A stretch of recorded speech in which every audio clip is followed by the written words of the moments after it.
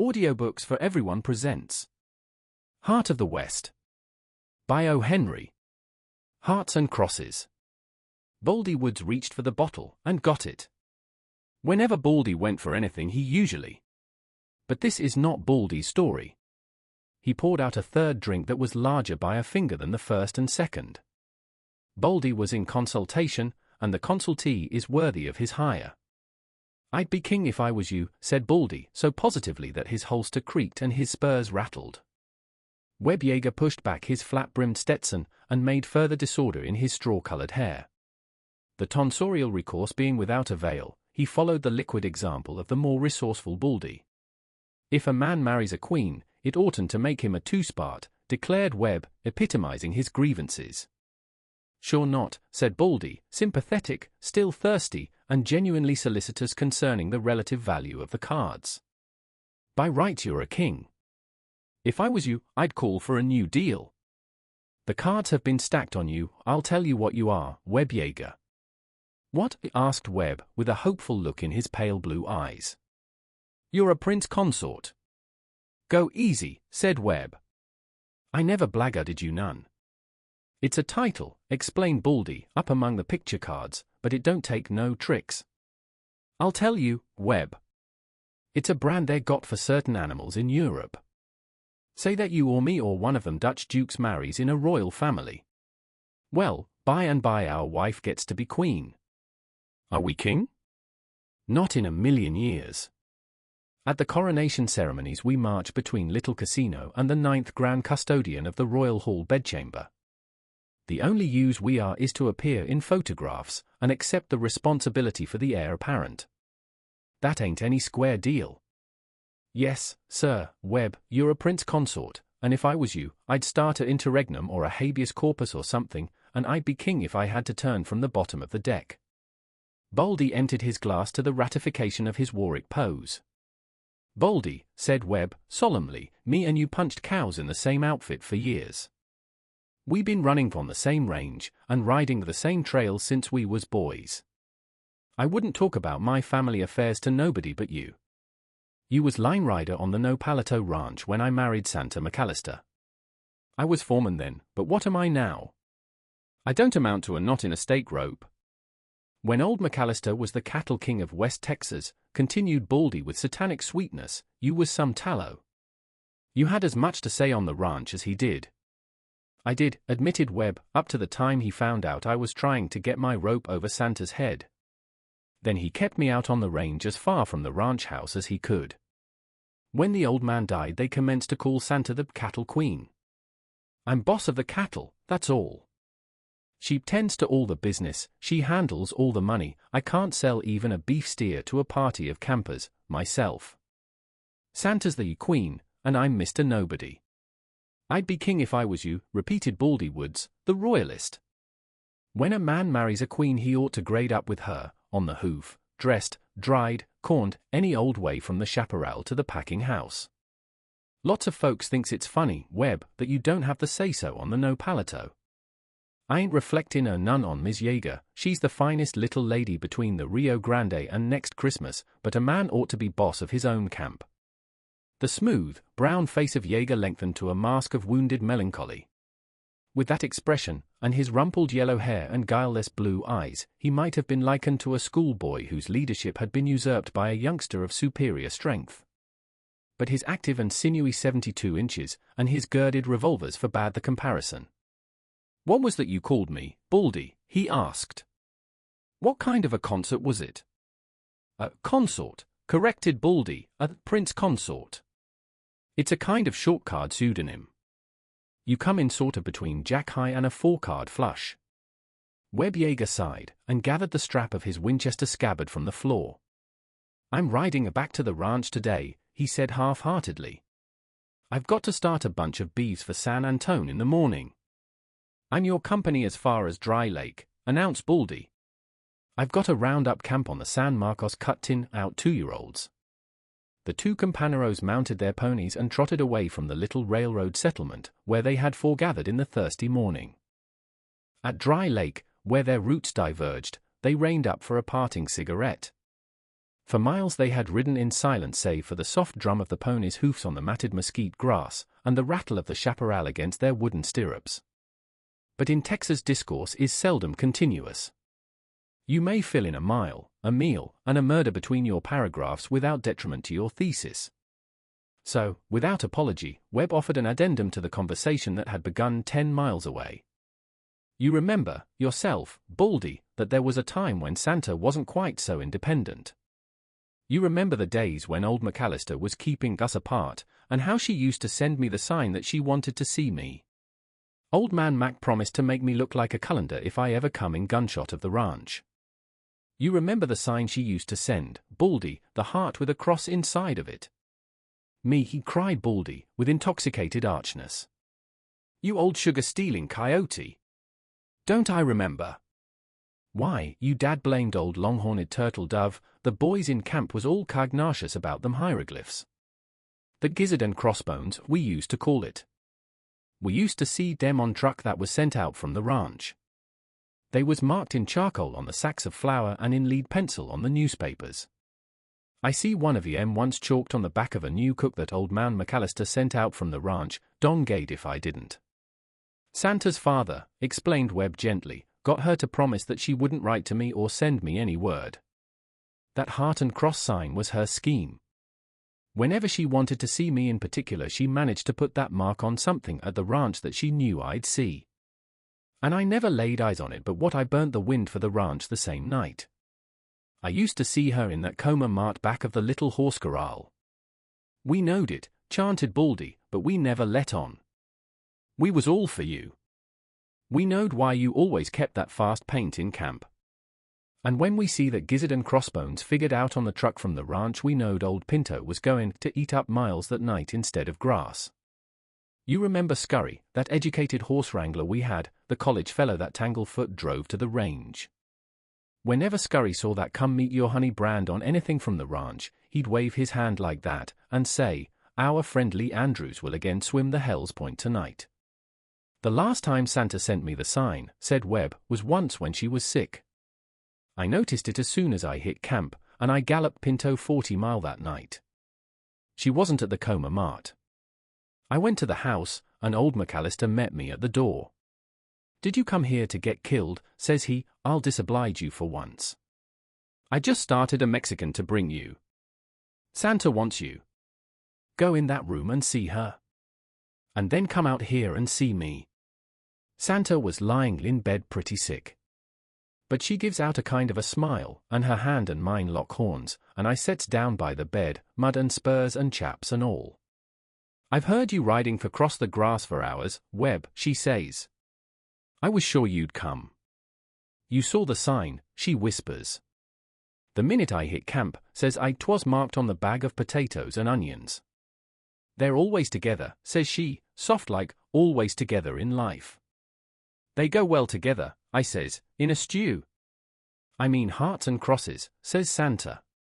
"Our sign, to love and to suffer, that's what they mean." And there was old Doc Musgrove amusing himself with whiskey and a palm leaf fan. And by Santa goes to sleep, and Doc feels her forehead, and he says to me, "You're not such a bad febrifuge. But you'd better slide out now, for the diagnosis don't call for you in regular doses. The little lady'll be all right when she wakes up." I seen old McAllister outside. "She's asleep," says I, "and now you can start in with your colander work. Take your time, for I left my gun on my saddle horn." Old Mac laughs, and he says to me, "Pumpin' lead into the best ranch boss in West Texas don't seem to me good business policy. I don't know where I could get as good a one. It's the son-in-law idea, Webb, that makes me admire for to use you as a target. You ain't my idea for a member of the family. But I can use you on the Nopalito if you'll keep outside of a radius with the ranch house in the middle of it. You go upstairs and lay down on a cot, and when you get some sleep we'll talk it over." Baldy Woods pulled down his hat and uncurled his leg from his saddle horn.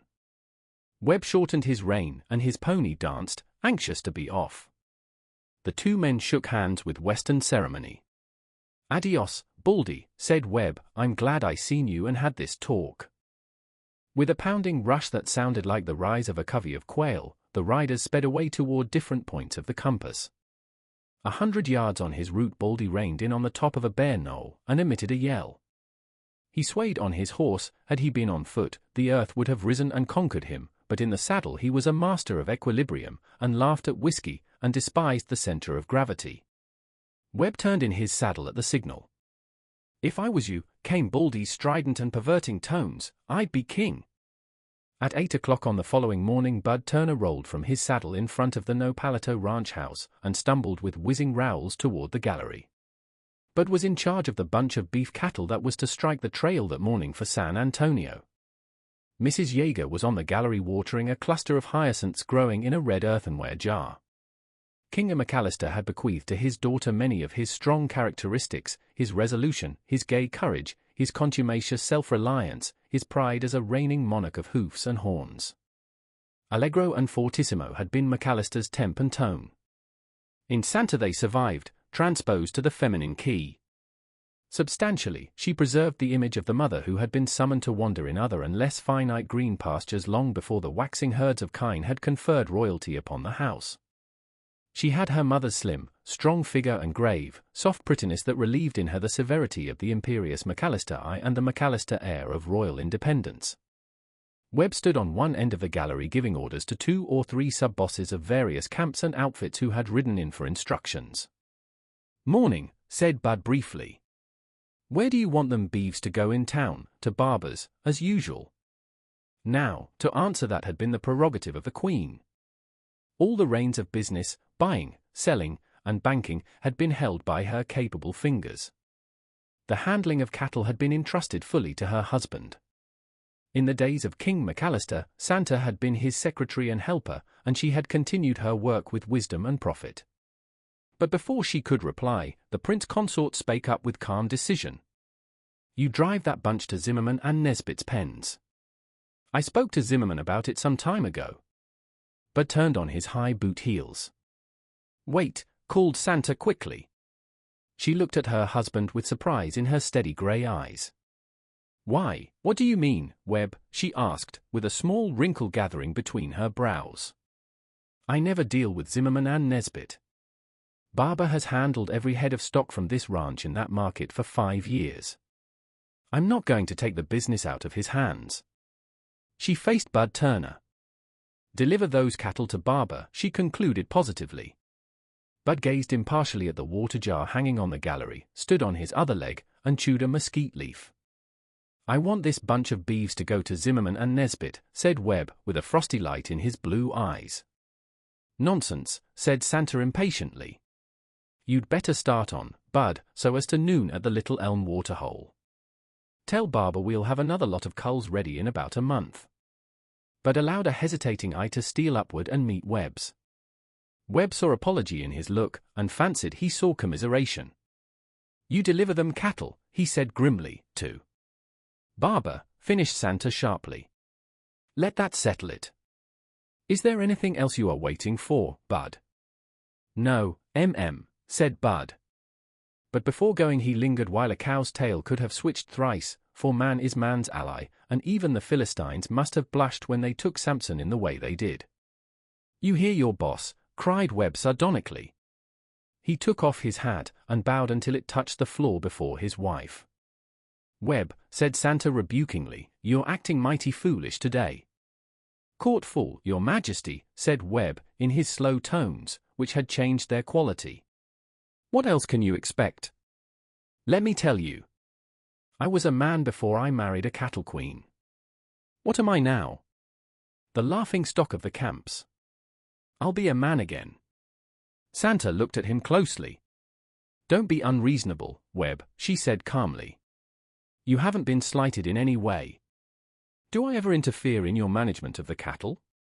I know the business side of the ranch much better than you do. I learned it from Dad. Be sensible." "Kingdoms and queendoms," said Webb, "don't suit me unless I am in the pictures, too. I punch the cattle and you wear the crown. All right. I'd rather be High Lord Chancellor of a cow camp than the 8 spot in a Queen High flush. It's your ranch, and Barber gets the beeves." Webb's horse was tied to the rack. He walked into the house and brought out his roll of blankets that he never took with him except on long rides, and his slicker and his longest stake rope of plaited rawhide. These he began to tie deliberately upon his saddle. Santa, a little pale, followed him. Webb swung up into the saddle. His serious, smooth face was without expression except for a stubborn light that smoldered in his eyes. "There's a herd of cows and calves," said he, "near the Hondo waterhole on the Frio that ought to be moved away from timber. Lobos have killed 3 of the calves. I forgot to leave orders. You'd better tell Sims to attend to it." Santa laid a hand on the horse's bridle and looked her husband in the eye. "Are you going to leave me, Webb?" she asked quietly. "I am going to be a man again," he answered. "I wish you success in a praiseworthy attempt," she said, with a sudden coldness. She turned and walked directly into the house. Webb Yeager rode to the southeast as straight as the topography of West Texas permitted. And when he reached the horizon he might have ridden on into blue space as far as knowledge of him on the Nopalito went. And the days, with Sundays at their head, formed into hebdomadal squads, and the weeks, captained by the full moon, closed ranks into menstrual companies crying Tempus Fugit on their banners, and the months marched on toward the vast campground of the years, but Webb Yeager came no more to the dominions of his queen. One day a being named Bartholomew, a sheepman, and therefore of little account, from the lower Rio Grande country, rode in sight of the Nopalito ranch house, and felt hunger assail him. Ex-consuetudine he was soon seated at the midday dining table of that hospitable kingdom. Talk like water gushed from him. He might have been smitten with Aaron's rod, that is your gentle shepherd when an audience is vouchsafed him whose ears are not overgrown with wool. "Mrs. Yeager," he babbled, "I see a man the other day on the Rancho Seco down in Hidalgo County by your name." Webb Yeager was his. He'd just been engaged as manager. He was a tall, light-haired man, not saying much. "Perhaps he was some kin of yours, do you think?" "A husband," said Santa cordially. "The Seco has done well. Mr. Yeager is one of the best stockmen in the West. The dropping out of a prince consort rarely disorganizes a monarchy. Queen Santa had appointed as Merdomo of the ranch a trusty subject, named Ramsay, who had been one of her father's faithful vassals. And there was scarcely a ripple on the Nopalito ranch save when the Gulf breeze created undulations in the grass of its wide acres. For several years the Nopalito had been making experiments with an English breed of cattle that looked down with aristocratic contempt upon the Texas Longhorns. The experiments were found satisfactory, and a pasture had been set aside for the blue bloods.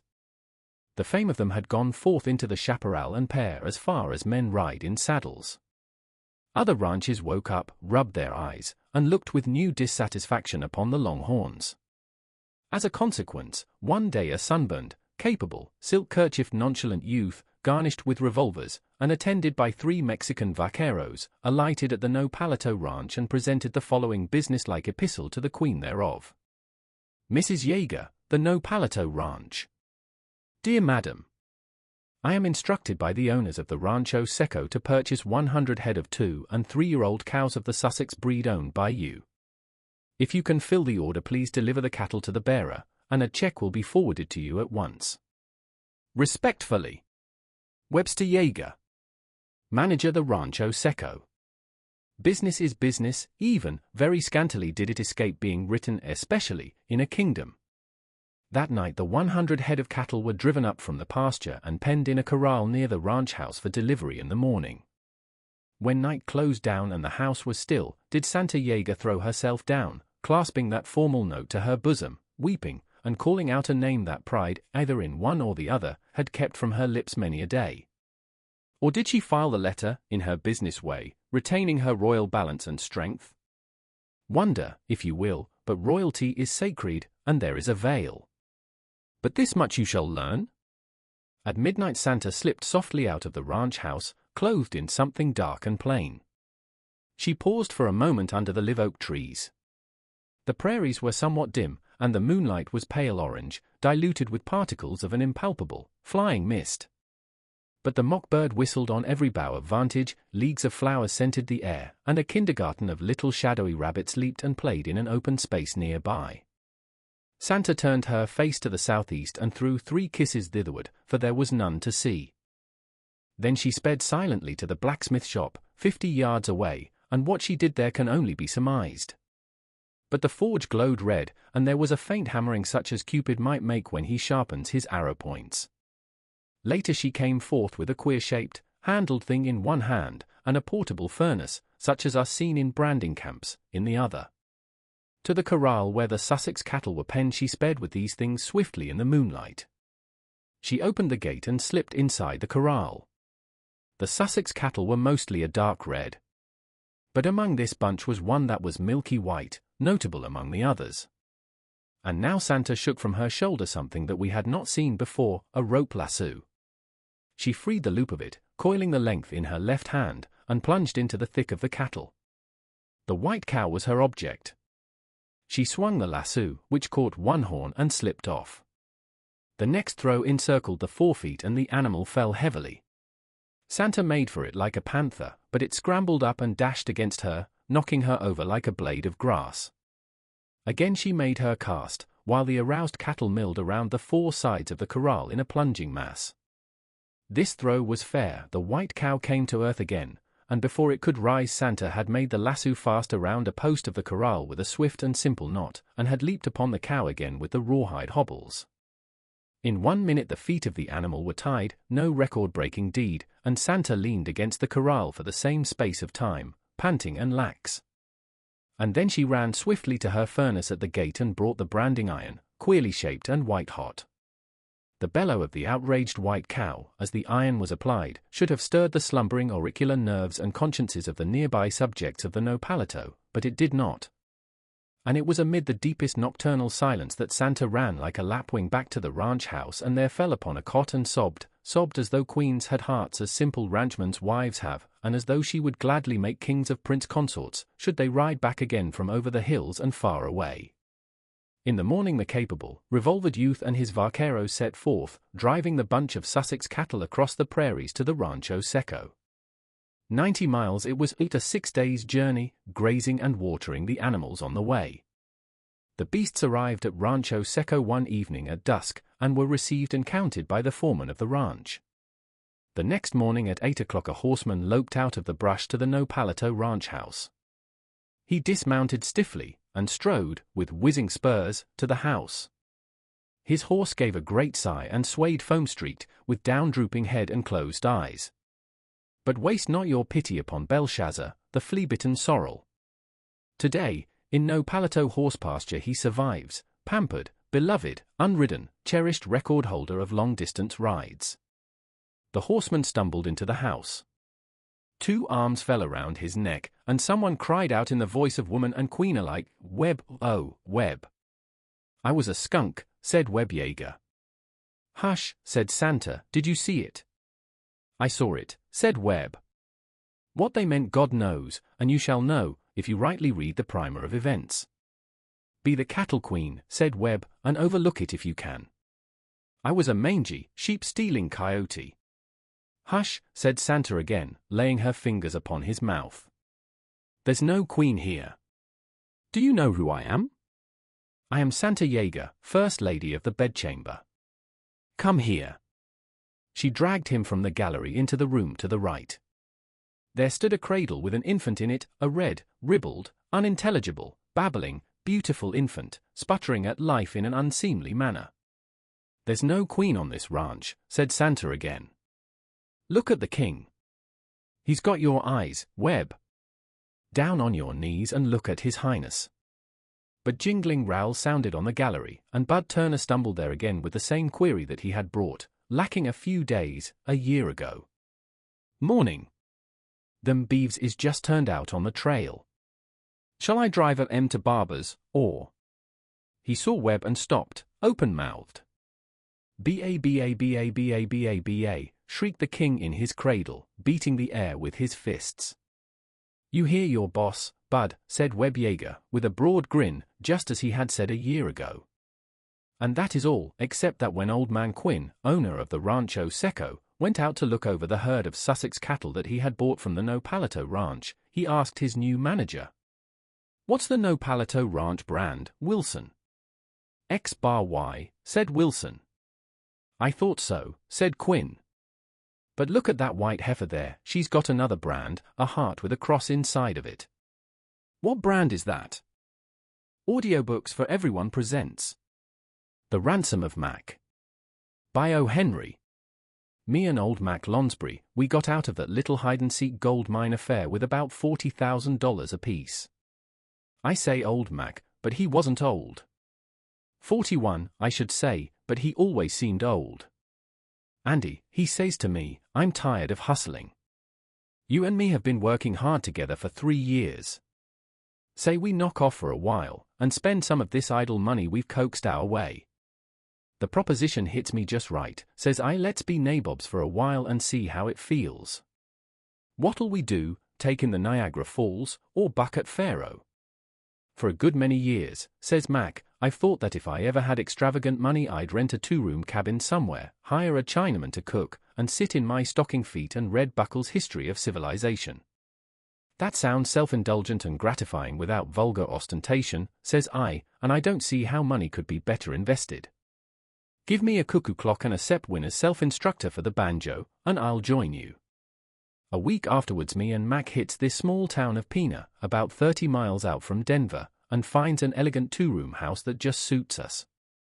We deposited half a peck of money in the Pima bank and shook hands with every one of the 340 citizens in the town. We brought along the Chinaman and the cuckoo clock and Buckle and the instructor with us from Denver, and they made the cabin seem like home at once. Never believe it when they tell you riches don't bring happiness. If you could have seen old Mac sitting in his rocking chair with his blue yarn sock feet up in the window and absorbing in that Buckle stuff through his specs, you'd have seen a picture of content that would have made Rockefeller jealous.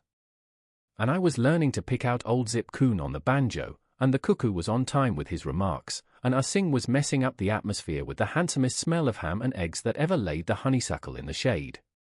When it got too dark to make out Buckle's nonsense and the notes in the instructor, me and Mac would light our pipes and talk about science and pearl diving and sciatica and Egypt and spelling and fish and trade winds and leather and gratitude and eagles, and a lot of subjects that we'd never had time to explain our sentiments about before. One evening Mac spoke up and asked me if I was much apprised in the habits and policies of women folks. Why, yes, says I, in a tone of voice, I know them from Alfred to Omaha. The feminine nature and similitude, says I, is as plain to my sight as the Rocky Mountains is to a blue-eyed burro. I'm onto all their little sidesteps and punctual discrepancies. I tell you, Andy, says Mac, with a kind of sigh, I never had the least amount of intersection with their predispositions. Maybe I might have had a proneness in respect to their vicinity, but I never took the time. I made my own living since I was 14, and I never seemed to get my ratiocinations equipped with the sentiments usually depicted toward the sect. I sometimes wish I had, says old Mac. They're an adverse study, says I, and adapted to points of view. Although they vary in rationale, I have found them quite often obviously differing from each other in divergences of contrast. It seems to me, goes on Mac, that a man had better take them in and secure his inspirations of the sect when he's young and so preordained. I let my chance go by, and I guess I'm too old now to go hopping into the curriculum. Oh, I don't know, I tells him. Maybe you better credit yourself with a barrel of money and a lot of emancipation from a quantity of uncontent. Still, I don't regret my knowledge of them, I says. It takes a man who understands the symptoms and byplays of women folks to take care of himself in this world. We stayed on in Pima because we liked the place. Some folks might enjoy their money with noise and rapture and locomotion, but me and Mac we had plenty of turmoils and hotel towels. The people were friendly, Sing got the swing of the grub we liked, Mac and Buckle were as thick as 2 body snatchers, and I was hitting out a cordial resemblance to Buffalo gals, can't you come out tonight, on the banjo. One day I got a telegram from Spate, the man that was working on a mine I had an interest in out in New Mexico. I had to go out there, and I was gone 2 months. I was anxious to get back to Pima and enjoy life once more. When I struck the cabin I nearly fainted. Mac was standing in the door, and if angels ever wept, I saw no reason why they should be smiling then. That man was a spectacle. Yes, he was worse, he was a spyglass, he was the great telescope in the Lick Observatory. He had on a coat and shiny shoes and a white vest and a high silk hat, and a geranium as big as an order of spinach was spiked onto his front. And he was smirking and warping his face like an infernal storekeeper or a kid with colic. "Hello, Andy," says Mac, out of his face. "Glad to see you back. Things have happened since you went away." "I know it," says I, "and a sacrilegious sight it is. God never made you that way, Mac Lonsbury. Why do you scarify his works with this presumptuous kind of ribaldry?" "Why, Andy," says he, "they've elected me Justice of the Peace since you left." I looked at Mac close. He was restless and inspired. A Justice of the Peace ought to be disconsolate and assuaged. Just then a young woman passed on the sidewalk, and I saw Mac kind of half snicker and blush, and then he raised up his hat and smiled and bowed, and she smiled and bowed, and went on by. "No hope for you," says I, "if you've got the Mary Jane infirmity at your age. I thought it wasn't going to take on you. And patent leather shoes. All this in 2 little short months. I'm going to marry the young lady who just passed tonight," says Mac, in a kind of flutter. "I forgot something at the post office," says I, and walked away quick. I overtook that young woman 100 yards away. I raised my hat and told her my name. She was about 19, and young for her age. She blushed, and then looked at me cool, like I was the snow scene from the 2 orphans. "I understand you are to be married tonight," I said. "Correct," says she. "You got any objections?" "Listen, sissy," I begins. "My name is Miss Rebosa Red," says she in a pained way. "I know it," says I. "Now, Rebosa, I'm old enough to have owed money to your father. And that old, specious, dressed up, garbled, seasick Tamain prancing about avidiously like an irremediable turkey gobbler with patent leather shoes on is my best friend. Why did you go and get him invested in this marriage business?" "Why, he was the only chance there was," answers Miss Rebosa. "Nay," says I, giving a sickening look of admiration at her complexion and style of features, "with your beauty you might pick any kind of a man. Listen, Rebosa. Old Mac ain't the man you want. He was 22 when you was nay read, as the papers say. This bursting into bloom won't last with him. He's all ventilated with oldness and rectitude and decay. Old Mac's down with a case of Indian summer. He overlooked his bet when he was young, and now he's suing nature for the interest on the promissory note he took from Cupid instead of the cash. Rebosa, are you bent on having this marriage occur?" "Why, sure I am," says she, oscillating the pansies on her hat, "and so is somebody else, I reckon."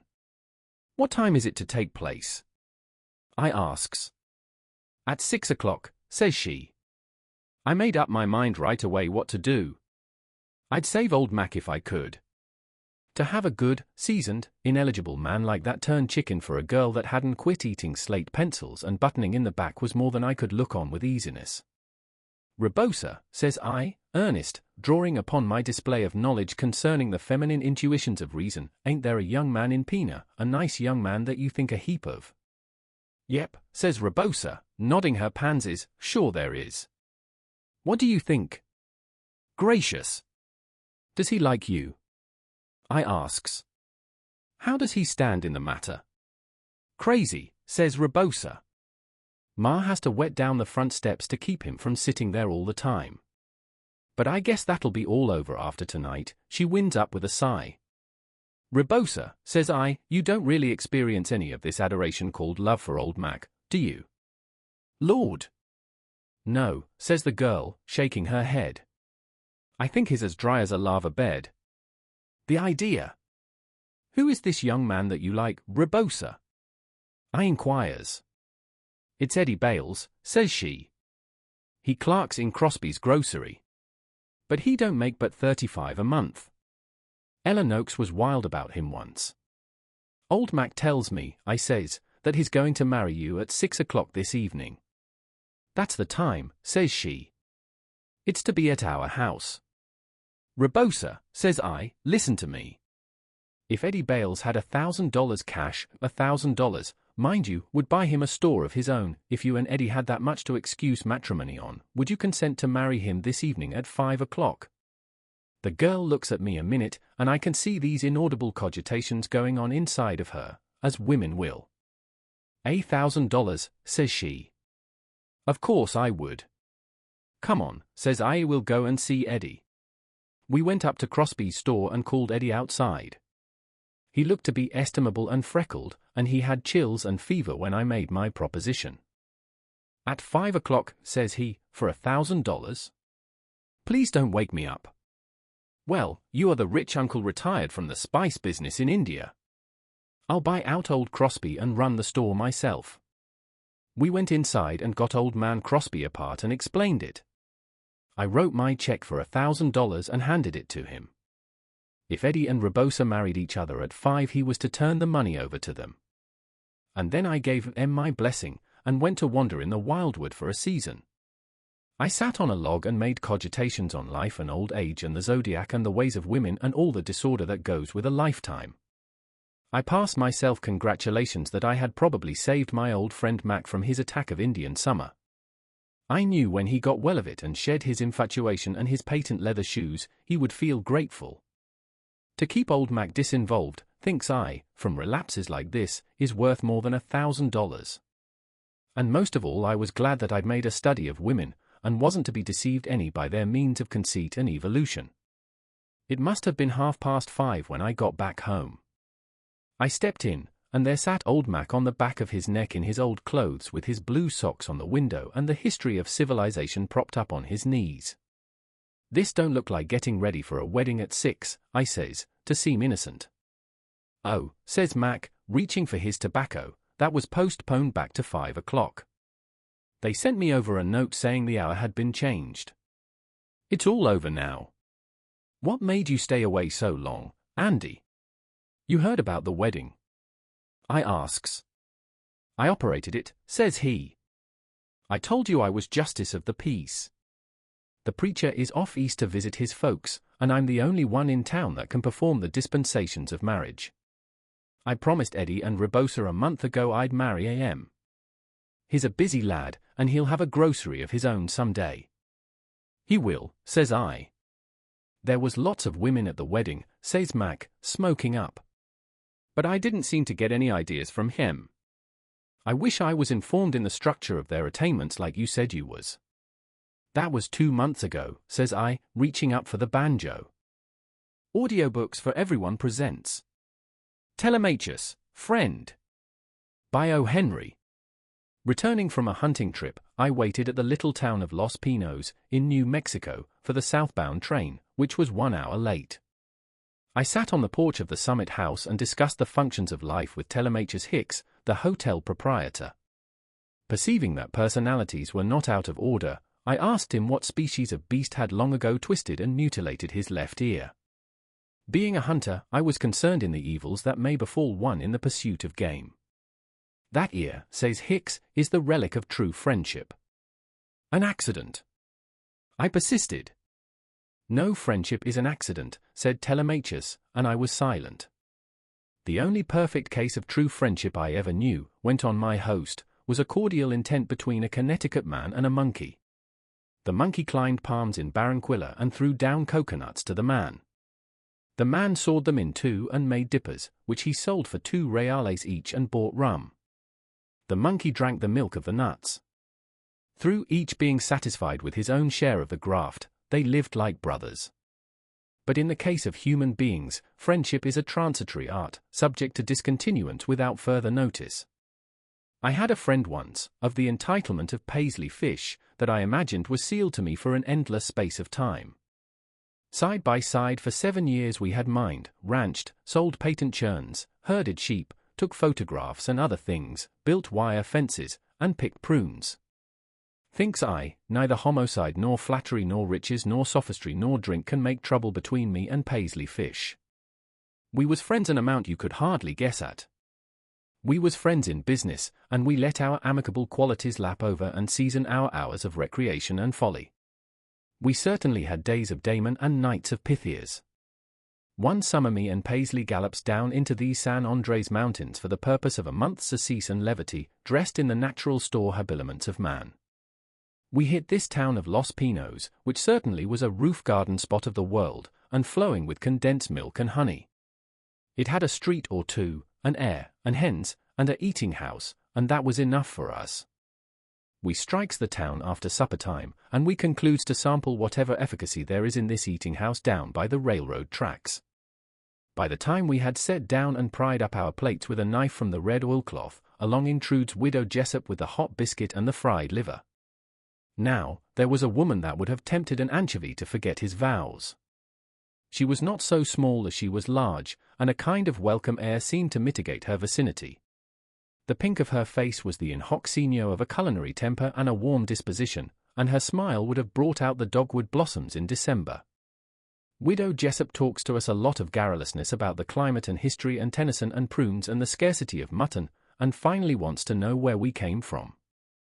Spring Valley, says I. Big Spring Valley, chips in Paisley, out of a lot of potatoes and knucklebone of ham in his mouth. That was the first sign I noticed that the old Fidus Diogenes business between me and Paisley Fish was ended forever. He knew how I hated a talkative person, and yet he stampedes into the conversation with his amendments and addendums of syntax. On the map it was Big Spring Valley, but I had heard Paisley himself call it Spring Valley 1,000 times. Without saying any more, we went out after supper and set on the railroad track. We had been partners too long not to know what was going on in each other's mind. I reckon you understand, says Paisley, that I've made up my mind to accrue that widow woman as part and parcel in and to my hereditaments forever, both domestic, sociable, legal, and otherwise, until death us do part. Why, yes, says I read it between the lines, though you only spoke one. And I suppose you are aware, says I, that I have a movement on foot that leads up to the widow's changing her name to Hicks, and leaves you writing to the society column to inquire whether the best man wears a japonica or seamless socks at the wedding. There'll be some hiatuses in your program, says Paisley, chewing up a piece of a railroad tie. I'd give in to you, says he, in most any respect if it was secular affairs, but this is not so. The smiles of woman, goes on Paisley, is the whirlpool of squills and chally beats, into which vortex the good ship friendship is often drawn and dismembered. I'd assault a bear that was annoying you, says Paisley, or I'd endorse your note, or rub the place between your shoulder blades with opodeldoc the same as ever, but there my sense of etiquette ceases. In this fracas with Mrs. Jessup we play it alone. I've notified you fair. And then I collaborates with myself, and offers the following resolutions and bylaws.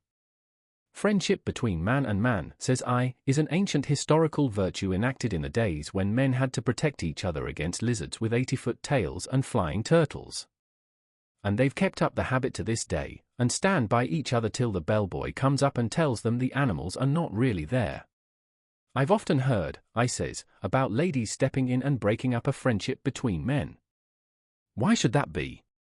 I'll tell you, Paisley, the first sight and hot biscuit of Mrs. Jessup appears to have inserted a oscillation into each of our bosoms. Let the best man of us have her. I'll play you a square game, and won't do any underhanded work. I'll do all of my courting of her in your presence, so you will have an equal opportunity. With that arrangement I don't see why our steamboat of friendship should fall overboard in the medicinal whirlpools you speak of, whichever of us wins out. Good old hoss, says Paisley, shaking my hand. And I'll do the same, says he.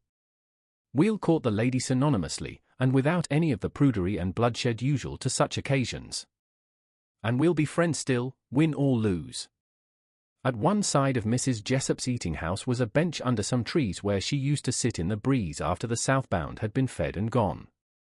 And there me and Paisley used to congregate after supper and make partial payments on our respects to the lady of our choice. And we was so honourable and circuitous in our calls that if one of us got there first we waited for the other before beginning any gallivantery. The first evening that Mrs. Jessup knew about our arrangement I got to the bench before Paisley did. Supper was just over, and Mrs. Jessup was out there with a fresh pink dress on, and almost cool enough to handle. I sat down by her and made a few specifications about the moral surface of nature as set forth by the landscape and the contiguous perspective. That evening was surely a case in point. The moon was attending to business in the section of sky where it belonged, and the trees was making shadows on the ground according to science and nature, and there was a kind of conspicuous hullabaloo going on in the bushes between the bullbats and the orioles and the jackrabbits and other feathered insects of the forest. And the wind out of the mountains was singing like a Jew's harp in the pile of old tomato cans by the railroad track. I felt a kind of sensation in my left side, something like dough rising in a crock by the fire. Mrs. Jessup had moved up closer. "Oh, Mr. Hicks," says she, "when one is alone in the world, don't they feel it more aggravated on a beautiful night like this?" I rose up off the bench at once. "Excuse me, says I, but I'll have to wait till Paisley comes before I can give a audible hearing to leading questions like that." And then I explained to her how we was friends cinctured by years of embarrassment and travel and complicity, and how we had agreed to take no advantage of each other in any of the more mushy walks of life, such as might be fermented by sentiment and proximity. Mrs. Jessup appears to think serious about the matter for a minute, and then she breaks into a species of laughter that makes the wildwood resound. In a few minutes Paisley drops around, with oil of bergamot on his hair, and sits on the other side of Mrs. Jessup, and inaugurates a sad tale of adventure in which him and Pie-Face Lumley has a skinning match of dead cows in '95 for a silver-mounted saddle in the Santa Rita Valley during the 9 months drought. Now, from the start of that courtship I had Paisley fish hobbled and tied to a post. Each one of us had a different system of reaching out for the easy places in the female heart. Paisley's scheme was to petrify M with wonderful relations of events that he had either come across personally or in large print. I think he must have got his idea of subjugation from one of Shakespeare's shows I see once called Othello. There is a colored man in it who acquires a duke's daughter by disbursing to her a mixture of the talk turned out by Rider Haggard, Lew Dockstader, and Dr. Polkhurst. But that style of courting don't work well off the stage. Now, I give you my own recipe for inveigling a woman into that state of affairs when she can be referred to as Enid Jones. Learn how to pick up her hand and hold it, and she's yours. It ain't so easy. Some men grab at it so much like they was going to set a dislocation of the shoulder that you can smell the arnica and hear them tearing off bandages. Some take it up like a hot horseshoe and hold it off at arm's length like a druggist pouring tincture of asafoetida in a bottle. And most of them catch hold of it and drag it right out before the lady's eyes like a boy finding a baseball in the grass, without giving her a chance to forget that the hand is growing on the end of her arm. Them ways are all wrong. I'll tell you the right way. Did you ever see a man sneak out in the backyard and pick up a rock to throw at a tomcat that was sitting on a fence looking at him? He pretends he hasn't got a thing in his hand, and that the cat don't see him, and that he don't see the cat. That's the idea. Never drag her hand out where she'll have to take notice of it. Don't let her know that you think she knows you have the least idea she is aware you are holding her hand. That was my rule of tactics, and as far as Paisley's serenade about hostilities and misadventure went, he might as well have been reading to her a timetable of the Sunday trains that stop at Ocean Grove, New Jersey. One night when I beat Paisley to the bench by one pipeful, my friendship gets subsidized for a minute, and I asks Mrs. Jessup if she didn't think a H was easier to write than a J. In a second her head was mashing the oleander flower in my buttonhole, and I leaned over but I didn't. "If you don't mind," says I, standing up, "we'll wait for Paisley to come before finishing this. I've never done anything dishonorable yet to our friendship, and this won't be quite fair." "Mr. Hicks," says Mrs. Jessup, looking at me peculiar in the dark, "if it wasn't for but one thing, I'd ask you to hike yourself down the gulch and never disresume your visits to my house." "And what is that?" I asks. "You are too good a friend not to make a good husband," says she. In 5 minutes Paisley was on his side of Mrs. Jessup. In Silver City, in the summer of '98, he begins, "I see Jim Bartholomew chew off a Chinaman's ear in the Blue Light Saloon on account of a crossbarred muslin shirt that, what was that noise?" I had resumed matters again with Mrs. Jessup right where we had left off. "Mrs. Jessup," says I, "has promised to make it Hicks. And this is another of the same sort." Paisley winds his feet round a leg of the bench and kind of groans. "Lem," says he, "we been friends for 7 years. Would you mind not kissing Mrs. Jessup quite so loud?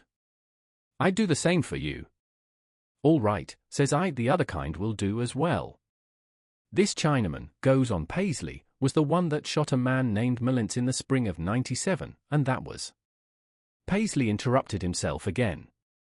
"Lem," says he, if you was a true friend you wouldn't hug Mrs. Jessup quite so hard. I felt the bench shake all over just then. You know you told me you would give me an even chance as long as there was any. Mr. Man, says Mrs. Jessup, turning around to Paisley, if you was to drop into the celebration of mine and Mr. Hicks's silver wedding, 25 years from now, do you think you could get it into that Hubbard squash you call your head that you are nix cum rouse in this business? I put up with you a long time because you was Mr. Hicks's friend, but it seems to me it's time for you to wear the willow and trot off down the hill. Mrs. Jessup, says I, without losing my grasp on the situation as fiancé, Mr. Paisley is my friend, and I offered him a square deal and an equal opportunity as long as there was a chance. A chance, says she. Well, he may think he has a chance, but I hope he won't think he's got a cinch, after what has been next to all the evening. Well, a month afterwards me and Mrs. Jessup was married in the Los Pinos Methodist Church, and the whole town closed up to see the performance. When we lined up in front and the preacher was beginning to sing out his rituals and observances, I looks around and Mrs. Paisley. I calls time on the preacher. Paisley ain't here, says I, we've got to wait for Paisley. A friend once, a friend always, that's Telemachus Hicks, says I. Mrs. Jessup's eyes snapped some, but the preacher holds up the incantations according to instructions. In a few minutes Paisley gallops up the aisle, putting on a cuff as he comes. He explains that the only dry goods store in town was closed for the wedding, and he couldn't get the kind of a boiled shirt that his taste called for until he had broke open the back window of the store and helped himself. Then he ranges up on the other side of the bride, and the wedding goes on. I always imagined that Paisley calculated as a last chance that the preacher might marry him to the widow by mistake. After the proceedings was over we had tea and jerked antelope and canned apricots, and then the populace hiked itself away. Last of all Paisley shook me by the hand and told me I'd acted square and on the level with him and he was proud to call me a friend. The preacher had a small house on the side of the street that he'd fixed up to rent, and he allowed me and Mrs. Hicks to occupy it till the 10:40 train the next morning, when we was going on a bridal tour to El Paso. His wife had decorated it all up with hollyhocks and poison ivy, and it looked real festal and bowery. About 10 o'clock that night I sets down in the front door and pulls off my boots a while in the cool breeze, while Mrs. Hicks was fixing around in the room. Right soon the light went out inside, and I sat there a while reverberating over old times and scenes.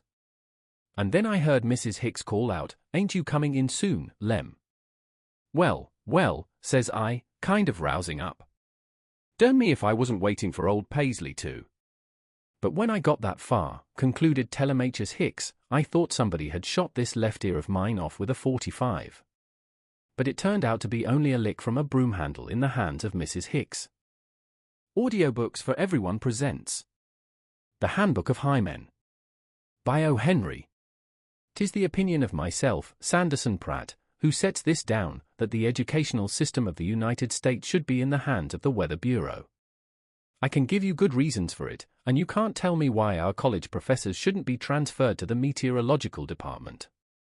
They have been learned to read, and they could very easily glance at the morning papers and then wire into the main office what kind of weather to expect. But there's the other side of the proposition. I am going on to tell you how the weather furnished me an Idaho green with an elegant education. We was up in the Bitter Root Mountains over the Montana line prospecting for gold. A chin-whiskered man in Walla Walla, carrying a line of hope as excess baggage, had grub-staked us, and there we was in the foothills pecking away, with enough grub on hand to last an army through a peace conference.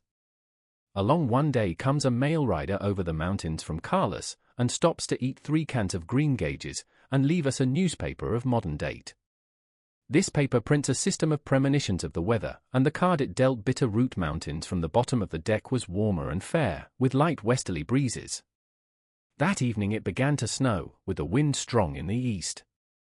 Me and Idaho moved camp into an old empty cabin higher up the mountain, thinking it was only a November flurry.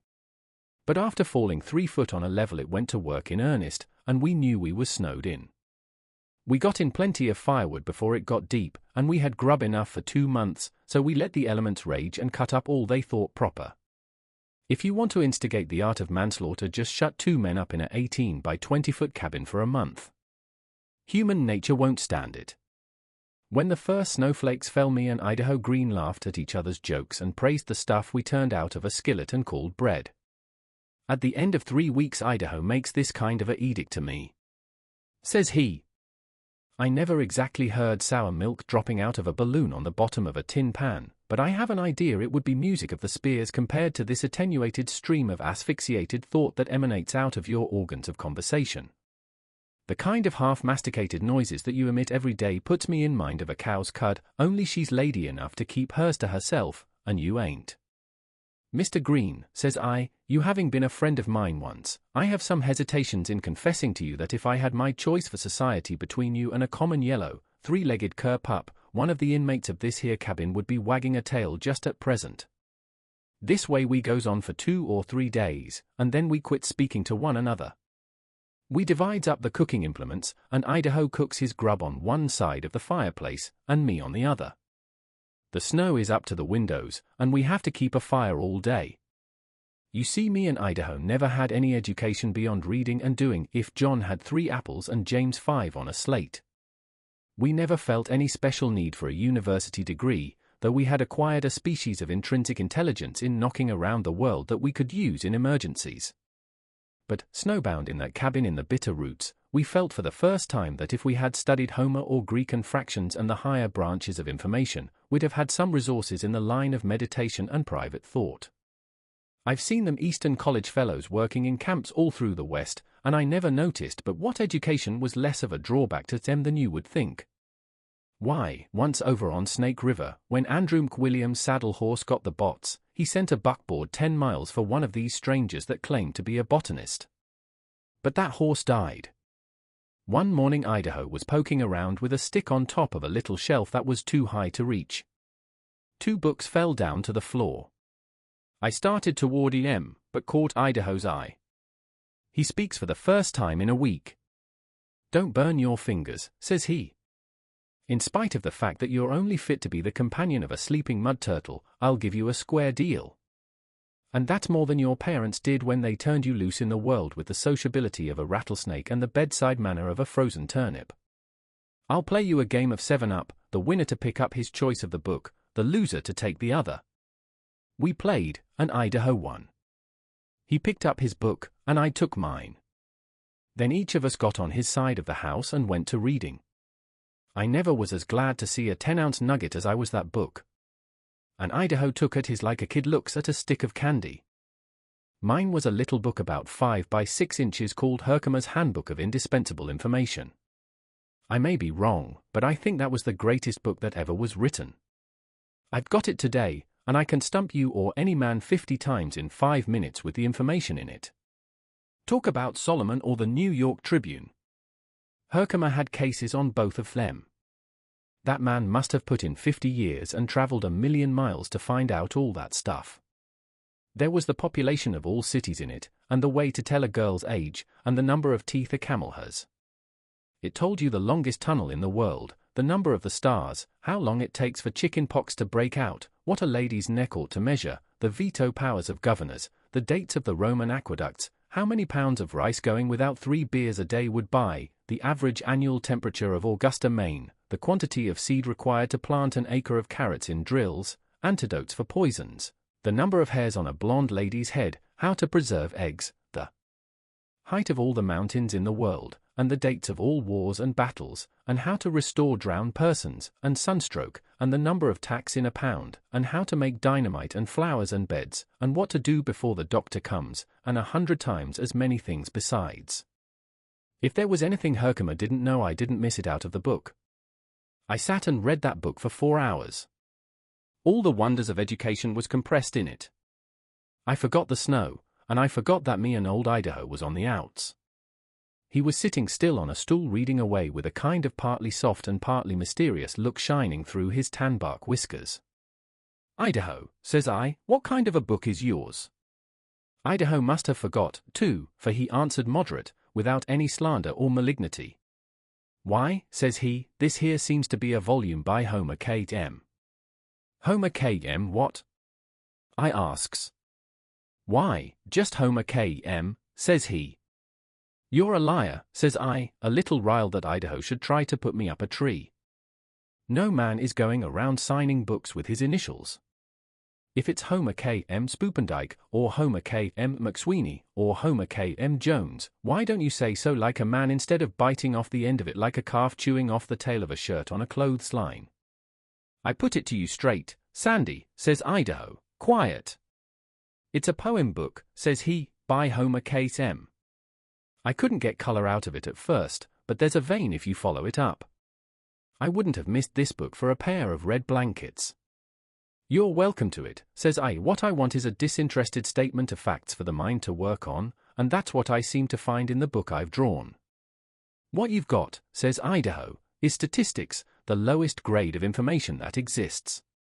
They'll poison your mind. Give me old K.M.'s system of surmises.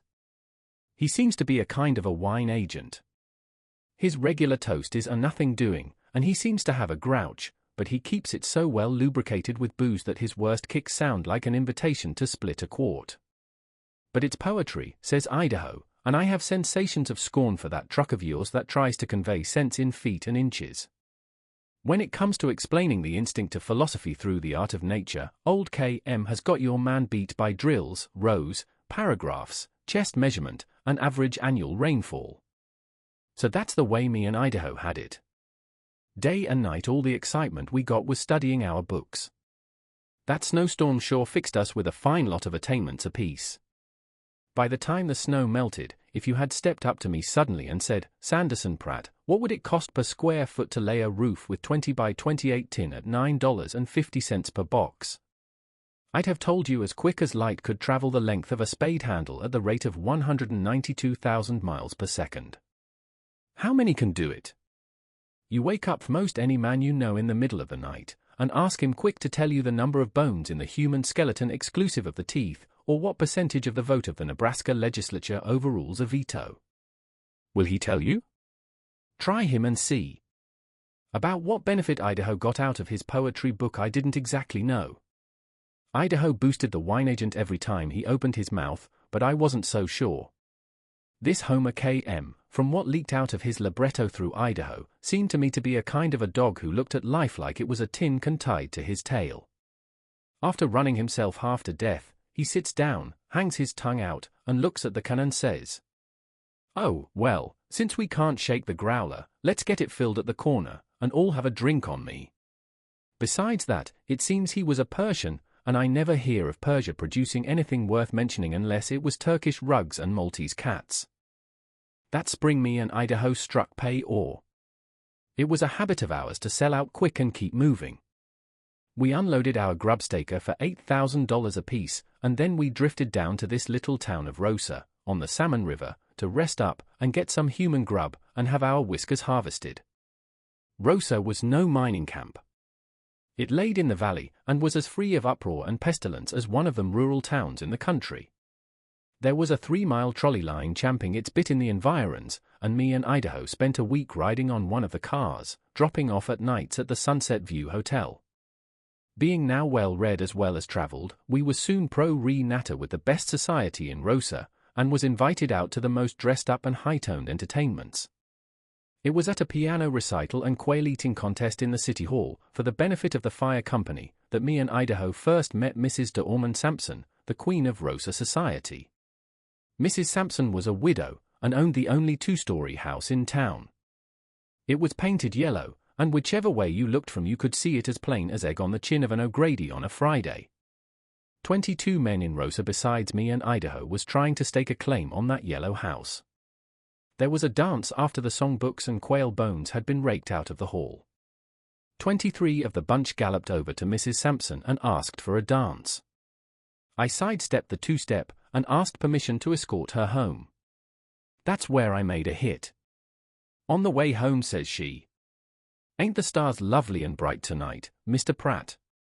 For the chance they've got, says I, they're humping themselves in a mighty creditable way. That big one you see is 66 million miles distant. It took 36 years for its light to reach us. With an 18-foot telescope you can see 43 millions of OM, including them of the 13th magnitude, which, if one was to go out now, you would keep on seeing it for 2,700 years. My, says Mrs. Sampson. I never knew that before. How warm it is. I'm as damp as I can be from dancing so much. That's easy to account for, says I, when you happen to know that you've got 2 million sweat glands working all at once. If every one of your perspiratory ducts, which are 1/4 of an inch long, was placed end to end, they would reach a distance of 7 miles. Lawsy, says Mrs. Sampson. It sounds like an irrigation ditch you was describing, Mr. Pratt. How do you get all this knowledge of information? From observation, Mrs. Sampson, I tells her. I keep my eyes open when I go about the world. Mr. Pratt, says she, I always did admire a man of education. There are so few scholars among the sap-headed pluguglies of this town that it is a real pleasure to converse with a gentleman of culture. I'd be gratified to have you call at my house whenever you feel so inclined. And that was the way I got the goodwill of the lady in the yellow house. Every Tuesday and Friday evening I used to go there and tell her about the wonders of the universe as discovered, tabulated, and compiled from nature by Herkimer. Idaho and the other gay Lutherans of the town got every minute of the rest of the week that they could. I never imagined that Idaho was trying to work on Mrs. Sampson with old K.M.S. rules of courtship till one afternoon when I was on my way over to take her a basket of wild hog plums. I met the lady coming down the lane that led to her house. Her eyes were snapping, and her hat made a dangerous dip over one eye. Mr. Pratt, she opens up, this Mr. Green is a friend of yours, I believe. For 9 years, says I. Cut him out, says she. He's no gentleman. Whym, says I, he's a plain incumbent of the mountains, with asperities and the usual failings of a spendthrift and a liar, but I never on the most momentous occasion had the heart to deny that he was a gentleman. It may be that in haberdashery and the sense of arrogance and display Idaho offends the eye, but inside, I found him impervious to the lower grades of crime and obesity. After 9 years of Idaho's society, Mrs. Sampson, I wins up, I should hate to impute him, and I should hate to see him imputed. It's right plausible of you, Mr. Pratt, says Mrs. Sampson, to take up the curmudgeons in your friend's behalf, but it don't alter the fact that he has made proposals to me sufficiently obnoxious to ruffle the ignominy of any lady. Why, now, says I-rolled Idaho do that. I could believe it of myself, sooner. I never knew but one thing to deride in him, and a blizzard was responsible for that.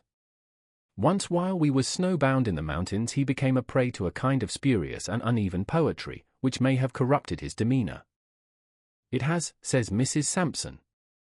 Ever since I knew him he has been reciting to me a lot of irreligious rhymes by some person he calls Ruby OTT, and who is no better than she should be, if you judge by her poetry. Then Idaho has struck a new book, says I, for the one he had was by a man who writes under the nom de plume of K.M. He'd better have stuck to it, says Mrs. Sampson, whatever it was. And today he caps the vortex. I get a bunch of flowers from him, and on rem is pinned a note. Now, Mr. Pratt, you know a lady when you see her, and you know how I stand in Rosa society.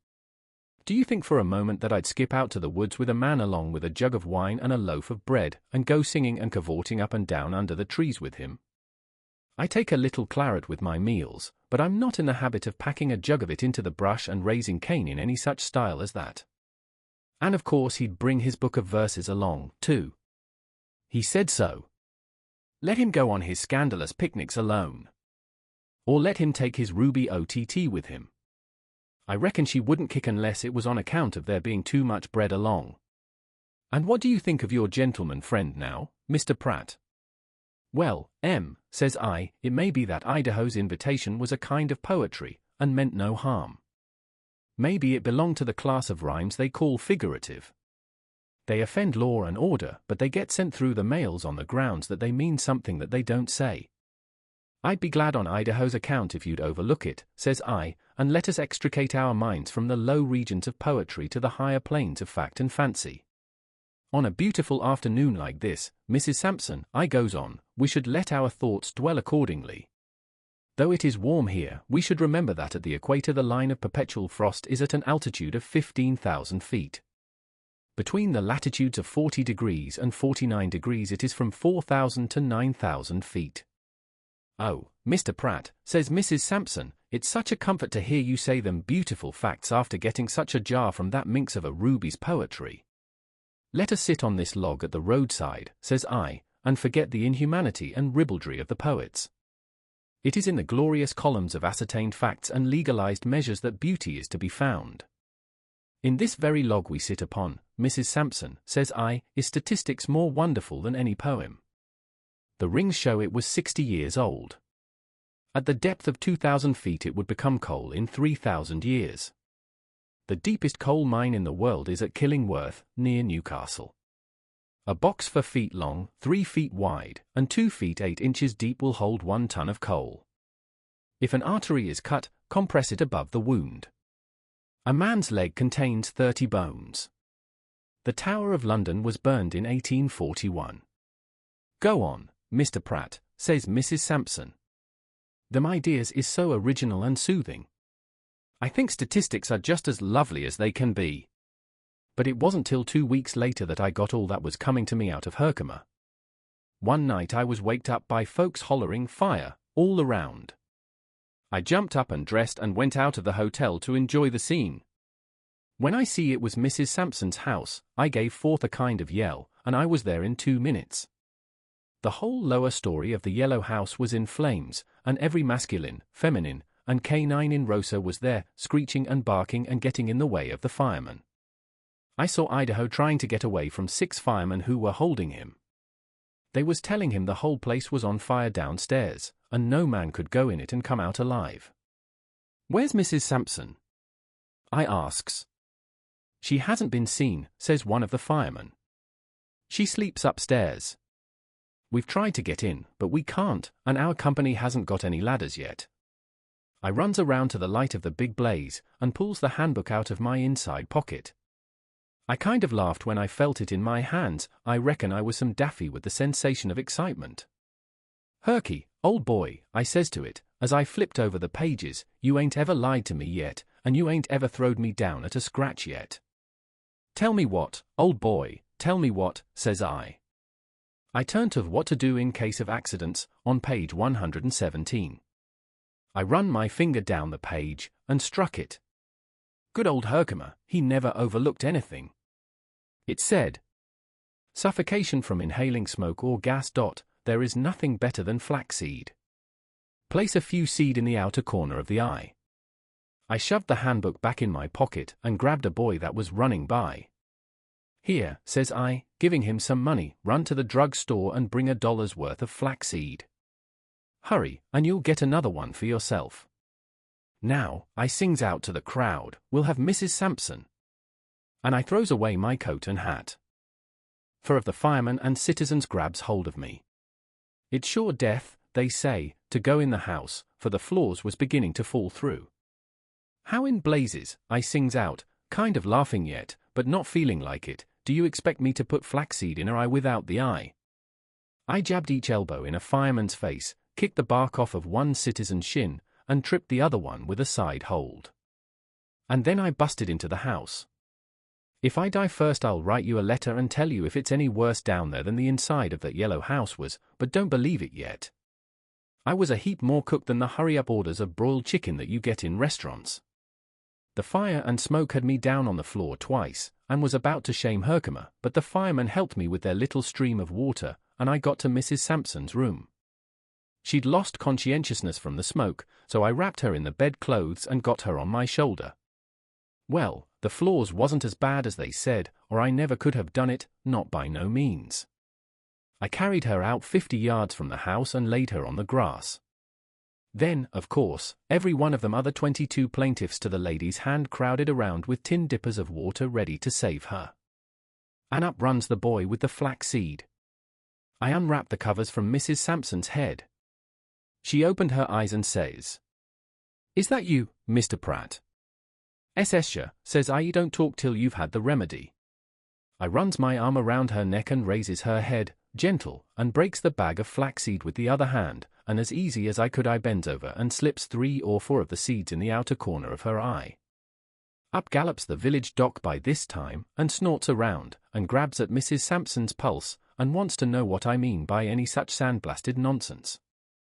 "Well, old Jalap and Jerusalem oak seed," says I, "I'm no regular practitioner, but I'll show you my authority, anyway." They fetched my coat, and I gets out the handbook. Look on page 117, says I, at the remedy for suffocation by smoke or gas. Flaxseed in the outer corner of the eye, it says. I don't know whether it works as a smoke consumer or whether it hikes the compound gastrohippopotamus nerve into action, but Herkimer says it, and he was called to the case first. If you want to make it a consultation, there's no objection. Old Doc takes the book and looks at it by means of his specs and a fireman's lantern. Well, Mr. Pratt, says he, you evidently got on the wrong line in reading your diagnosis. The recipe for suffocation says, get the patient into fresh air as quickly as possible, and place in a reclining position. The flaxseed remedy is for dust and cinders in the eye, on the line above. But, after all.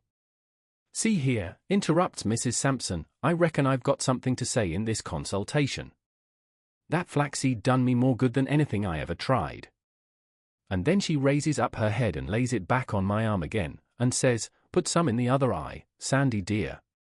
And so if you was to stop off at Rosa tomorrow, or any other day, you'd see a fine new yellow house with Mrs. Pratt, that was Mrs. Sampson, embellishing and adorning it. And if you was to step inside you'd see on the marble-top center table in the parlor Herkimer's Handbook of Indispensable Information, all rebound in red morocco, and ready to be consulted on any subject pertaining to human happiness and wisdom. Audiobooks for Everyone presents The Pimienta Pancakes by O. Henry. While we were rounding up a bunch of the Triangle O cattle in the Frio bottoms, a projecting branch of a dead mesquite caught my wooden stirrup and gave my ankle a wrench that laid me up in camp for a week. On the third day of my compulsory idleness I crawled out near the grub wagon, and reclined helpless under the conversational fire of Judson Odom, the camp cook. Judd was a monologist by nature, whom destiny, with customary blundering, had set in a profession wherein he was bereaved, for the greater portion of his time, of an audience.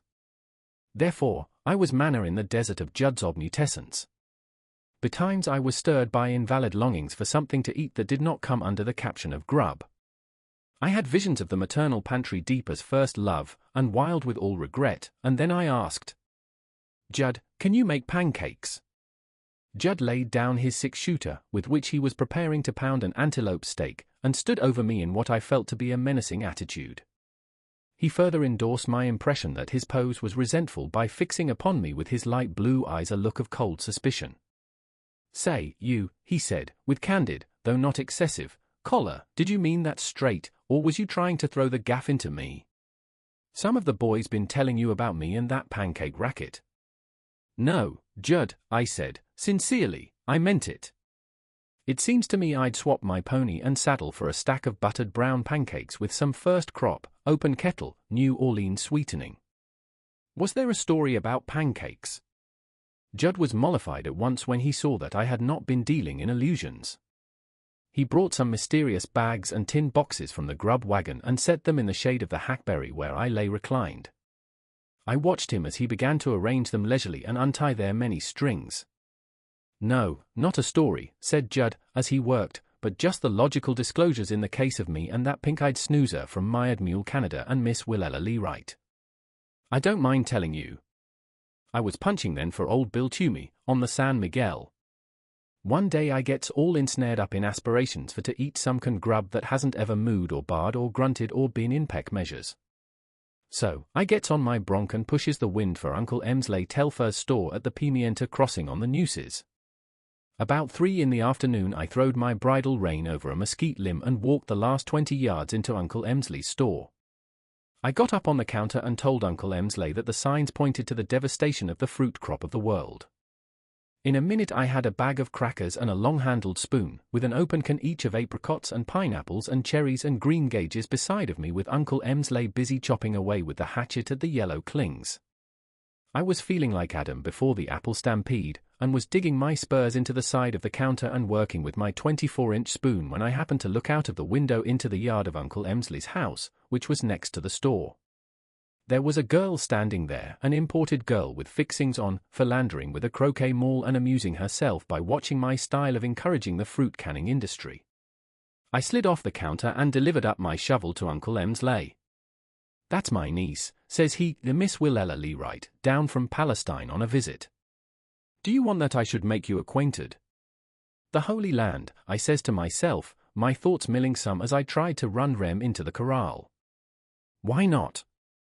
There was sure angels in pails. Why, yes, Uncle Emsley, I says out loud, I'd be awful edified to meet Miss Leewright. So Uncle Emsley took me out in the yard and gave us each other's entitlements. I never was shy about women.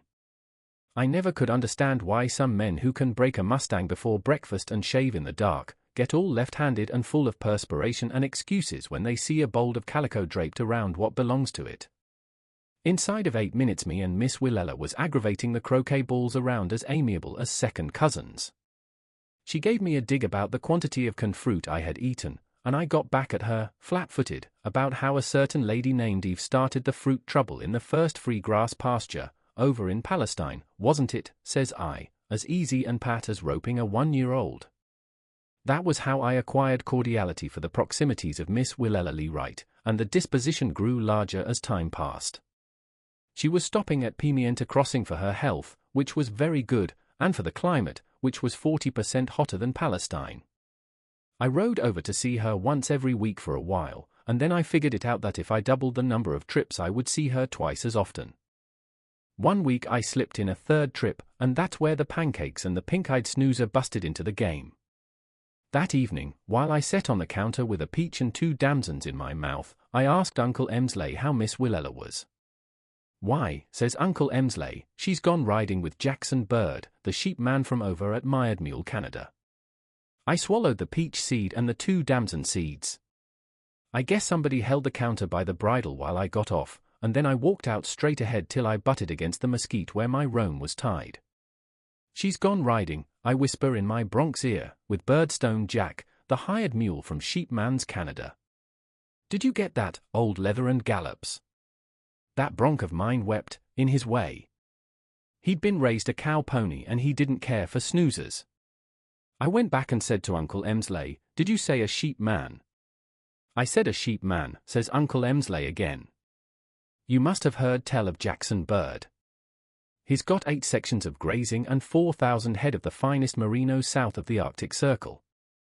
I went out and sat on the ground in the shade of the store and leaned against a prickly pear. I sifted sand into my boots with unthinking hands while I soliloquized a quantity about this bird with the Jackson plumage to his name. I never had believed in harming sheep men. I see one day, reading a Latin grammar on horseback, and I never touched him. They never irritated me like they do most cowmen. You wouldn't go to work now, and impair and disfigure snoozers, would you, that eat on tables and wear little shoes and speak to you on subjects? I had always let em pass, just as you would a jackrabbit, with a polite word and a guess about the weather, but no stopping to swap canteens. I never thought it was worthwhile to be hostile with a snoozer. And because I'd been lenient, and let em live, here was one going around riding with Miss Willella Leewright. An hour by sun they come loping back, and stopped at Uncle Emsley's gate. The sheep person helped her off, and they stood throwing each other sentences all spriteful and sagacious for a while.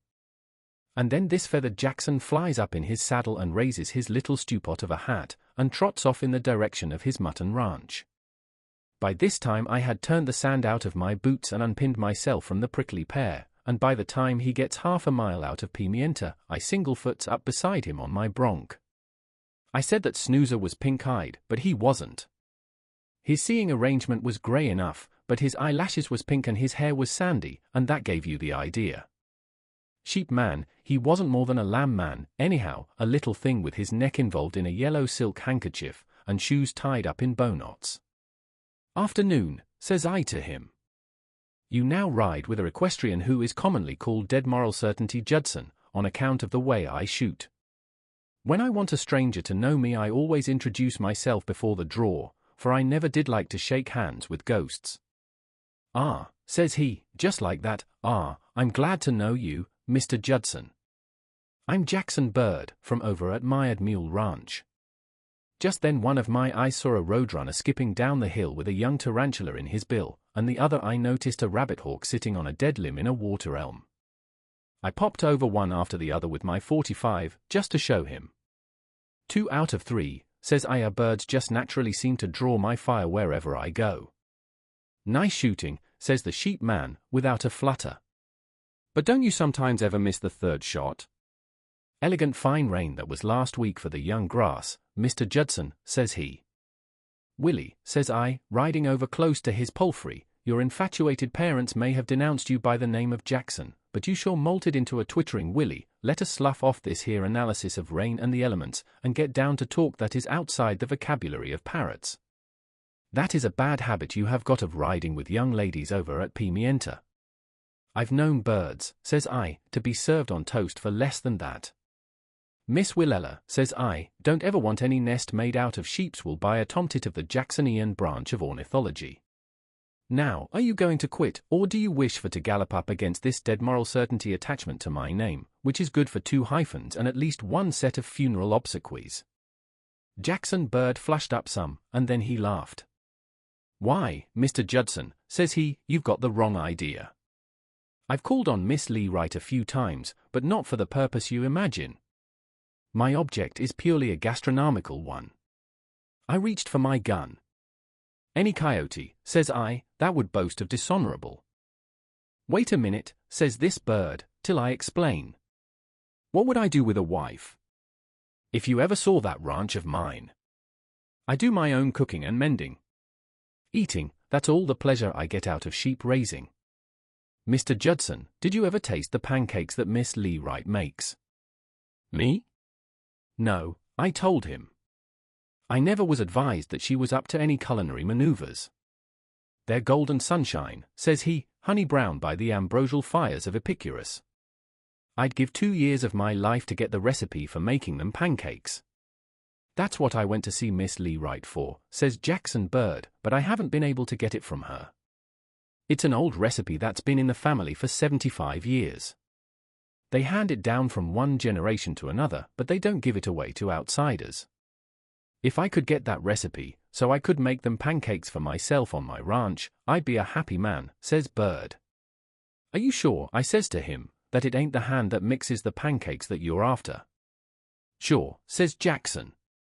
Miss Lee Wright is a mighty nice girl, but I can assure you my intentions go no further than the gastro, but he seen my hand going down to my holster and he changed his similitude than the desire to procure a copy of the pancake recipe, he finishes. You ain't such a bad little man, says I, trying to be fair. I was thinking some of making orphans of your sheep, but I'll let you fly away this time.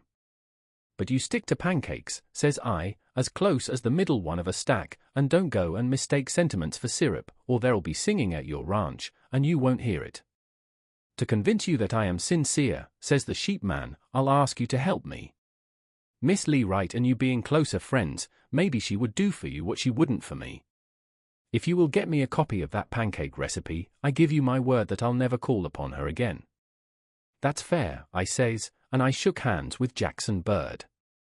I'll get it for you if I can, and glad to oblige. And he turned off down the big pear flat on the Piedra, in the direction of Mired Mule, and I steered northwest for old Bill Toomey's ranch. It was 5 days afterward when I got another chance to ride over to Pimienta. Miss Willella and me passed a gratifying evening at Uncle Emsley's. She sang some, and exasperated the piano quite a lot with quotations from the operas. I gave imitations of a rattlesnake, and told her about Snaky McPhee's new way of skinning cows, and described the trip I made to St. Louis once. We was getting along in one another's estimations fine. Thinks I, if Jackson Bird can now be persuaded to migrate, I win. I recollect his promise about the pancake receipt, and I thinks I will persuade it from Miss Willella and give it to him, and then if I catches Birdie off of Mired Mule again, I'll make him hop the twig. So, along about 10 o'clock, I put on a wheedling smile and says to Miss Willella, now, if there's anything I do like better than the sight of a red steer on green grass, it's the taste of a nice hot pancake smothered in sugar-house molasses. Miss Willella gives a little jump on the piano stool and looked at me curious. Yes, says she, they're real nice. What did you say was the name of that street in St. Louis, Mr. Odom, where you lost your hat? Pancake Avenue, says I, with a wink, to show her that I was on about the family receipt, and couldn't be side-corralled off of the subject. Come, now, Miss Willella, I says, let's hear how you make them. Pancakes is just whirling in my head like wagon wheels. Start her off, now, a pound of flour, 8 dozen eggs, and so on. How does the catalogue of constituents run? Excuse me for a moment, please, says Miss Willella, and she gives me a quick kind of sideways look and slides off the stool. She ambled out into the other room, and directly Uncle Emsley comes in his shirt sleeves, with a pitcher of water. He turns around to get a glass on the table, and I see a 45 in his hip pocket. Great post holes, thinks I, but here's a family thinks a heap of cooking receipts, protecting it with firearms. I've known outfits that wouldn't do that much by a family feud. Drink this here down, says Uncle Emsley, handing me the glass of water. You've read too far today, Judd, and got yourself overexcited. Try to think about something else now. Do you know how to make them pancakes, Uncle Emsley? I asked. Well, I'm not as apprised in the anatomy of them as some, says Uncle Emsley, but I reckon you take a sifter of plaster of Paris and a little dough and saleratus and cornmeal and mix em with eggs and buttermilk as usual. Is old Bill going to ship beeves to Kansas City again this spring, Judd? That was all the pancake specifications I could get that night. I didn't wonder that Jackson Bird found it uphill work. So I dropped the subject and talked with Uncle Emsley for a while about Hollowhorn and cyclones. And then Miss Willella came and said good night, and I hit the breeze for the ranch. About a week afterward I met Jackson Bird riding out of Pimienta as I rode in, and we stopped on the road for a few frivolous remarks. Got the bill of particulars for them flapjacks yet? I asked him. Well, no, says Jackson.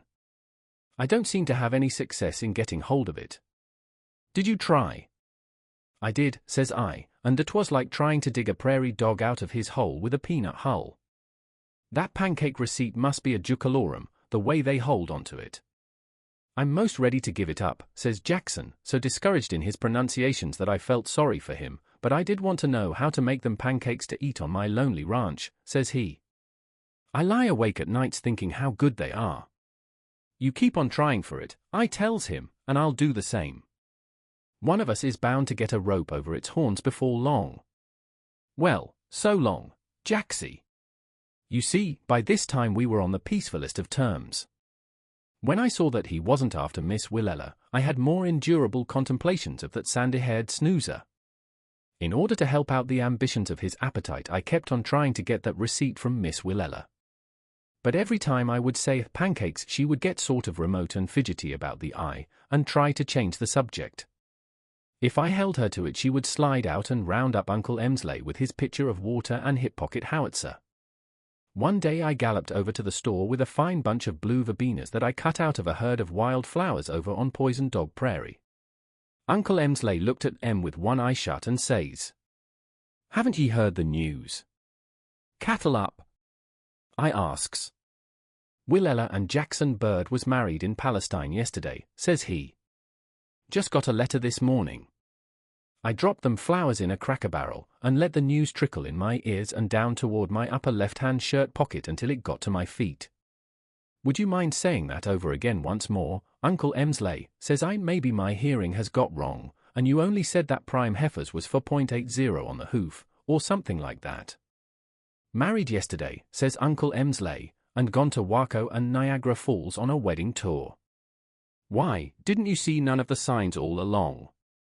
Jackson Bird has been courting Willella ever since that day he took her out riding." "Then," says I in a kind of yell, "what was all this zitsaparoola he gives me about pancakes? Tell me that." When I said pancakes, Uncle Emsley sort of dodged and stepped back. "Somebody's been dealing me pancakes from the bottom of the deck," I says, "and I'll find out." "I believe you know." "Talk up," says I, "or we'll mix a panful of batter right here." I slid over the counter after Uncle Emsley. He grabbed at his gun, but it was in a drawer, and he missed it 2 inches. I got him by the front of his shirt and shoved him in a corner. "Talk pancakes," says I, "or be made into one." "Does Miss Willella make them?" "She never made one in her life, and I never saw one," says Uncle Emsley, soothing. "Calm down now, Judd, calm down. You've got excited, and that wound in your head is contaminating your sense of intelligence. Try not to think about pancakes." "Uncle Emsley," says I, "I'm not wounded in the head except so far as my natural cognitive instincts run to runts. Jackson Bird told me he was calling on Miss Willella for the purpose of finding out her system of producing pancakes, and he asked me to help him get the bill of lading of the ingredients. I done so, with the results as you see. Have I been sodded down with Johnson grass by a pink-eyed snoozer, or what? Slack up your grip in my dress shirt, says Uncle Emsley, and I'll tell you. Yes, it looks like Jackson Bird has gone and humbugged you some. The day after he went riding with Willella he came back and told me and her to watch out for you whenever you got to talking about pancakes. He said you was in camp once where they was cooking flapjacks, and one of the fellows cut you over the head with a frying pan. Jackson said that whenever you got over hot or excited that wound hurt you and made you kind of crazy, and you went raving about pancakes. He told us to just get you worked off of the subject and soothed down, and you wouldn't be dangerous. So, me and Willella done the best by you we knew how.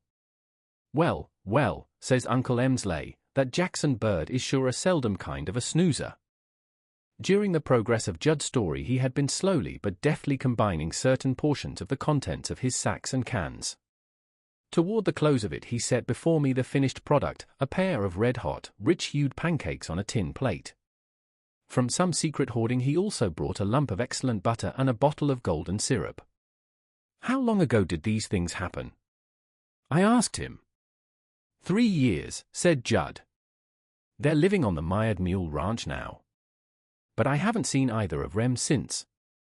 They say Jackson Bird was fixing his ranch up fine with rocking chairs and window curtains all the time he was putting me up the pancake tree. Oh, I got over it after a while. But the boys kept the racket up. Did you make these cakes by the famous recipe? I asked. Didn't I tell you there wasn't no receipt, said Judd. The boys hollered pancakes till they got pancake hungry, and I cut this recipe out of a newspaper. How does the truck taste? They're delicious, I answered. Why don't you have some, too, Judd? I was sure I heard a sigh. Me, said Judd. I don't ever eat them. Audiobooks for Everyone presents Seats of the Haughty by O. Henry. Golden by day and silver by night, a new trail now leads to us across the Indian Ocean. Dusky kings and princes have found our Bombay of the West, and few be their trails that do not lead down to Broadway on their journey for to admire and for to see. If chance should ever lead you near a hotel that transiently shelters some one of these splendid touring grandees, I counsel you to seek Lucullus Polk among the Republican tuft hunters that besiege its entrances. He will be there. You will know him by his red, alert, Wellington-nosed face, by his manner of nervous caution mingled with determination, by his assumed promoter's or broker's air of busy impatience, and by his bright red necktie, gallantly redressing the wrongs of his maltreated blue serge suit, like a battle standard still waving above a lost cause. I found him profitable, and so may you. When you do look for him, look among the light horse troop of Bedouins that besiege the picket line of the traveling potentates' guards and secretaries, among the wild-eyed genii of Arabian afternoons that gather to make astounding and egregious demands upon the prince's coffers. I first saw Mr. Polk coming down the steps of the hotel at which sojourned His Highness the Gaekwar of Baroda, most enlightened of the Maratha princes, who, of late, ate bread and salt in our metropolis of the Occident. Lucullus moved rapidly, as though propelled by some potent moral force that imminently threatened to become physical. Behind him closely followed the impetus, a hotel detective, if ever white alpine hat, hawk's nose, implacable watch chain, and loud refinement of manner spoke the truth. A brace of uniformed porters at his heels preserved the smooth decorum of the hotel, repudiating by their air of disengagement any suspicion that they formed a reserve squad of ejectment. Safe on the sidewalk, Lucullus Polk turned and shook a freckled fist at the caravansary. And, to my joy, he began to breathe deep invective in strange words. Rides in howdays, does he cried loudly and sneeringly. Rides on elephants in howdahs and calls himself a prince. Kings, yah. Comes over here and talks horse till you would think he was a president, and then goes home and rides in a private dining room strapped onto an elephant. Well, well, well. The ejecting committee quietly retired. The scorner of princes turned to me and snapped his fingers. What do you think of that? He shouted derisively. The Gaekwar of Baroda rides in an elephant in a howdah. And there's old Bikram Shamshad Jang scorching up and down the pig paths of Kathmandu on a motorcycle. Wouldn't that Maharaja you? And the Shah of Persia, that ought to have been muley on the spot for at least 3, he's got the palanquin habit. And that funny hat prince from Korea, wouldn't you think he could afford to amble around on a milk-white palfrey once in a dynasty or 2? Nothing doing. His idea of a balaclava charge is to tuck his skirts under him and do his mile in 6 days over the hog wallows of Seoul in a bull cart. That's the kind of visiting potentates that come to this country now. It's a hard deal, friend. I murmured a few words of sympathy. But it was uncomprehending, for I did not know his grievance against the rulers who flash, meteor-like, now and then upon our shores. The last one I sold, continued the displeased one, was to that 3-horse-tailed Turkish pasha that came over a year ago. $500 he paid for it, easy. I says to his executioner or secretary, he was a kind of a Jew or a Chinaman, his turkey gibbets is fond of horses, then. Him, says the secretary. Well, no. He's got a big, fat wife in the harem named Bad Dora that he don't like. I believe he intends to saddle her up and ride her up and down the boardwalk in the Bulbul Gardens a few times every day. You haven't got a pair of extra long spurs you could throw in on the deal, have you? Yes, sir, there's mighty few real rough riders among the royal sports these days. As soon as Lucullus Pope got cool enough I picked him up, and with no greater effort than you would employ in persuading a drowning man to clutch a straw, I inveigled him into accompanying me to a cool corner in a dim cafe. And it came to pass that manservant set before us brewage, and Lucullus Pope spake unto me, relating the wherefores of his beleaguering the antechambers of the princes of the earth. Did you ever hear of the S.A.N.A.P. Railroad in Texas? Well, that don't stand for Samaritan Actors Aid Philanthropy. I was down that way managing a summer bunch of the gum and syntax chewers that play the Idlewild parks in the western hamlets.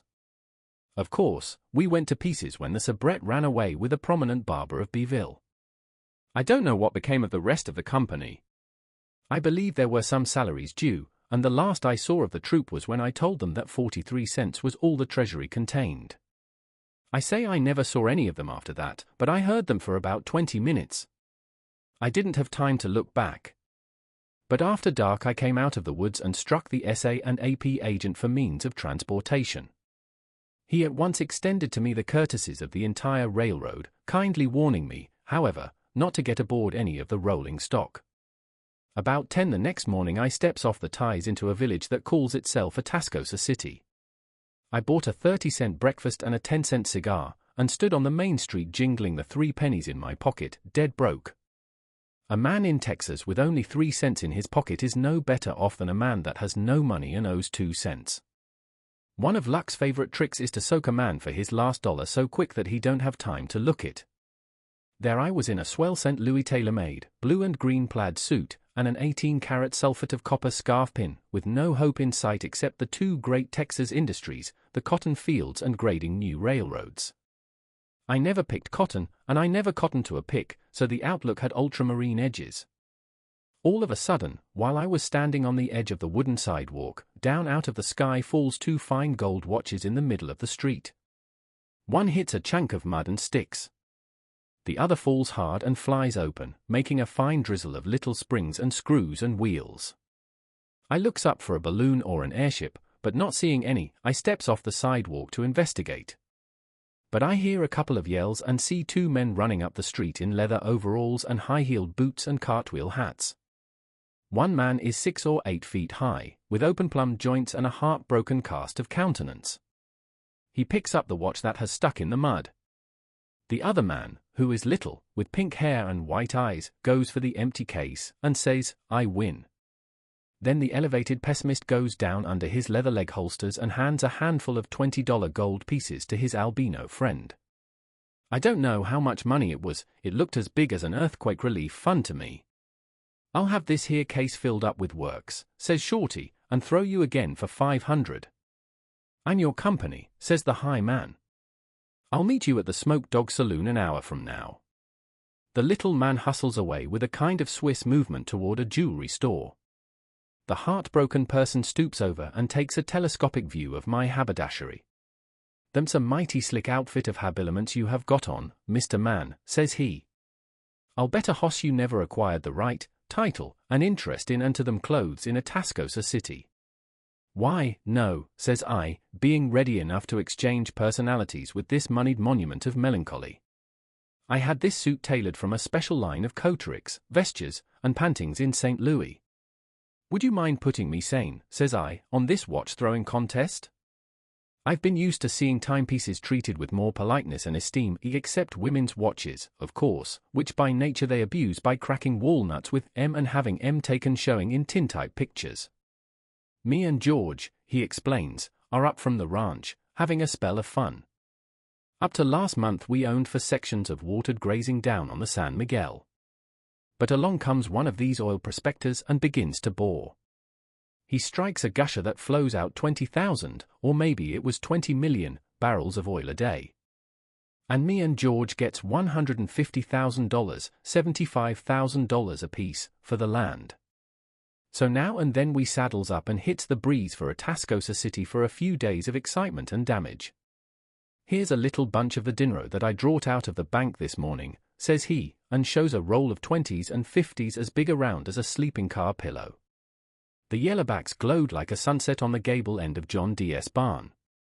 My knees got weak, and I sat down on the edge of the board sidewalk. "You must have knocked around a right smart," goes on this oil greasus.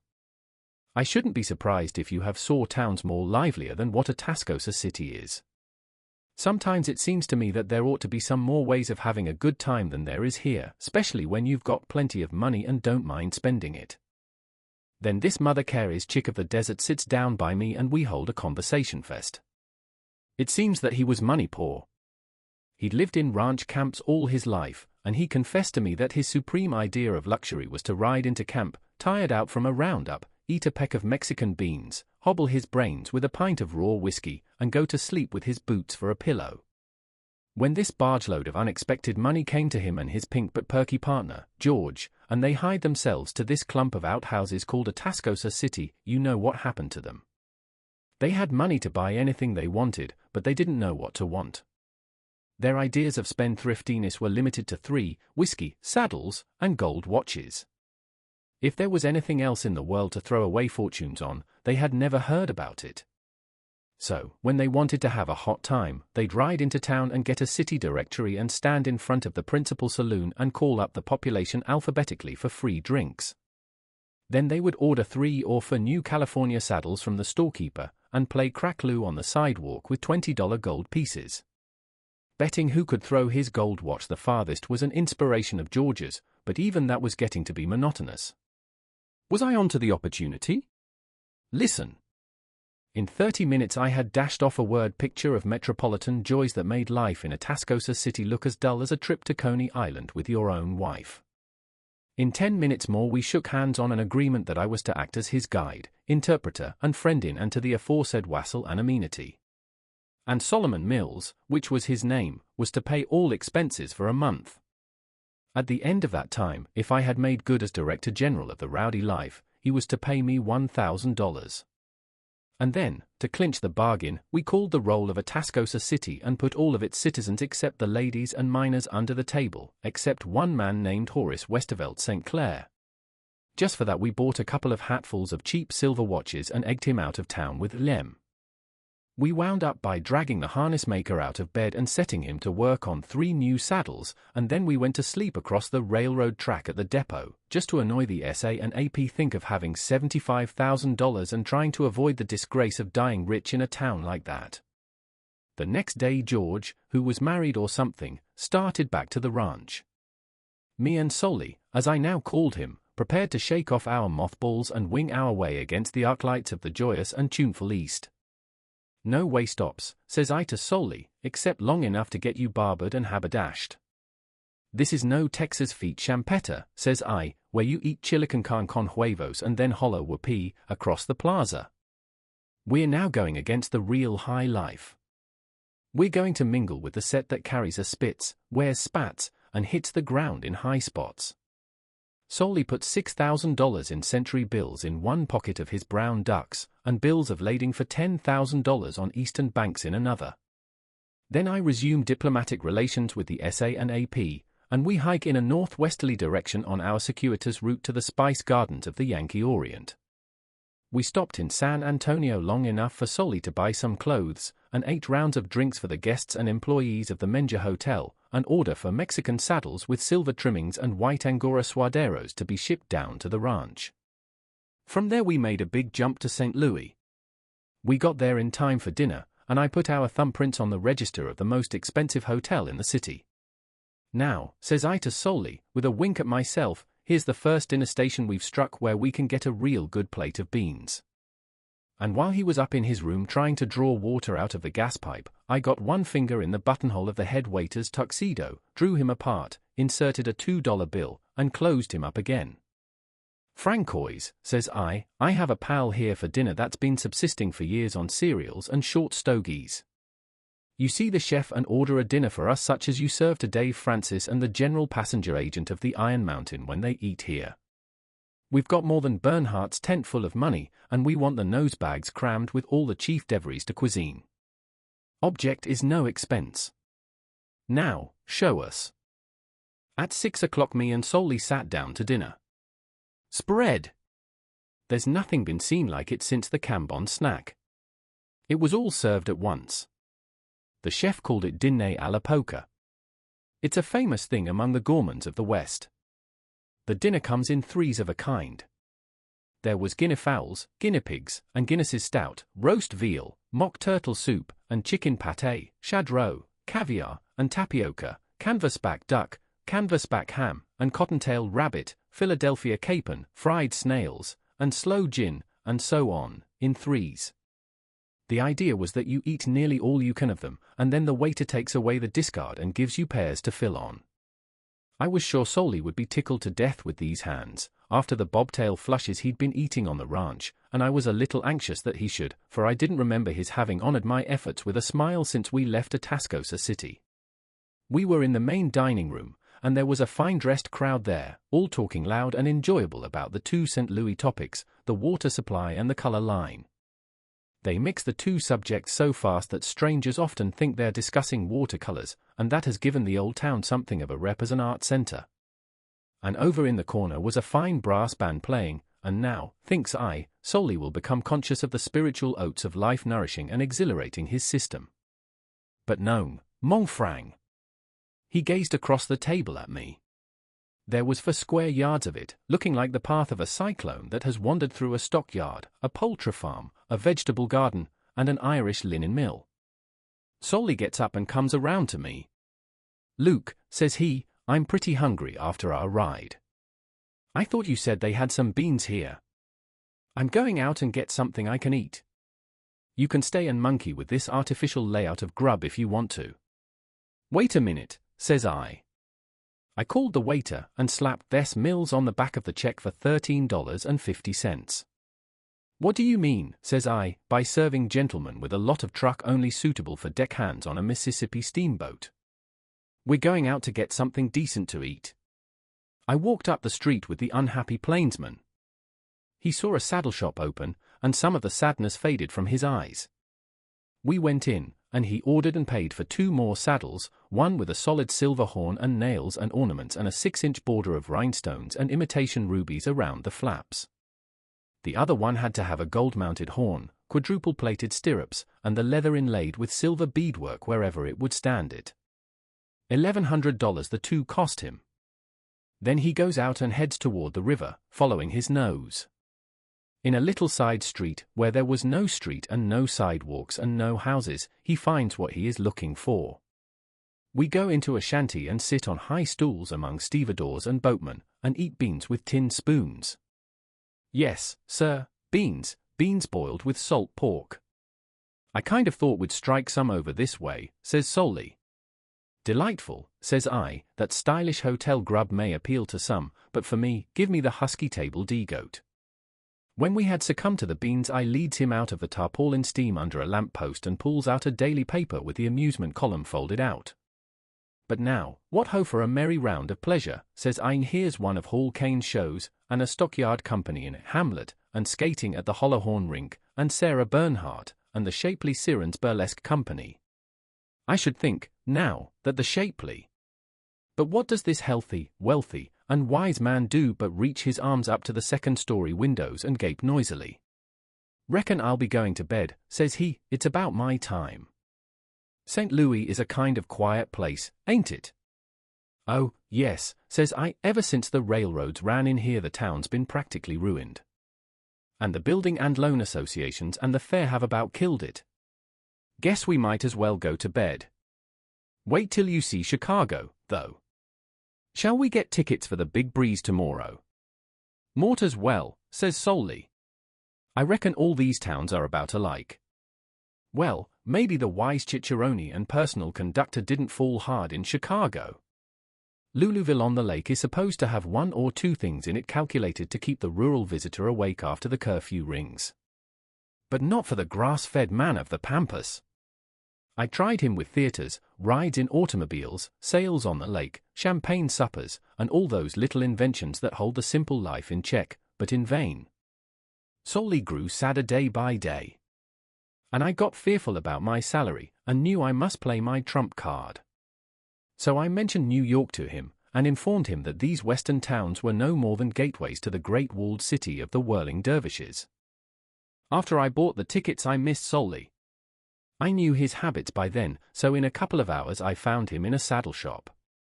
They had some new ideas there in the way of trees and girths that had strayed down from the Canadian Mounted Police, and Solly was so interested that he almost looked reconciled to live.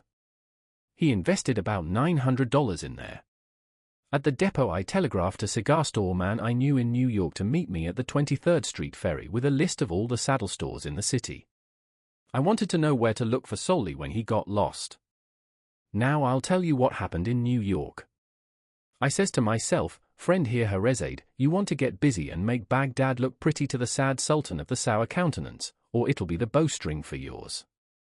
But I never had any doubt I could do it. I began with him like you'd feed a starving man. I showed him the horse cars on Broadway and the Staten Island ferryboats. And then I piled up the sensations on him, but always keeping a lot of warmer ones up my sleeve.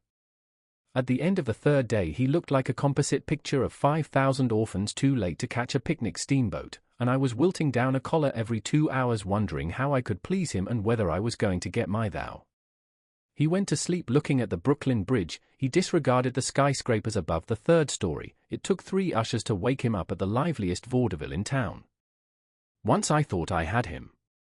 I nailed a pair of cuffs on him one morning before he was awake, and I dragged him that evening to the pancake of one of the biggest hotels in the city, to see the Johnnies and the Alice sit by their hours. They were out in numerous quantities, with the fat of the land showing in their clothes. While we were looking them over, Solly divested himself of a fearful, rusty kind of laugh, like moving a folding bed with one roller broken. It was his first in 2 weeks, and it gave me hope. "Right you are," says I, "they're a funny lot of postcards, aren't they?" "Oh, I wasn't thinking of them dudes and culls on the hoof," says he. "I was thinking of the time me and George put sheep dip in Horsehead Johnson's whiskey. I wish I was back in Atascosa City," says he. I felt a cold chill run down my back. "Me to play and mate in one move," says I to myself. I made Solly promise to stay in the cafe for half an hour and I hiked out in a cab to Lola Belle Delatour's flat on 43rd Street. I knew her well. She was a chorus girl in a Broadway musical comedy. "Jane," says I when I found her, "I've got a friend from Texas here. He's all right, but, well, he carries weight. I'd like to give him a little whirl after the show this evening, bubbles, you know, and a buzz out to a casino for the whitebait and pickled walnuts. Is it a go?" "Can he sing?" asks Lola Belle. "You know," says I, "that I wouldn't take him away from home unless his notes were good. He's got pots of money, bean pots full of it." "Bring him around after the second act," says Lola Belle, "and I'll examine his credentials and securities." So about 10 o'clock that evening I led Solly to Miss Delatour's dressing room, and her maid let us in. In 10 minutes in comes Lola Belle, fresh from the stage, looking stunning in the costume she wears when she steps from the ranks of the Lady Grenadiers and says to the king, "Welcome to our May Day revels." And you can bet it wasn't the way she spoke the lines that got her the part. As soon as Solly saw her, he got up and walked straight out through the stage entrance into the street. I followed him. Lola Bell wasn't paying my salary. I wondered whether anybody was. "Luke," says Solly, outside, "that was an awful mistake. We must have got into the lady's private room. I hope I'm gentleman enough to do anything possible in the way of apologies. Do you reckon she'd ever forgive us?" "She may forget it," says I. "Of course it was a mistake. Let's go find some beans." That's the way it went. But pretty soon afterward Solly failed to show up at dinner time for several days. I cornered him. He confessed that he had found a restaurant on 3rd Avenue where they cook beans in Texas style. I made him take me there. The minute I set foot inside the door I threw up my hands. There was a young woman at the desk, and Solly introduced me to her. And then we sat down and had beans. Yes, sir, sitting at the desk was the kind of a young woman that can catch any man in the world as easy as lifting a finger. There's a way of doing it. She knew. I saw her working it. She was healthy-looking and plain-dressed. She had her hair drawn back from her forehead and face, no curls or frizzes, that's the way she looked. Now I'll tell you the way they work the game, it's simple. When she wants a man, she manages it so that every time he looks at her he finds her looking at him. That's all. The next evening Solly was to go to Coney Island with me at 7. At 8 o'clock he hadn't showed up. I went out and found a cab. I felt sure there was something wrong. "Drive to the back home restaurant on 3rd Avenue, says I, "and if I don't find what I want there, take in these saddle shops." I handed him the list. "Boss," says the cabbie, "I ate a steak in that restaurant once. If you're real hungry, I advise you to try the saddle shops first." "I'm a detective," says I, "and I don't eat."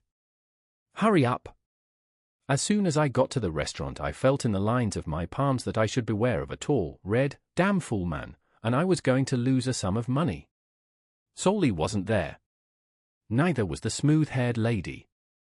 I waited, and in an hour they came in a cab and got out, hand in hand. I asked Solly to step around the corner for a few words. He was grinning clear across his face, but I had not administered the grin. "She's the greatest that ever sniffed the breeze," says he. "Congrats," says I. "I'd like to have my 1,000 now, if you please." "Well, Luke," says he, "I don't know that I've had such a sky-hoodlin' fine time under your tutelage and dispensation.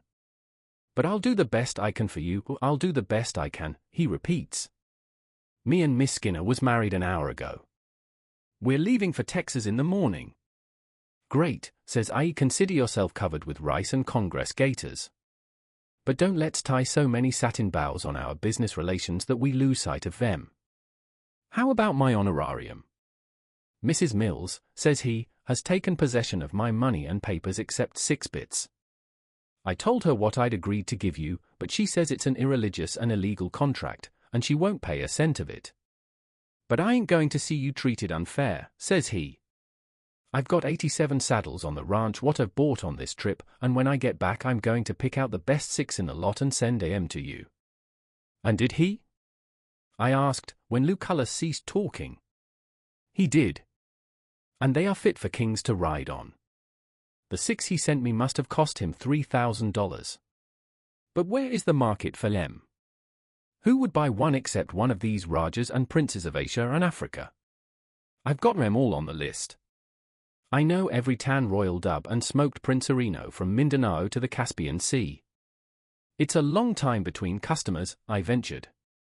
"They're coming faster," said Poke. "Nowadays, when one of the murdering mutts gets civilized enough to abolish sati and quit using his whiskers for a napkin, he calls himself the Roosevelt of the East and comes over to investigate our chautauquas and cocktails. I'll place them all yet. Now look here." From an inside pocket he drew a tightly folded newspaper with much worn edges and indicated a paragraph. "Read that," said the saddler to royalty. The paragraph ran thus.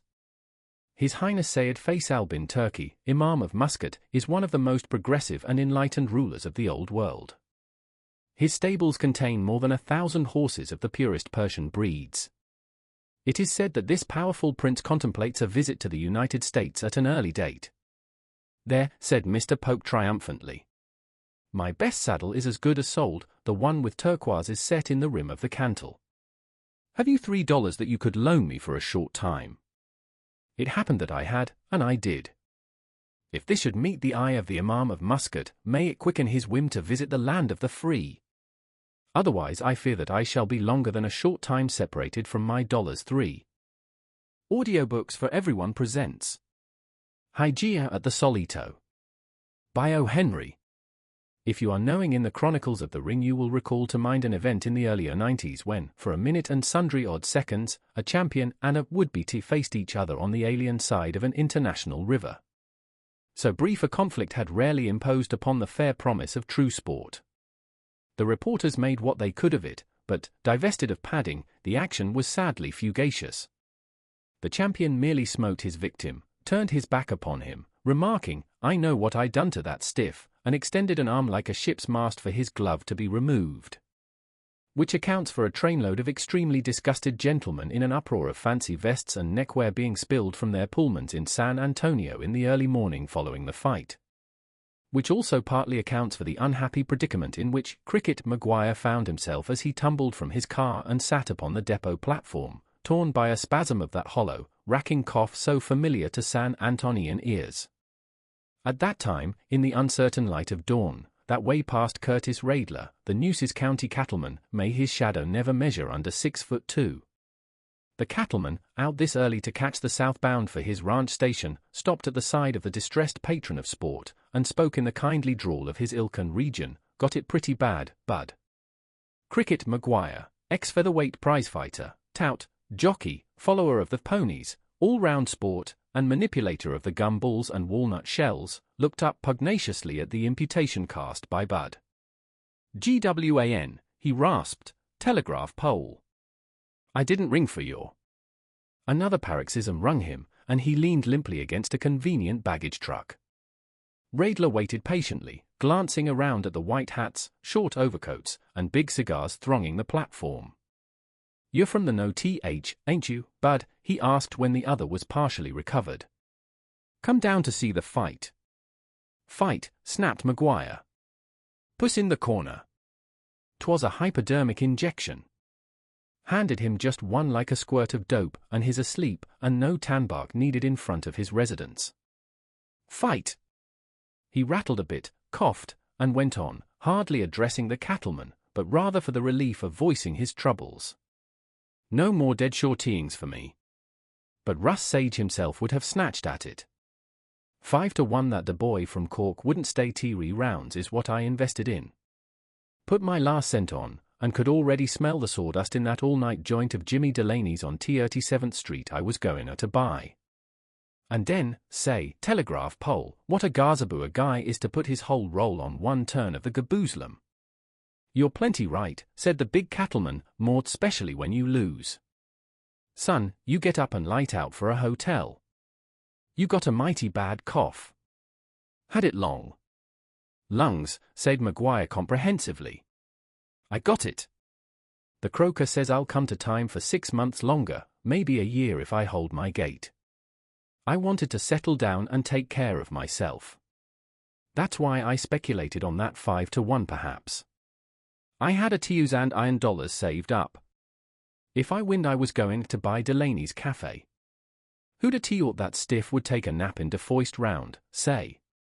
"It's a hard deal," commented Raidler, looking down at the diminutive form of Maguire crumpled against the truck. "But you go to a hotel and rest. There's the Menja and the Maverick, and the FITHAV New, and the Waldorf Astoria," mimicked Maguire. "Told you I went broke. I'm on the bum proper. I've got 1 dime left.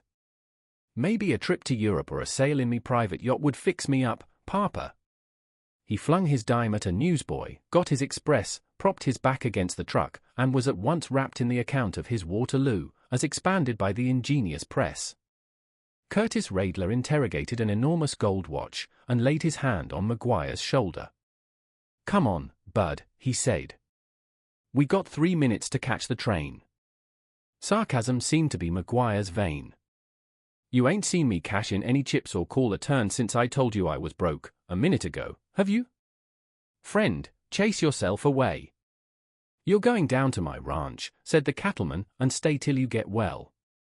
6 months'll fix you good as new. He lifted Maguire with one hand and half dragged him in the direction of the train. What about the money? Said Maguire, struggling weakly to escape. Money for what? Asked Radler, puzzled. They eyed each other, not understanding, for they touched only as at the gear of beveled cogwheels, at right angles, and moving upon different axes. Passengers on the southbound saw them seated together, and wondered at the calm flux of two such antipodes. Maguire was 5 feet 1, with a countenance belonging to either Yokohama or Dublin. Bright beady of eye, bony of cheek and jaw, scarred, toughened, broken and reknit, indestructible, grisly, gladiatorial as a hornet, he was a type neither new nor unfamiliar. Radler was the product of a different soil. 6 feet 2 in height, miles broad, and no deeper than a crystal brook, he represented the union of the West and South. Few accurate pictures of his kind have been made, for art galleries are so small and the mutoscope is as yet unknown in Texas. After all, the only possible medium of portrayal of Radler's kind would be the fresco, something high and simple and cool and unframed. They were rolling southward on the International.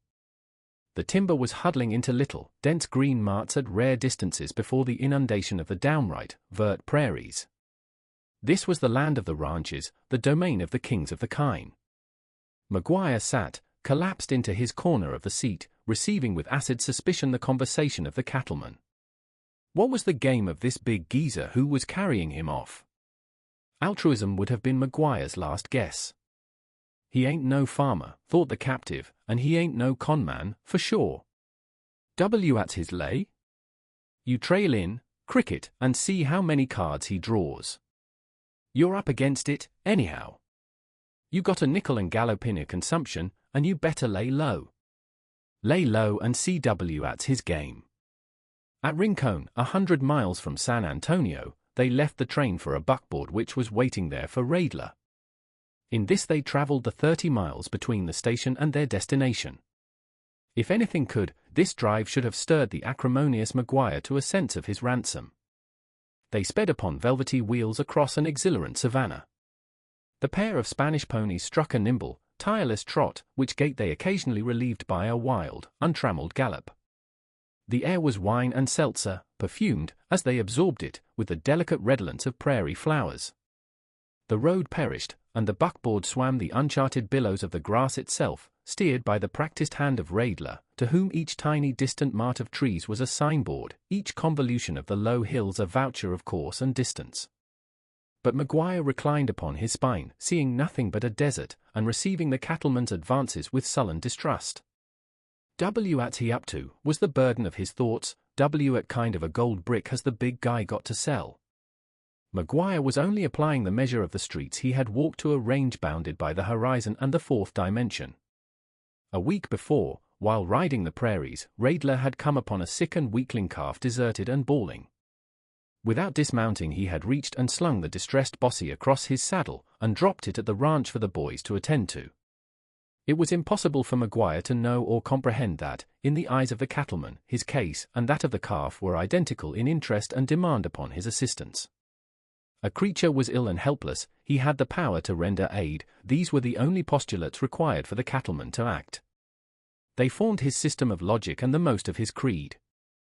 Maguire was the 7th invalid whom Radler had picked up thus casually in San Antonio, where so many thousand go for the ozone that is said to linger about its contracted streets.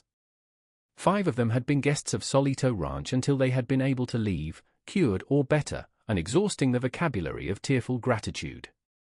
1 came too late, but rested very comfortably, at last, under a ratama tree in the garden.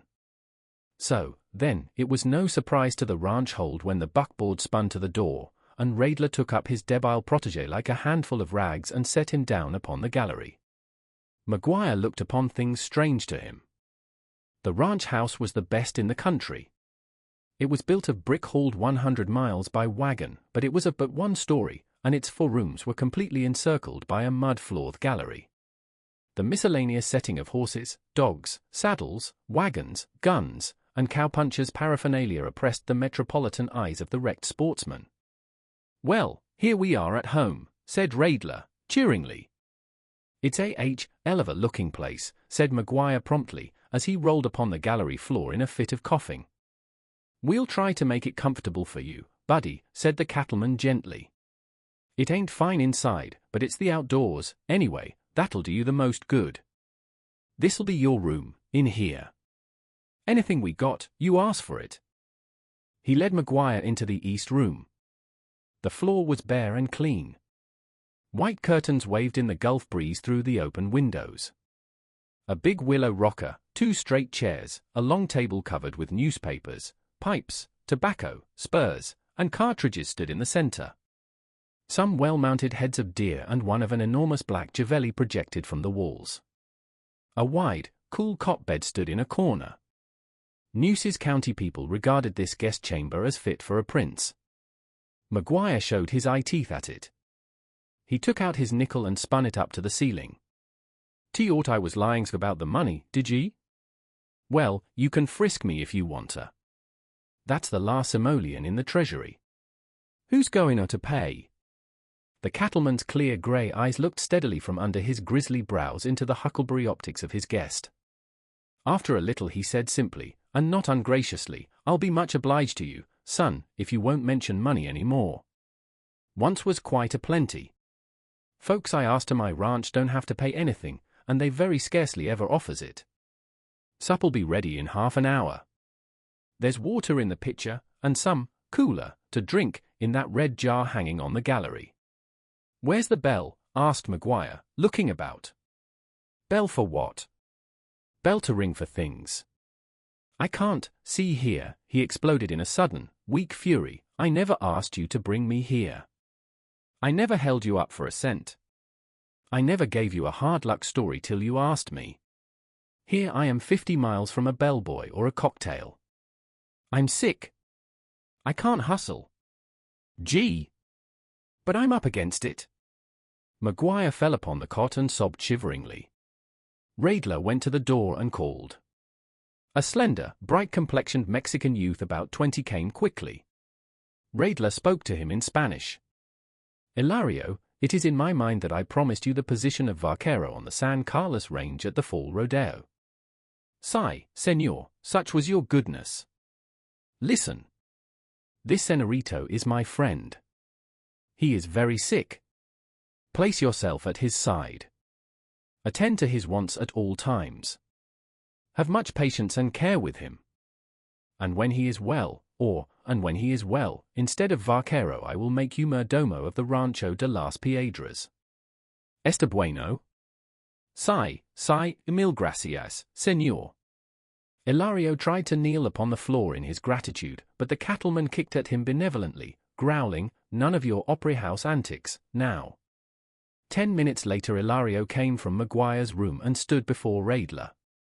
"The little señor," he announced, "presents his compliments." Radler credited Hilario with the preliminary, and desires some pounded ice, 1 hot bath, 1 gin fez, that the windows be all closed, toast, 1 shave, 1 New Yorkerl, cigarettes, and to send 1 telegram. Radler took a quart bottle of whiskey from his medicine cabinet. "Here, take him this," he said. Thus was instituted the reign of terror at the Solito ranch. For a few weeks Maguire blustered and boasted and swaggered before the cowpunchers who rode in for miles around to see this latest importation of Radler's. He was an absolutely new experience to them. He explained to them all the intricate points of sparring and the tricks of training and defense. He opened to their minds of view all the indecorous life of a tagger after professional sports. His jargon of slang was a continuous joy and surprise to them. His gestures, his strange poses, his frank ribaldry of tongue and principle fascinated them. He was like a being from a new world. Strange to say, this new world he had entered did not exist to him. He was an utter egoist of bricks and mortar. He had dropped out, he felt, into open space for a time, and all it contained was an audience for his reminiscences. Neither the limitless freedom of the prairie days nor the grand hush of the close-drawn, spangled nights touched him. All the hues of Aurora could not win him from the pink pages of a sporting journal. Get something for nothing was his mission in life, 37th Street was his goal.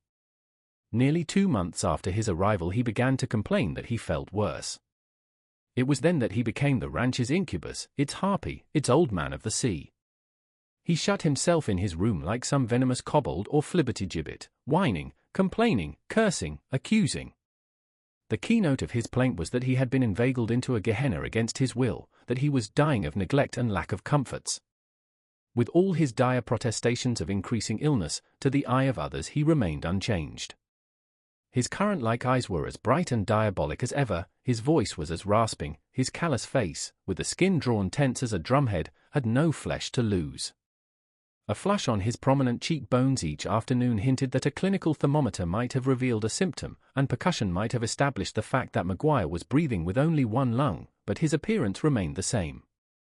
In constant attendance upon him was Ilario, whom the coming reward of the Mardomoship must have greatly stimulated, for Maguire chained him to a bitter existence. The air, the man's only chance for life, he commanded to be kept out by closed windows and drawn curtains.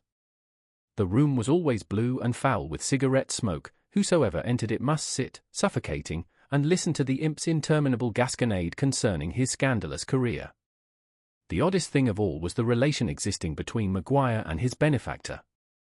The attitude of the invalid toward the cattleman was something like that of a peevish, perverse child toward an indulgent parent. When Radler would leave the ranch, Maguire would fall into a fit of malevolent, silent sullenness. When he returned, he would be met by a string of violent and stinging reproaches. Radler's attitude toward his charge was quite inexplicable in its way. The cattleman seemed actually to assume and feel the character assigned to him by Maguire's intemperate accusations, the character of tyrant and guilty oppressor. He seemed to have adopted the responsibility of the fellow's condition, and he always met his tirades with a pacific, patient, and even remorseful kindness that never altered. One day Radler said to him, "Try more air, son. You can have the buckboard and a driver every day if you'll go. Try a week or 2 in one of the cow camps. I'll fix you up plumb comfortable. The ground, and the air next to it, them's the things to cure you. I knowed a man from Philadelphia, sicker than you are, got lost on the Guadalupe, and slept on the bare grass in sheep camps for 2 weeks. Well, sir, it started him getting well, which he done. Close to the ground, that's where the medicine in the air stays. Try a little horseback riding now. There's a gentle pony." "What have I done to you?" screamed Maguire. "Did I ever double-cross you? Did I ask you to bring me here? Drive me out to your camps if you want to, or stick a knife in me and save trouble. Ride. I can't lift my feet. I couldn't sidestep a jab from a 5-year-old kid. That's what your D ranch has done for me. There's nothing to eat, nothing to see, and nobody to talk to but a lot of Rubens who don't know a punching bag from a lobster salad. It's a lonesome place, for certain," apologized Radler abashedly. "We got plenty, but it's rough enough. Anything you think of you want, the boys'll ride up and fetch it down for you." It was Chad Murchison, a cowpuncher from the Circle Bar outfit, who first suggested that Maguire's illness was fraudulent. Chad had brought a basket of grapes for him 30 miles, and 4 out of his way, tied to his saddle horn. After remaining in the smoke-tainted room for a while, he emerged and bluntly confided his suspicions to Radler. "His arm," said Chad, "is harder'n a diamond. He introduced me to what he called a shorpoplexus punch, and it was like being kicked twice by a mustang. He's playing it low down on you, Curt. He ain't no sicker'n I am. I hate to say it, but the runt's working you for range and shelter." The cattleman's ingenuous mind refused to entertain Chad's view of the case, and when, later, he came to apply the test, doubt entered not into his motives. One day, about noon, 2 men drove up to the ranch, alighted, hitched, and came in to dinner, standing and general invitations being the custom of the country. One of them was a great San Antonio doctor, whose costly services had been engaged by a wealthy cowman who had been laid low by an accidental bullet. He was now being driven back to the station to take the train back to town. After dinner Radler took him aside, pushed a $20 bill against his hand, and said, "Doc, there's a young chap in that room I guess has got a bad case of consumption. I'd like for you to look him over and see just how bad he is, and if we can do anything for him." "How much was that dinner I just ate, Mr. Radler?" said the doctor bluffly, looking over his spectacles. Radler returned the money to his pocket. The doctor immediately entered Maguire's room, and the cattleman seated himself upon a heap of saddles on the gallery, ready to reproach himself in the event the verdict should be unfavorable. In 10 minutes the doctor came briskly out. "Your man," he said promptly, "is as sound as a new dollar. His lungs are better than mine. Respiration, temperature, and pulse normal. Chest expansion 4 inches. Not a sign of weakness anywhere.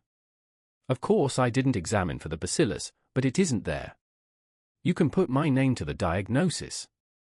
Even cigarettes and a vilely close room haven't hurt him. Coughs, does he?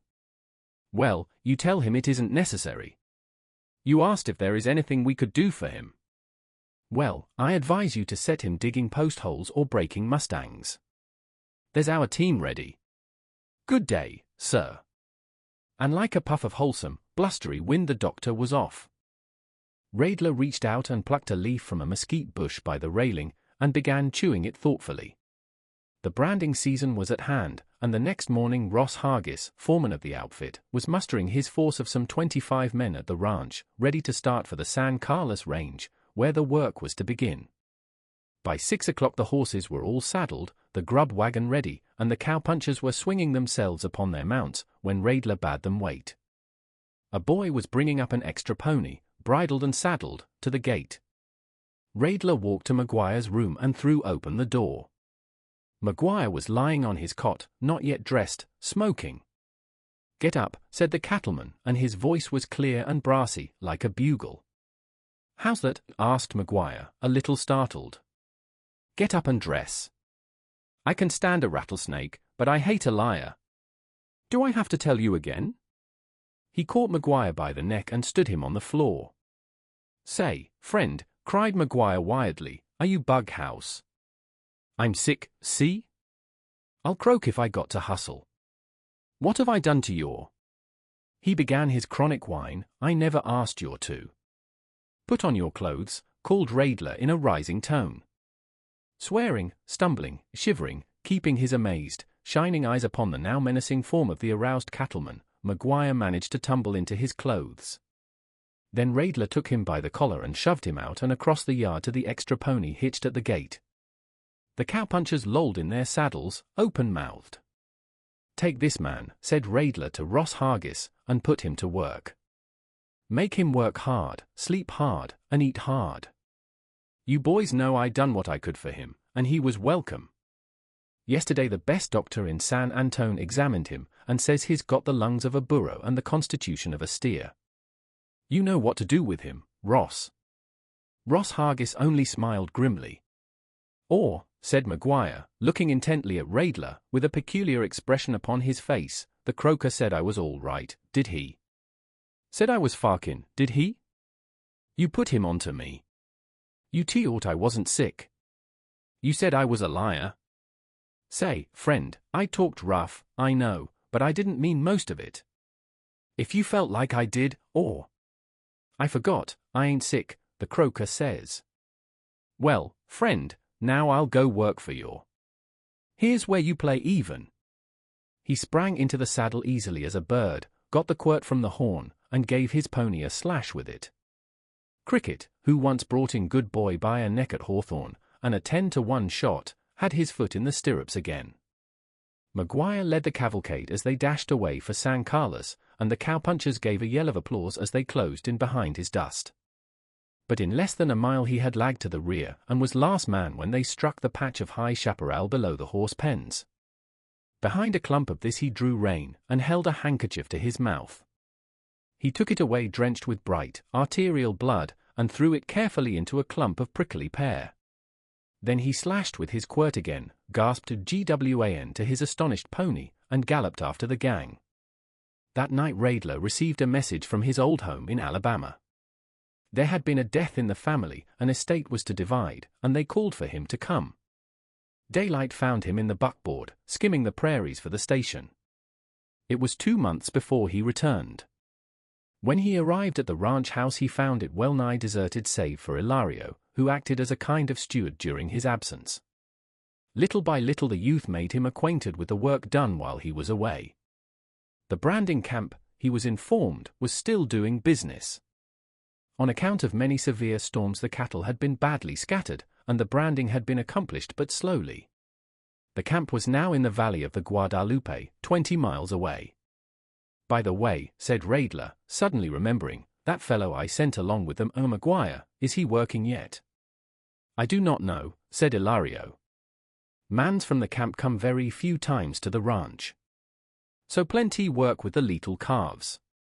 They no say." "Oh, I think that fellow Maguire he dead much time ago." "Dead," said Radler.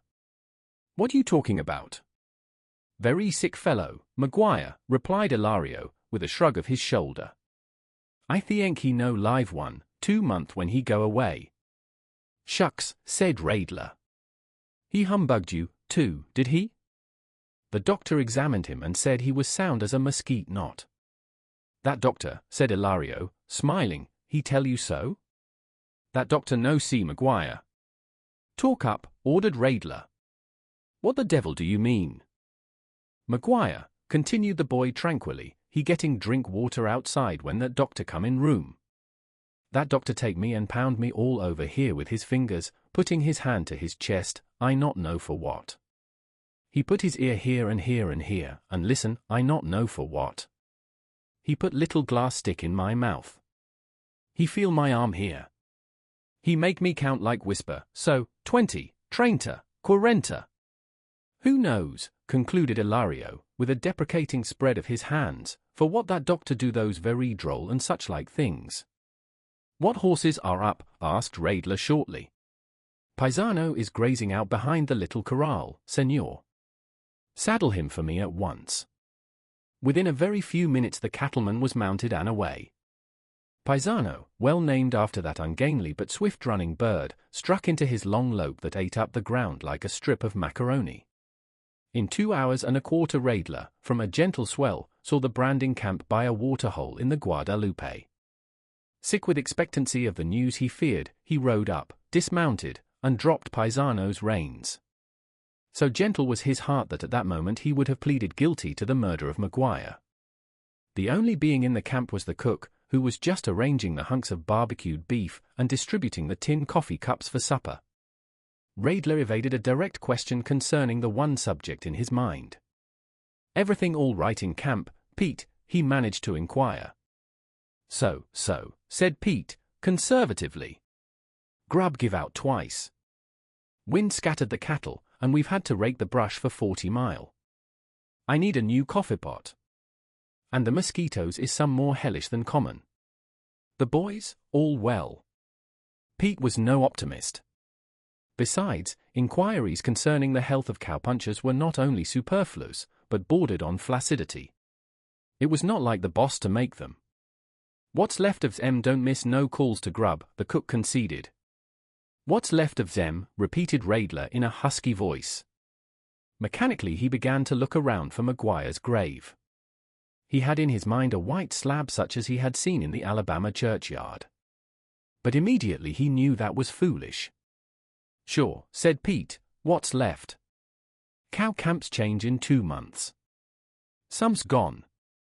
Radler nerved himself. "That chap I sent along, Maguire, did he?" "Say," interrupted Pete, rising with a chunk of corn bread in each hand, "that was a dirty shame, sending that poor, sick kid to a cow camp. A doctor that couldn't tell he was graveyard meat ought to be skinned with a cinch buckle. Game as he was, too, it's a scandal among snakes, lemme tell you what he done. First night in camp the boys started to initiate him in the leather breeches degree. Ross Hargis busted him one swipe with his chaparreras, and what do you reckon the poor child did? Got up, the little skeeter, and licked Ross. Licked Ross Hargis. Licked him good. Hit him plenty and everywhere and hard. Ross just get up and pick out a fresh place to lay down on again. Then that Maguire goes off there and lays down with his head in the grass and bleeds. A hemorrhage they calls it. He lays there 18 hours by the watch, and they can't budge him. Then Ross Hargis, who loves any man who can lick him, goes to work and damns the doctors from Greenland to Poland Chinese, and him and Green Branch Johnson they gets Maguire into a tent and spells each other feedin' him chopped raw meat and whiskey. But it looks like the kid ain't got no appetite to git well, for they misses him from the tent in the night and finds him rootin' in the grass, and likewise a drizzle falling. "GWAN, he says, lemme go and die like I wanter. He said I was a liar and a fake and I was playing sick. Lemme alone."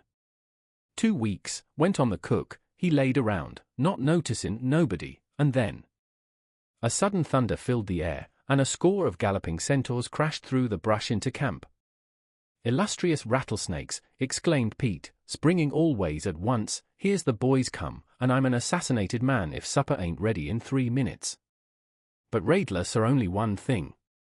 A little, brown-faced, grinning chap, springing from his saddle in the full light of the fire. Maguire was not like that, and yet. In another instant the cattleman was holding him by the hand and shoulder. Son, how goes it?" was all he found to say. "Close to the ground, says you," shouted Maguire, crunching Raidler's fingers in a grip of steel, "and that's where I found it, helt and strength, and tumbled to what a cheapskate I been actin'. T'anks for kicking me out, old man. And, say, the joke's on that croaker, ain't it? I look rough the window and see him playing tag on that Dago kid's solar plexus." "You son of a tinker," growled the cattleman, "WHYNT you talk up and say the doctor never examined you." "GWAN, said Maguire, with a flash of his old asperity, "nobody can't bluff me. You never asked me. You made your spiel, and you rode me out, and I let it go at that. And, say, friend, dis chasin' a cows is out of sight. Dis is the whitest bunch of sports I ever traveled with. You'll let me stay, won't you, old man?" Raidler looked wonderingly toward Ross Hargis. "That cussed little runt," remarked Ross tenderly, "is the Joe Dartonist hustler, and the hardest hitter in anybody's cow camp." Audiobooks for Everyone presents An Afternoon Miracle by O. Henry. At the United States end of an international river bridge, for armed rangers sweltered in a little adobe hut, keeping a fairly faithful espionage upon the lagging trail of passengers from the Mexican side. Bud Dawson, proprietor of the top-notch saloon, had, on the evening previous, violently ejected from his premises one Leandro Garcia, for alleged violation of the top-notch code of behavior.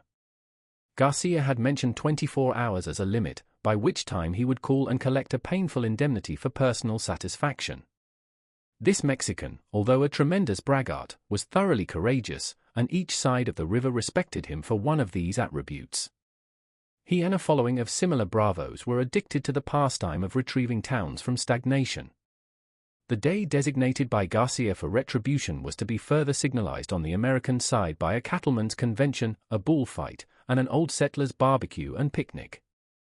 Knowing the avenger to be a man of his word, and believing it prudent to court peace while 3 such gently social relaxations were in progress, Captain McNulty, of the Ranger Company stationed there, detailed his lieutenant and 3 men for duty at the end of the bridge.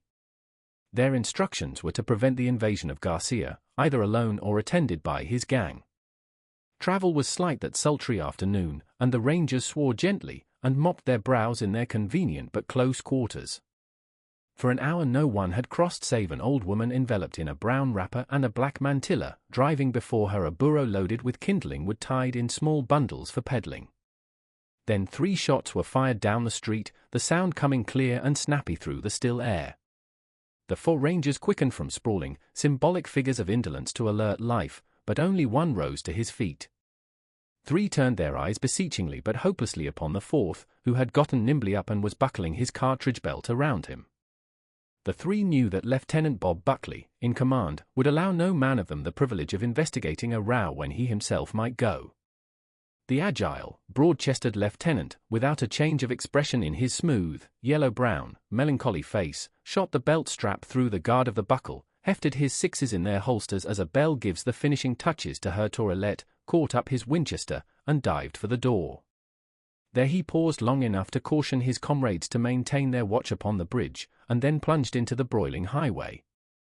The 3 relapsed into resigned inertia and plaintive comment. "I've heard of fellows," grumbled Broncho Leathers, "what was wedded to danger, but if Bob Buckley ain't committed bigamy with trouble, I'm a son of a gun." Peculiarness of Bob is, inserted the Nooses kid, he ain't had proper trainin'. He never learned how to git scared. Now, a man ought to be scared enough when he tackles a fuss to hanker after reading his name on the list of survivors, anyway.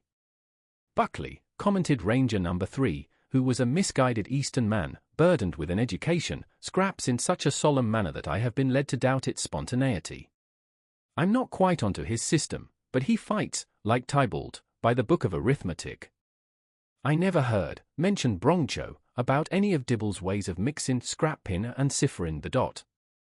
Trigonometry, suggested the Nooses infant. That's rather better than I hoped from you, nodded the Easterner, approvingly. The other meaning is that Buckley never goes into a fight without giving away weight. He seems to dread taking the slightest advantage. That's quite close to foolhardiness when you are dealing with horse thieves and fence cutters who would ambush you any night, and shoot you in the back if they could. Buckley's too full of sand. He'll play Horotchus and hold the bridge once too often some day. I'm on there, drawled the kid, I mind that bridge gang in the Reader. Me, I go instructed for the other chap, spurious somebody, the one that fought and pulled his freight, to fight them on some other day.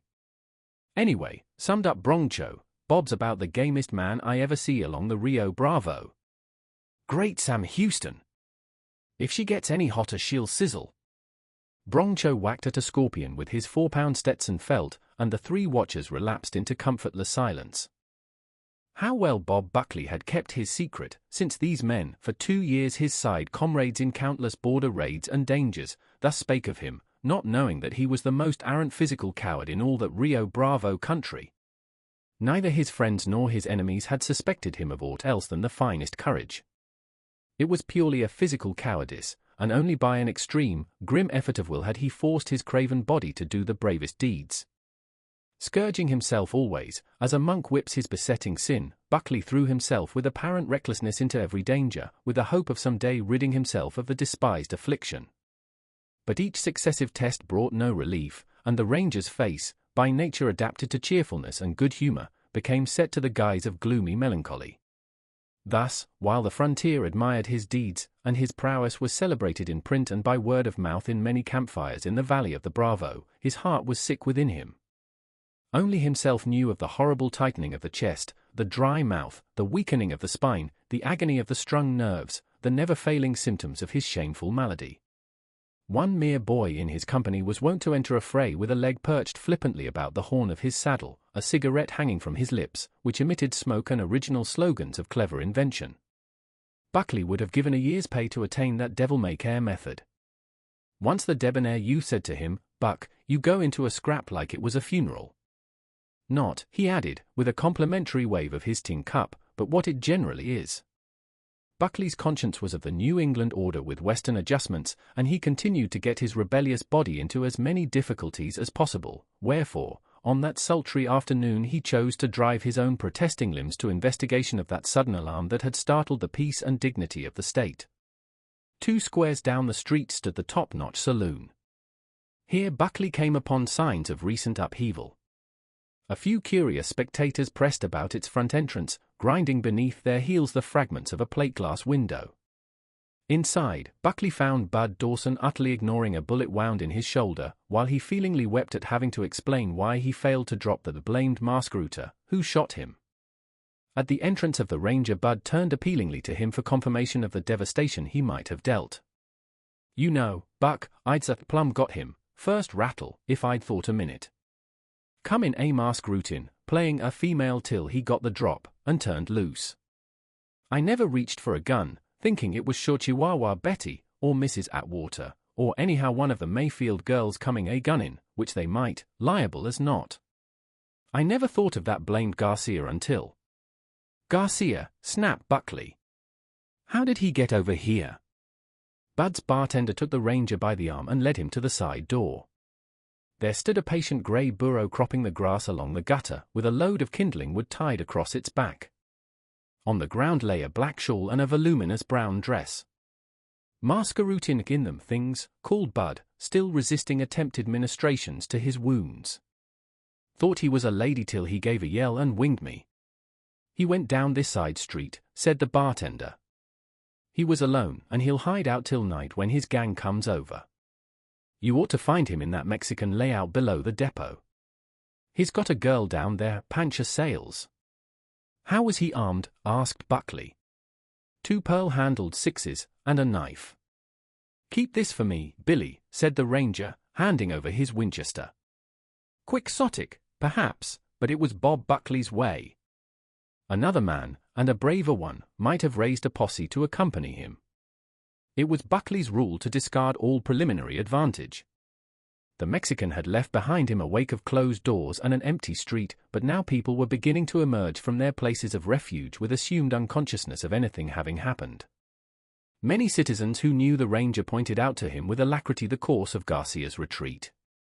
As Buckley swung along upon the trail, he felt the beginning of the suffocating constriction about his throat, the cold sweat under the brim of his hat, the old, shameful, dreaded sinking of his heart as it went down, down, down in his bosom. The morning train of the Mexican Central had that day been 3 hours late, thus failing to connect with the I and GN on the other side of the river. Passengers for Los Estados Unidos grumblingly sought entertainment in the little swaggering mongrel town of 2 nations, for, until the morrow, no other train would come to rescue them. Grumblingly, because 2 days later would begin the great fair and races in San Antone. Consider that at that time San Antone was the hub of the Wheel of Fortune, and the names of its spokes were cattle, wool, faro, running horses, and ozone. In those times cattlemen played at crack-loo on the sidewalks with double eagles, and gentlemen backed their conception of the fortuitous card with stacks limited in height only by the interference of gravity. Wherefore, thither journeyed the sowers and the reapers, they who stampeded the dollars, and they who rounded them up. Especially did the caterers to the amusement of the people haste to San Antone. 2 greatest shows on earth were already there, and dozens of smallest ones were on the way. On a side track near the mean little Dobie depot stood a private car, left there by the Mexican train that morning and doomed by an ineffectual schedule to ignobly await, amid squalid surroundings, connection with the next day's regular. The car had been once a common day coach, but those who had sat in it and grin-jed to the conductor's hat-band slips would never have recognized it in its transformation. Paint and gilding and certain domestic touches had liberated it from any suspicion of public servitude. The whitest of lace curtains judiciously screened its windows. From its fore end drooped in the torrid air the flag of Mexico. From its rear projected the stars and stripes and a busy stovepipe, the latter reinforcing in its suggestion of culinary comforts the general suggestion of privacy and ease. The beholder's eye, regarding its gorgeous sides, found interest to culminate in a single name in gold and blue letters extending almost its entire length, a single name, the audacious privilege of royalty and genius. Doubly, then, was this arrogant nomenclature here justified, for the name was that of Alvarita, Queen of the Serpent tribe.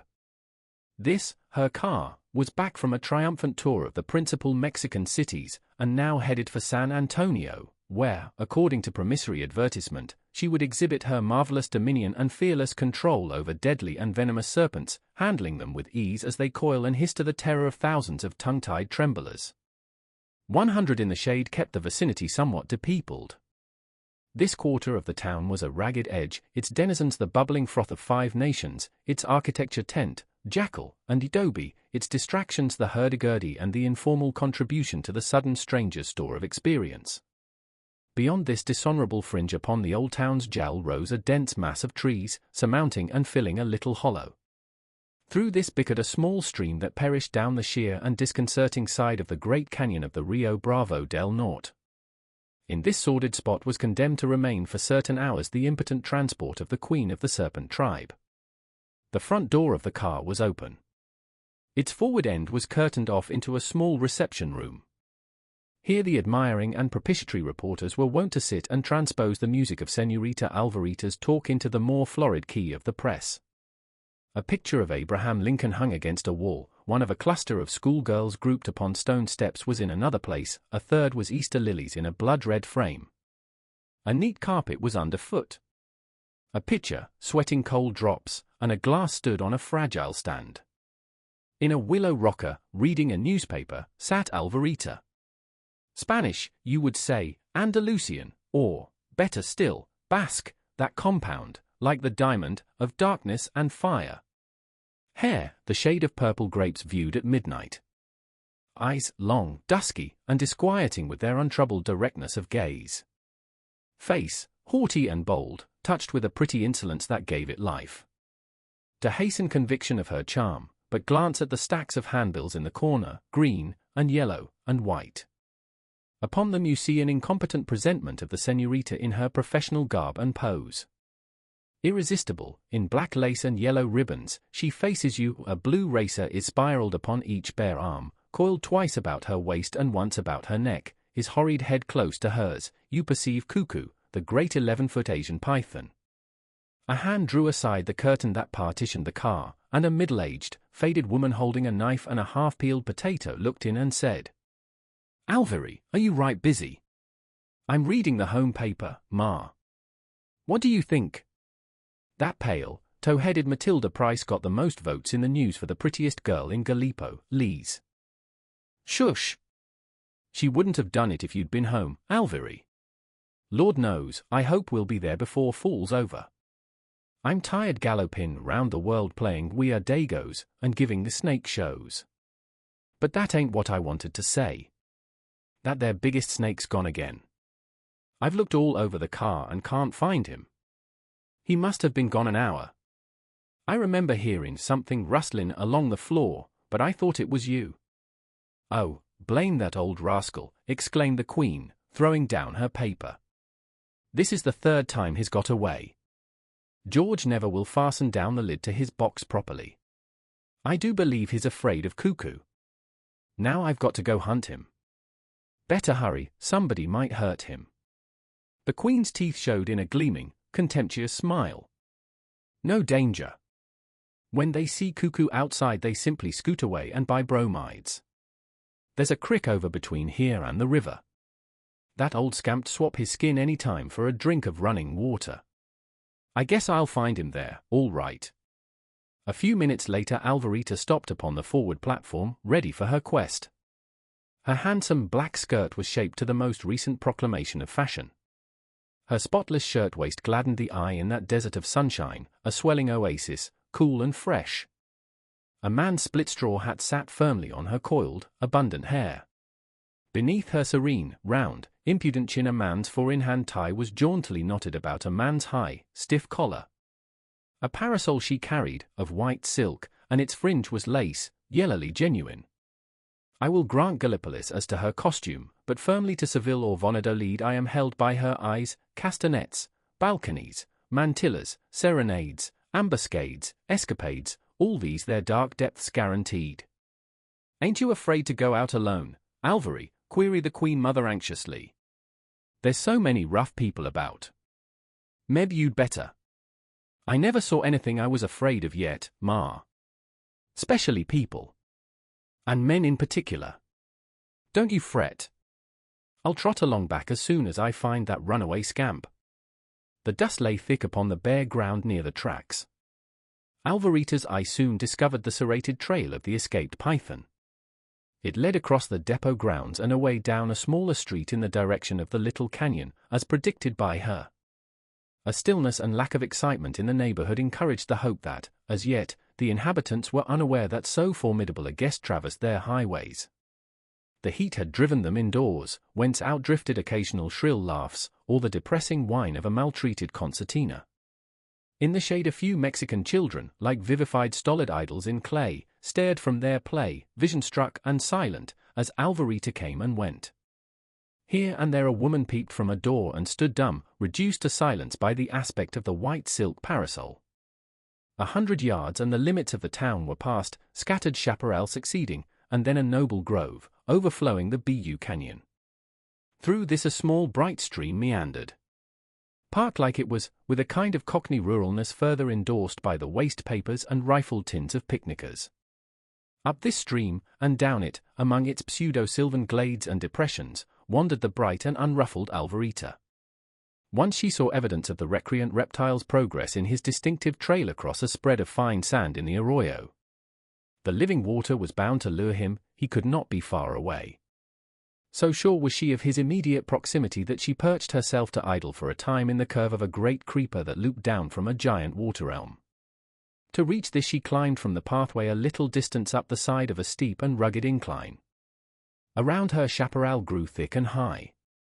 A late-blooming ratama tree dispensed from its yellow petals a sweet and persistent odor. Adown the ravine rustled a seductive wind, melancholy with the taste of sodden, fallen leaves. Alvarita removed her hat, and undoing the oppressive convolutions of her hair, began to slowly arrange it in two long, dusky plaits.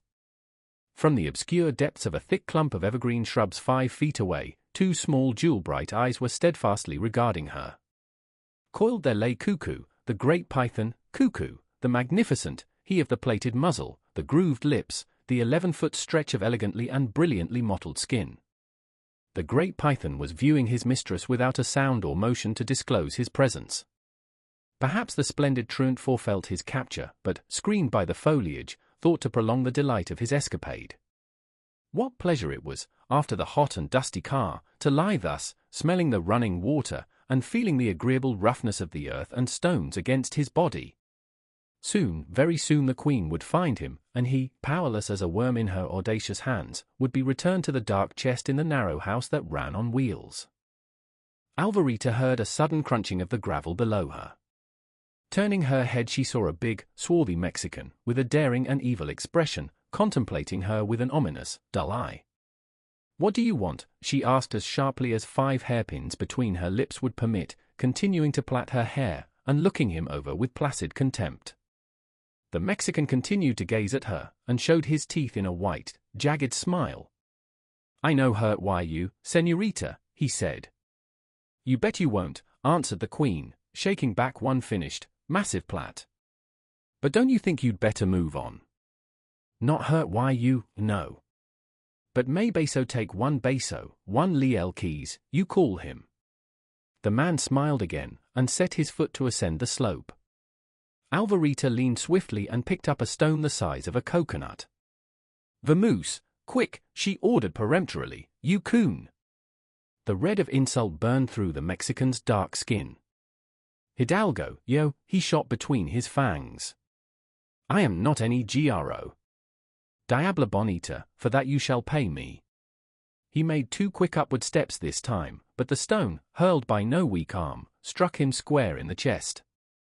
He staggered back to the footway, swerved half around, and met another sight that drove all thoughts of the girl from his head. She turned her eyes to see what had diverted his interest.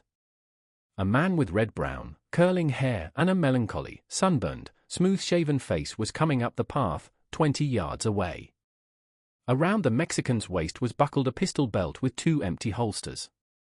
He had laid aside his 6s, possibly in the jackal of the fair Pancha, and had forgotten them when the passing of the fairer Alvarita had enticed him to her trail. His hands now flew instinctively to the holsters, but finding the weapons gone, he spread his fingers outward with the eloquent, abjuring, deprecating Latin gesture, and stood like a rock. Seeing his plight, the newcomer unbuckled his own belt containing 2 revolvers, threw it upon the ground, and continued to advance. "Splendid," murmured Alvarita, with flashing eyes. As Bob Buckley, according to the mad code of bravery that his sensitive conscience imposed upon his cowardly nerves, abandoned his guns and closed in upon his enemy, the old, inevitable nausea of abject fear wrung him. His breath whistled through his constricted air passages. His feet seemed like lumps of lead. His mouth was dry as dust. His heart, congested with blood, hurt his ribs as it thumped against them. The hot June day turned to moist November. And still he advanced, spurred by a mandatory pride that strained its uttermost against his weakling flesh. The distance between the 2 men slowly lessened. The Mexican stood, immovable, waiting. When scarce 5 yards separated them, a little shower of loosened gravel rattled down from above to the ranger's feet. He glanced upward with instinctive caution. A pair of dark eyes, brilliantly soft and fierily tender, encountered and held his own. The most fearful heart and the boldest one in all the Rio Bravo country exchanged a silent and inscrutable communication. Alvarita, still seated within her vine, leaned forward above the breast-high chaparral. One hand was laid across her bosom. One great dark braid curved forward over her shoulder. Her lips were parted, her face was lit with what seemed but wonder, great and absolute wonder.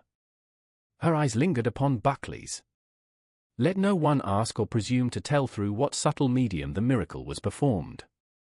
As by a lightning flash 2 clouds will accomplish counterpoise and compensation of electric surcharge, so on that eye glance the man received his complement of manhood, and the maid conceded what enriched her womanly grace by its loss. The Mexican, suddenly stirring, ventilated his attitude of apathetic waiting by conjuring swiftly from his bootleg a long knife. Buckley cast aside his hat, and laughed once aloud, like a happy schoolboy at a frolic. Then, empty-handed, he sprang nimbly, and Garcia met him without default. So soon was the engagement ended that disappointment imposed upon the ranger's warlike ecstasy. Instead of dealing the traditional downward stroke, the Mexican lunged straight with his knife. Buckley took the precarious chance, and caught his wrist, fair and firm. Then he delivered the good Saxon knockout blow, always so pathetically disastrous to the fistless Latin races, and Garcia was down and out, with his head under a clump of prickly pears. The ranger looked up again to the Queen of the Serpents. Alvarita scrambled down to the path. "I'm mighty glad I happened along when I did," said the ranger. He frightened me so," cooed Alvarita. They did not hear the long, low hiss of the python under the shrubs. Wiliest of the beasts, no doubt he was expressing the humiliation he felt at having so long dwelt in subjection to this trembling and colouring mistress of his whom he had deemed so strong and potent and fearsome. Then came galloping to the spot the civic authorities, and to them the ranger awarded the prostrate disturber of the peace, whom they bore away limply across the saddle of one of their mounts. But Buckley and Alvarita lingered. Slowly, slowly they walked.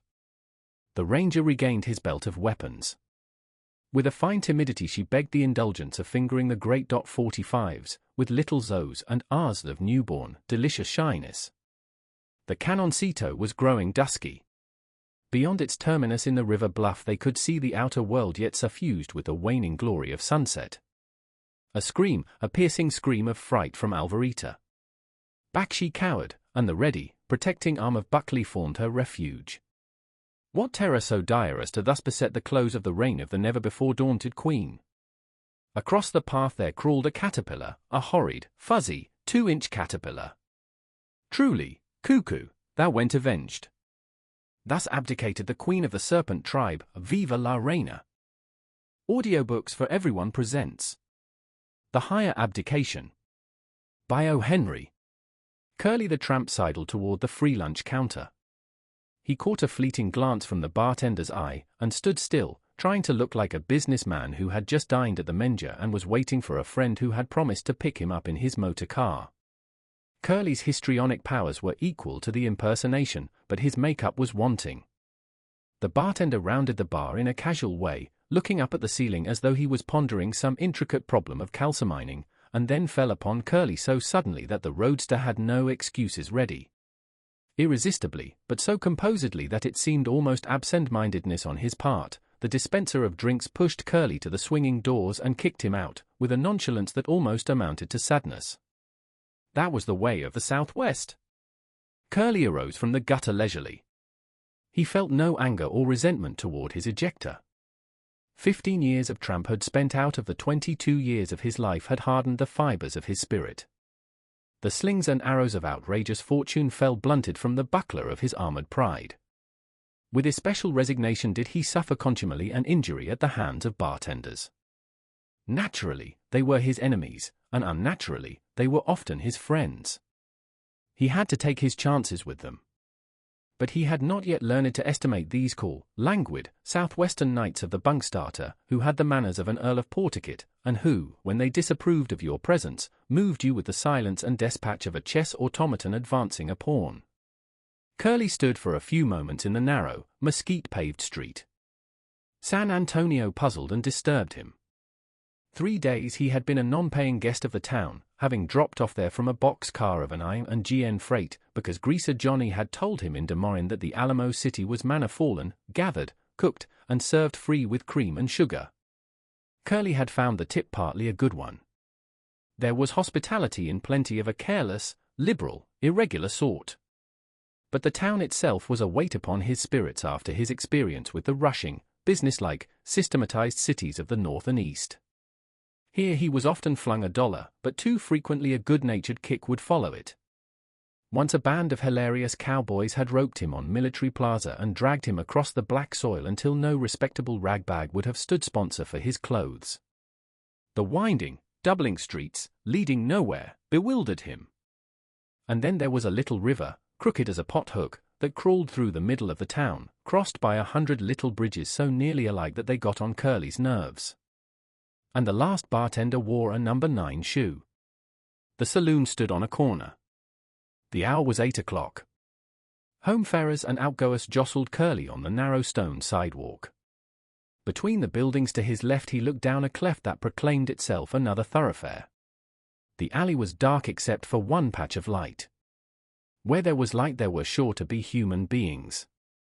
Where there were human beings after nightfall in San Antonio there might be food, and there was sure to be drink.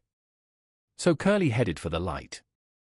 The illumination came from Schwegel's cafe. On the sidewalk in front of it Curly picked up an old envelope. It might have contained a check for $1 million. It was empty, but the wanderer read the address, Mr. Otto Schwegel, and the name of the town and state. The postmark was Detroit. Curly entered the saloon. And now in the light it could be perceived that he bore the stamp of many years of vagabondage. He had none of the tidiness of the calculating and shrewd professional tramp. His wardrobe represented the cast-off specimens of half a dozen fashions and eras.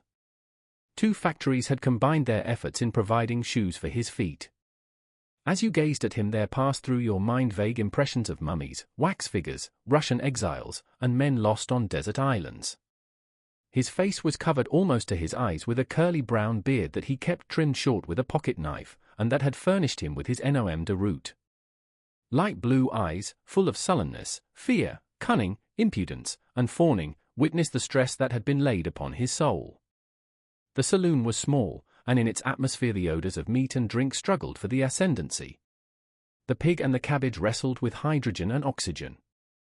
Behind the bar Schwegel labored with an assistant whose epidermal pores showed no signs of being obstructed.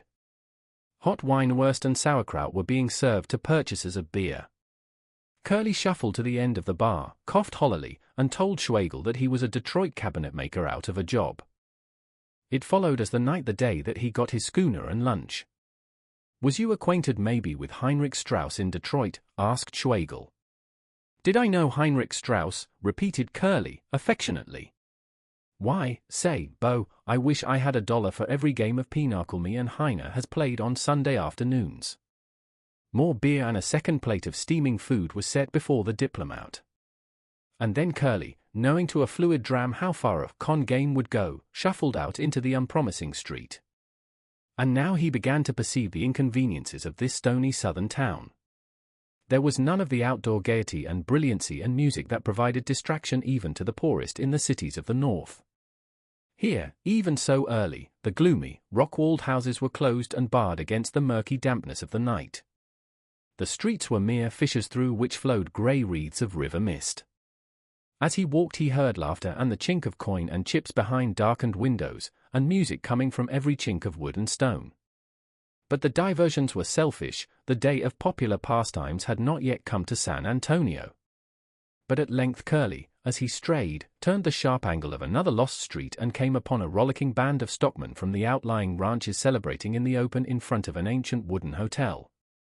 One great roisterer from the sheep country who had just instigated a movement toward the bar, swept Curly in like a stray goat with the rest of his flock. The princes of kine and wool hailed him as a new zoological discovery, and uproariously strove to preserve him in the diluted alcohol of their compliments and regards. An hour afterward Curly staggered from the hotel barroom dismissed by his fickle friends, whose interest in him had subsided as quickly as it had risen. Full, stoked with alcoholic fuel and cargoed with food, the only question remaining to disturb him was that of shelter and bed. A drizzling, cold Texas rain had begun to fall, an endless, lazy, unintermittent downfall that lowered the spirits of men and raised a reluctant steam from the warm stones of the streets and houses. Thus comes the northern dousing gentle spring and amiable autumn with the chilling salutes and adieus of coming and departing winter. Curly followed his nose down the first tortuous street into which his irresponsible feet conducted him. At the lower end of it, on the bank of the serpentine stream, he perceived an open gate in a cemented rock wall. Inside he saw campfires and a row of low wooden sheds built against three sides of the enclosing wall. He entered the enclosure. Under the sheds many horses were champing at their oats and corn. Many wagons and buckboards stood about with their teams' harness thrown carelessly upon the shafts and doubletrees. Curly recognized the place as a wagon yard, such as is provided by merchants for their out-of-town friends and customers. No one was in sight. No doubt the drivers of those wagons were scattered about the town seeing the elephant and hearing the owl. In their haste to become patrons of the town's dispensaries of mirth and good cheer, the last ones to depart must have left the great wooden gate swinging open. Curly had satisfied the hunger of an anaconda and the thirst of a camel, so he was neither in the mood nor the condition of an explorer. He zigzagged his way to the first wagon that his eyesight distinguished in the semi-darkness under the shed. It was a two-horse wagon with a top of white canvas. The wagon was half filled with loose piles of wool sacks, 2 or 3 great bundles of grey blankets, and a number of bales, bundles, and boxes. A reasoning I would have estimated the load at once as ranch supplies, bound on the morrow for some outlying hacienda. But to the drowsy intelligence of Curly they represented only warmth and softness and protection against the cold humidity of the night. After several unlucky efforts, at last he conquered gravity so far as to climb over a wheel and pitch forward upon the best and warmest bed he had fallen upon in many a day. Then he became instinctively a burrowing animal, and dug his way like a prairie dog down among the sacks and blankets, hiding himself from the cold air as snug and safe as a bear in his den. For 3 nights sleep had visited Curly only in broken and shivering doses. So now, when Morpheus condescended to pay him a call, Curly got such a strangle-hold on the mythological old gentleman that it was a wonder that anyone else in the whole world got a wink of sleep that night. 6 cowpunchers of the Cibolo Ranch were waiting around the door of the ranch store. Their ponies cropped grass nearby, tied in the Texas fashion, which is not tied at all. Their bridle reins had been dropped to the earth, which is a more effectual way of securing them. Such is the power of habit and imagination, than you could devise out of a half-inch rope and a live-oak tree. These guardians of the cow lounged about, each with a brown cigarette paper in his hand, and gently but unceasingly cursed Sam Revel, the storekeeper. Sam stood in the door, snapping the red elastic bands on his pink madras shirt sleeves and looking down affectionately at the only pair of tan shoes within a 40-mile radius. His offense had been serious, and he was divided between humble apology and admiration for the beauty of his raiment. He had allowed the ranch stock of smoking to become exhausted. "I thought sure there was another case of it under the counter, boys," he explained. "But it happened to be Cattages." "You've sure got a case of appendicitis," said Pokey Rogers, fence rider of the Lago Verde Potrero. "Somebody ought to happen to give you a knock on the head with the butt end of a quirt. I've rode in 9 miles for some tobacco, and it don't appear natural and seemly that you ought to be allowed to live."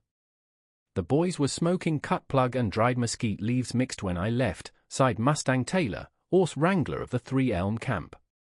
"They'll be looking for me back by 9. They'll be set tin nap, with their papers ready to roll a whiff of the real thing before bedtime. And I've got to tell them that this pink-eyed, sheep-headed, sulphur-footed, shirt-waisted son of a calico broncho, Sam Revel, hasn't got no tobacco on hand." Gregorio Falcon, Mexican vaquero and best thrower of the rope on the Cibolo, pushed his heavy, silver-embroidered straw sombrero back upon his thicket of jet-black curls, and scraped the bottoms of his pockets for a few crumbs of the precious weed. "Ah, Don Samuel," he said, reproachfully, but with his touch of Castilian manners, "excuse me. Deethy a say de the jackrabeet and de the sheep have de the most lethal seesos, how you call de them, brainess? I don't believe de that, Don Samuel, excuse me. I de think people w at don't keep smoking tobacco, deethy a, but you will excuse me, Don Samuel. Now, what's the use of chewing the rag, boys?" said the untroubled Sam, stooping over to rub the toes of his shoes with a red and yellow handkerchief. Rance took the order for some more smoking to San Antone with him Tuesday. Pancho rode Rance hoss back yesterday, and Rance is going to drive the wagon back himself. There want much of a load, just some wool sacks and blankets and nails and campeches and a few things we was out of. I look for Rance to roll in today, sure. He's an early starter and a helter-split driver, and he ought to be here not far from sundown. What plugs is he driving? Asked Mustang Taylor, with a smack of hope in his tones. The buckboard grays, said Sam. I'll wait a spell, then, said the wrangler. Them plugs eat up a trail like a road runner swallowing for whip snake. And you may bust me open a can of green gauge plums, Sam, while I'm waiting for something better. Open me some yellow clings, ordered Pokey Rogers. I'll wait, too. The tobaccoless punchers arranged themselves comfortably on the steps of the store. Inside, Sam chopped open with a hatchet the tops of the cans of fruit. The store, a big, white wooden building like a barn, stood 50 yards from the ranch house. Beyond it were the horse corrals, and still farther the wool sheds and the brush-topped shearing pens, for the Rancho Cibolo raised both cattle and sheep. Behind the store, at a little distance, were the grass-thatched jackals of the Mexicans who bestowed their allegiance upon the Cibolo. The ranch house was composed of 4 large rooms, with plastered adobe walls, and a 2-room wooden L. A 20-feet-wide gallery circumvented the structure. It was set in a grove of immense live oaks and water elms near a lake, a long, not very wide, and tremendously deep lake in which at nightfall, grey gars leaped to the surface and plunged with the noise of hippopotamuses frolicking at their bath.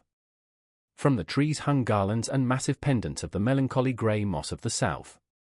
Indeed, the Cibolo ranch house seemed more of the south than of the west. It looked as if old Kiowa Truesdale might have brought it with him from the lowlands of Mississippi when he came to Texas with his rifle in the hollow of his arm in '55. But though he did not bring the family mansion, Truesdale did bring something in the way of a family inheritance that was more lasting than brick or stone. He brought one end of the Truesdale-Curtis family feud. And when a Curtis bought the Rancho de los Olmos, 16 miles from the Cibolo, there were lively times on the Pear Flats and in the chaparral thickets off the southwest. In those days Truesdale cleaned the brush of many a wolf and tiger cat and Mexican lion, and 1 or 2 Curtises fell heirs to notches on his rifle stock. Also he buried a brother with a Curtis bullet in him on the bank of the lake at Cibolo. And then the Kiowa Indians made their last raid upon the ranches between the Frio and the Rio Grande, and Truesdale at the head of his rangers rid the earth of them to the last brave, earning his sobriquet. Then came prosperity in the form of waxing herds and broadening lands. And then old age and bitterness, when he sat, with his great manet of hair as white as the Spanish dagger blossoms and his fierce, pale blue eyes, on the shaded gallery at Cibolo, growling like the pumas that he had slain. He snapped his fingers at old age. The bitter taste to life did not come from that. The cup that stuck at his lips was that his only son Ransom wanted to marry a Curtis, the last youthful survivor of the other end of the feud. For a while the only sounds to be heard at the store were the rattling of the tin spoons and the gurgling intake of the juicy fruits by the cowpunchers, the stamping of the grazing ponies, and the singing of a doleful song by Sam as he contentedly brushed his stiff auburn hair for the 20th time that day before a crinkly mirror. From the door of the store could be seen the irregular, sloping stretch of prairie to the south, with its reaches of light green, billowy mesquite flats in the lower places, and its rises crowned with nearly black masses of short chaparral. Through the mesquite flat wound the ranch road that, 5 miles away, flowed into the old government trail to San Antonio. The sun was so low that the gentlest elevation cast its gray shadow miles into the green-gold sea of sunshine. That evening ears were quicker than eyes. The Mexican held up a tawny finger to still the scraping of tin against tin. "One wagon," said he, "cross de the Arroyo Hondo. I hear de the wheel. Very rocky place, de the Hondo." "You've got good ears, Gregorio," said Mustang Taylor. "I never heard nothing but the songbird in the bush and the zephyr scalahootin' across the peaceful dell." In 10 minutes Taylor remarked, "I see the dust of a wagon risen right above the fur end of the flat." "You have very good eyes, senor," said Gregorio, smiling. 2 miles away they saw a faint cloud dimming the green ripples of the mesquites. In 20 minutes they heard the clatter of the horses' hoofs. In 5 minutes more the grey plugs dashed out of the thicket, wickering for oats and drawing the light wagon behind them like a toy. From the jackals came a cry of, "Elamo! Elamo!" For Mexican youths raced to unharness the greys. The cowpunchers gave a yell of greeting and delight. Rance Truesdell, driving, threw the reins to the ground and laughed. "It's under the wagon sheet, boys," he said. "I know what you're waiting for. If Sam lets it run out again, we'll use those yellow shoes of his for a target. There's 2 cases. Pull them out and light up. I know you all want to smoke." After striking dry country, Rance had removed the wagon sheet from the bows and thrown it over the goods in the wagon. 6 pair of hasty hands dragged it off and grabbled beneath the sacks and blankets for the cases of tobacco. Long Collins, tobacco messenger from the San Gabriel outfit, who rode with the longest stirrups west of the Mississippi, dealt with an arm like the tongue of a wagon. He caught something harder than a blanket and pulled out a fearful thing, a shapeless, muddy bunch of leather tied together with wire and twine.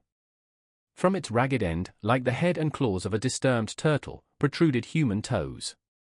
"Hooey!" yelled Long Collins. "Rance, are you packing a round of corpuses? Here's a howlin' of grasshoppers." Up from his long slumber popped Curly, like some vile worm from its burrow. He clawed his way out and sat blinking like a disreputable, drunken owl. His face was as bluish-red and puffed and seamed and cross-lined as the cheapest round steak of the butcher. His eyes were swollen slits, his nose a pickled beet, his hair would have made the wildest thatch of a jack-in-the-box look like the satin pole of a Cleo de Merode. The rest of him was scarecrow done to the life. Rance jumped down from his seat and looked at his strange cargo with wide-open eyes. "Here, you maverick, what are you doing in my wagon? How did you get in there?" The punchers gathered around in delight. For the time they had forgotten tobacco. Curly looked around him slowly in every direction. He snarled like a Scotch terrier through his ragged beard. "Where is this?" he rasped through his parched throat. "It's a damn farm in an old field. What did you bring me here for, say? Did I say I wanted to come here? What are you re-ubs rubbering that, hey? GWAN or I'll punch some of your faces." "Drag him out, Collins," said Rance. Curly took a slide and felt the ground rise up and collide with his shoulder blades. He got up and sat on the steps of the store shivering from outraged nerves, hugging his knees and sneering. Taylor lifted out a case of tobacco and wrenched off its top. 6 cigarettes began to glow, bringing peace and forgiveness to Sam. "How'd you come in my wagon?" repeated Rance, this time in a voice that drew a reply. Curly recognized the tone. He had heard it used by freight brakemen and large persons in blue carrying clubs. "Me?" he growled. "Oh, was you talking to me?" "Why, I was on my way to the Menja, but my valet had forgot to pack my pajamas. So I crawled into that wagon in the wagon yard, see? I never told you to bring me out to this bloomin' farm, see?" "What is it, Mustang?" asked Pokey Rogers, almost forgetting to smoke in his ecstasy. "What do it live on?" "It's a galliwampus, Pokey," said Mustang. "It's the thing that hollers willy-wallooch up in elm trees in the low grounds of nights. I don't know if it bites." "No, it ain't, Mustang," volunteered Long Collins. "Them gallywampuses has fins on their backs, and 18 toes. This here is a hicklesnifter. It lives under the ground and eats cherries. Don't stand so close to it. It wipes out villages with one stroke of its prehensile tail." Sam, the cosmopolite, who called bartenders in San Antone by their first name, stood in the door. He was a better zoologist. "Well, ain't that a willy for your whiskers?" he commented. "Where'd you dig up the hobo, Rance?" "Goin' to make an auditorium for imbreviates out of the ranch." "Say," said Curly, from whose panoplied breast all shafts of wit fell blunted. "Any of you kidding guys got a drink on you? Have your fun? Say, I've been hit tin of the stuff till I don't know straight up." He turned to Rance. "Say, you shanghaied me on your D old prairie schooner. Did I tell you to drive me to a farm? I want a drink. I'm going all to little pieces. What's doing?" Rance saw that the tramp's nerves were racking him. He dispatched one of the Mexican boys to the ranch house for a glass of whiskey. Curly gulped it down, and into his eyes came a brief, grateful glow, as human as the expression in the eye of a faithful setter dog. "Thanky, boss," he said, quietly. You're 30 miles from a railroad, and 40 miles from a saloon, said Rance. Curly fell back weakly against the steps. Since you are here, continued the ranchman, come along with me. We can't turn you out on the prairie. A rabbit might tear you to pieces. He conducted Curly to a large shed where the ranch vehicles were kept. There he spread out a canvas cot and brought blankets. I don't suppose you can sleep, said Rance, since you've been pounding your ear for 24 hours. But you can camp here till morning. I'll have Pedro fetch you up some grub. Sleep, said Curly. I can sleep a week. Say, sport, have you got a coffin nail on you? 50 miles had Ransom Truesdale driven that day. And yet this is what he did. Old Kiowa Truesdale sat in his great wicker chair reading by the light of an immense oil lamp. Rance laid a bundle of newspapers fresh from town at his elbow. Back, Rance, said the old man, looking up. Son, old Kiowa continued, I've been thinking all day about a certain matter that we have talked about. I want you to tell me again. I've lived for you. I fought wolves and Indians and worse white men to protect you. You never had any mother that you can remember. I've taught you to shoot straight, ride hard, and live clean. Later on I've worked to pile up dollars that'll be yours. You'll be a rich man, Rance, when my chunk goes out. I've made you. I've licked you into shape like a leopard cat licks its cubs. You don't belong to yourself, you've got to be a Truesdale first. Now, is there to be any more nonsense about this Curtis girl? I'll tell you once more, said Rance, slowly. As I am a Truesdale and as you are my father, I'll never marry a Curtis. Good boy, said old Kiowa. You'd better go get some supper. Rance went to the kitchen at the rear of the house. Pedro, the Mexican cook, sprang up to bring the food he was keeping warm in the stove. Just a cup of coffee, Pedro, he said, and drank it standing. And then? There's a tramp on a cot in the wagon shed. Take him something to eat. Better make it enough for two. Rance walked out toward the jackals. A boy came running. Manuel, can you catch Vaminos in the little pasture for me? Why not, senor? I saw him near the puerta but 2 hours past. He bears a drag rope. Get him and saddle him as quick as you can. Prontito, senor. Soon, mounted on Vaminos, Rance leaned in the saddle, pressed with his knees, and galloped eastward past the store, where sat Sam trying his guitar in the moonlight. Vaminos shall have a word, Vaminos the good dun horse. The Mexicans, who have 100 names for the colors of a horse, called him Grullo. He was a mouse-colored, slate-colored, flea-bitten roan-dun, if you can conceive it. Down his back from his mane to his tail went a line of black. He would live forever, and surveyors have not laid off as many miles in the world as he could travel in a day. 8 miles east of the Cibolo ranch house Rance loosened the pressure of his knees, and Vaminos stopped under a big ratama tree.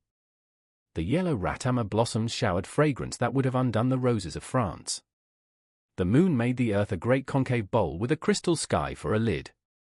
In a glade 5 jackrabbits leaped and played together like kittens.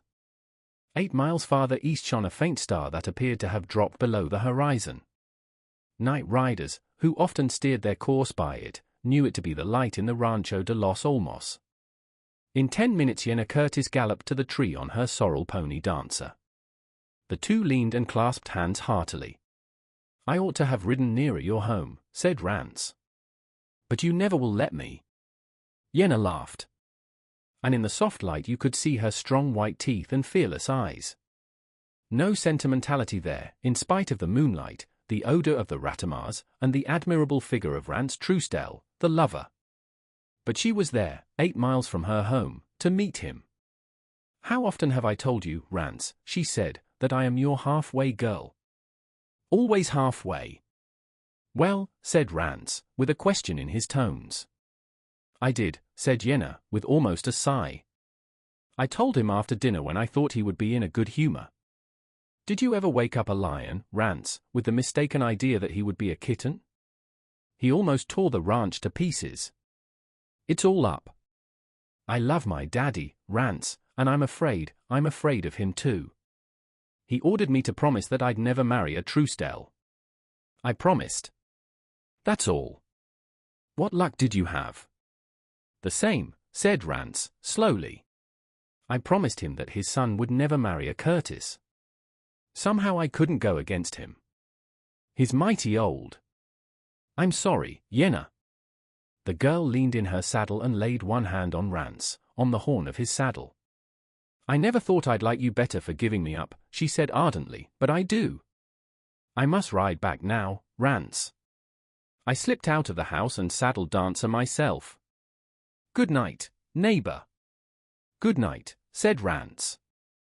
Ride carefully over them badger holes. They wheeled and rode away in opposite directions. Yenna turned in her saddle and called clearly. Don't forget I'm your halfway girl, Rance. Damn all family feuds and inherited scraps, muttered Rance vindictively to the breeze as he rode back to the Cibolo. Rance turned his horse into the small pasture and went to his own room. He opened the lowest drawer of an old bureau to get out the packet of letters that Yenna had written him one summer when she had gone to Mississippi for a visit. The drawer stuck, and he yanked at it savagely, as a man will. It came out of the bureau, and bruised both his shins, as a drawer will. An old, folded yellow letter without an envelope fell from somewhere, probably from where it had lodged in one of the upper drawers. Rance took it to the lamp and read it curiously. Then he took his hat and walked to one of the Mexican jackals. Tijuana, he said, I would like to talk with you a while. An old Mexican woman, white-haired and wonderfully wrinkled, rose from a stool. Sit down, said Rance, removing his hat and taking the one chair in the jackal. Who am I, Tijuana? He asked, speaking Spanish. Don Ransom, our good friend and employer. Why do you ask? Answered the old woman wonderingly. Tijuana, who am I? He repeated, with his stern eyes looking into hers.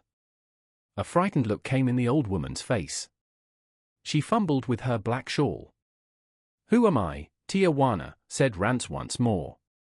32 years I have lived on the Rancho Cibolo, said Tijuana. I thought to be buried under the coma mart beyond the garden before these things should be known. Close the door, Don Ransom, and I will speak. I see in your face that you know. An hour Rance spent behind Tijuana's closed door. As he was on his way back to the house, Curly called to him from the wagon shed. The tramp sat on his cot, swinging his feet and smoking. Say, sport, he grumbled. This is no way to treat a man after kidnapping him. I went up to the store and borrowed a razor from that fresh guy and had a shave. But that ain't all a man needs. Say, can't you loosen up for about 3 fingers more of that booze? I never asked you to bring me to your D farm. Stand up out here in the light, said Rance, looking at him closely. Curly got up sullenly and took a step or two. His face, now shaven smooth, seemed transformed. His hair had been combed, and it fell back from the right side of his forehead with a peculiar wave. The moonlight charitably softened the ravages of drink, and his aquiline, well-shaped nose and small, square cleft chin almost gave distinction to his looks. Rance sat on the foot of the cot and looked at him curiously. Where did you come from? Have you got any home or folks anywhere? Me? Why, I'm a Duke, said Curly. I'm Sir Reginald, oh, cheese it. No, I don't know anything about my ancestors. I've been a tramp ever since I can remember. Say, old pal, are you going to set them up again tonight or not? You answer my questions and maybe I will. How did you come to be a tramp? Me, answered Curly. Why, I adopted that profession when I was an infant. Case of had to. First thing I can remember, I belonged to a big, lazy hobo called Beefsteak Charlie. He sent me around to houses to beg. I wasn't hardly big enough to reach the latch of a gate. Did he ever tell you how he got you? Asked Rance. Once when he was sober he said he bought me for an old 6-shooter and 6 bits from a band of drunken Mexican sheep shearers.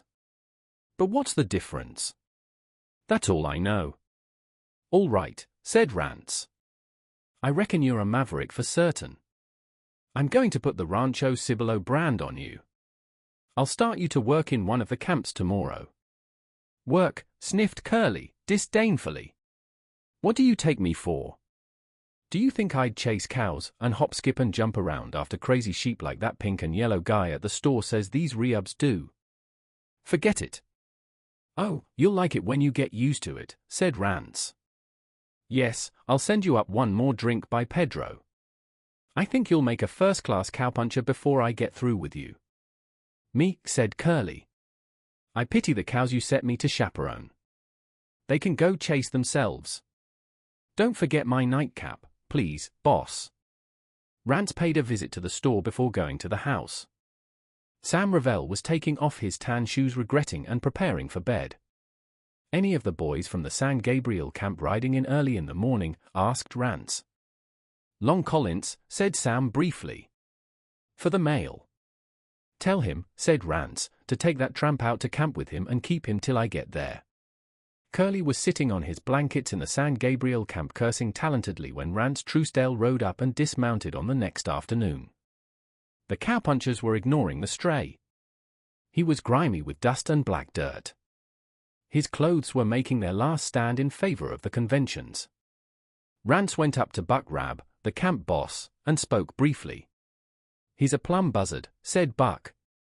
He won't work, and he's the low-downest passel of inhumanity I ever see. I didn't know what you wanted done with him, Rance, so I just let him set. That seems to suit him. He's been condemned to death by the boys a dozen times, but I told him maybe you was savin' him for the torture. Rance took off his coat. I've got a hard job before me, Buck, I reckon, but it has to be done. I've got to make a man out of that thing. That's what I've come to camp for. He went up to Curly.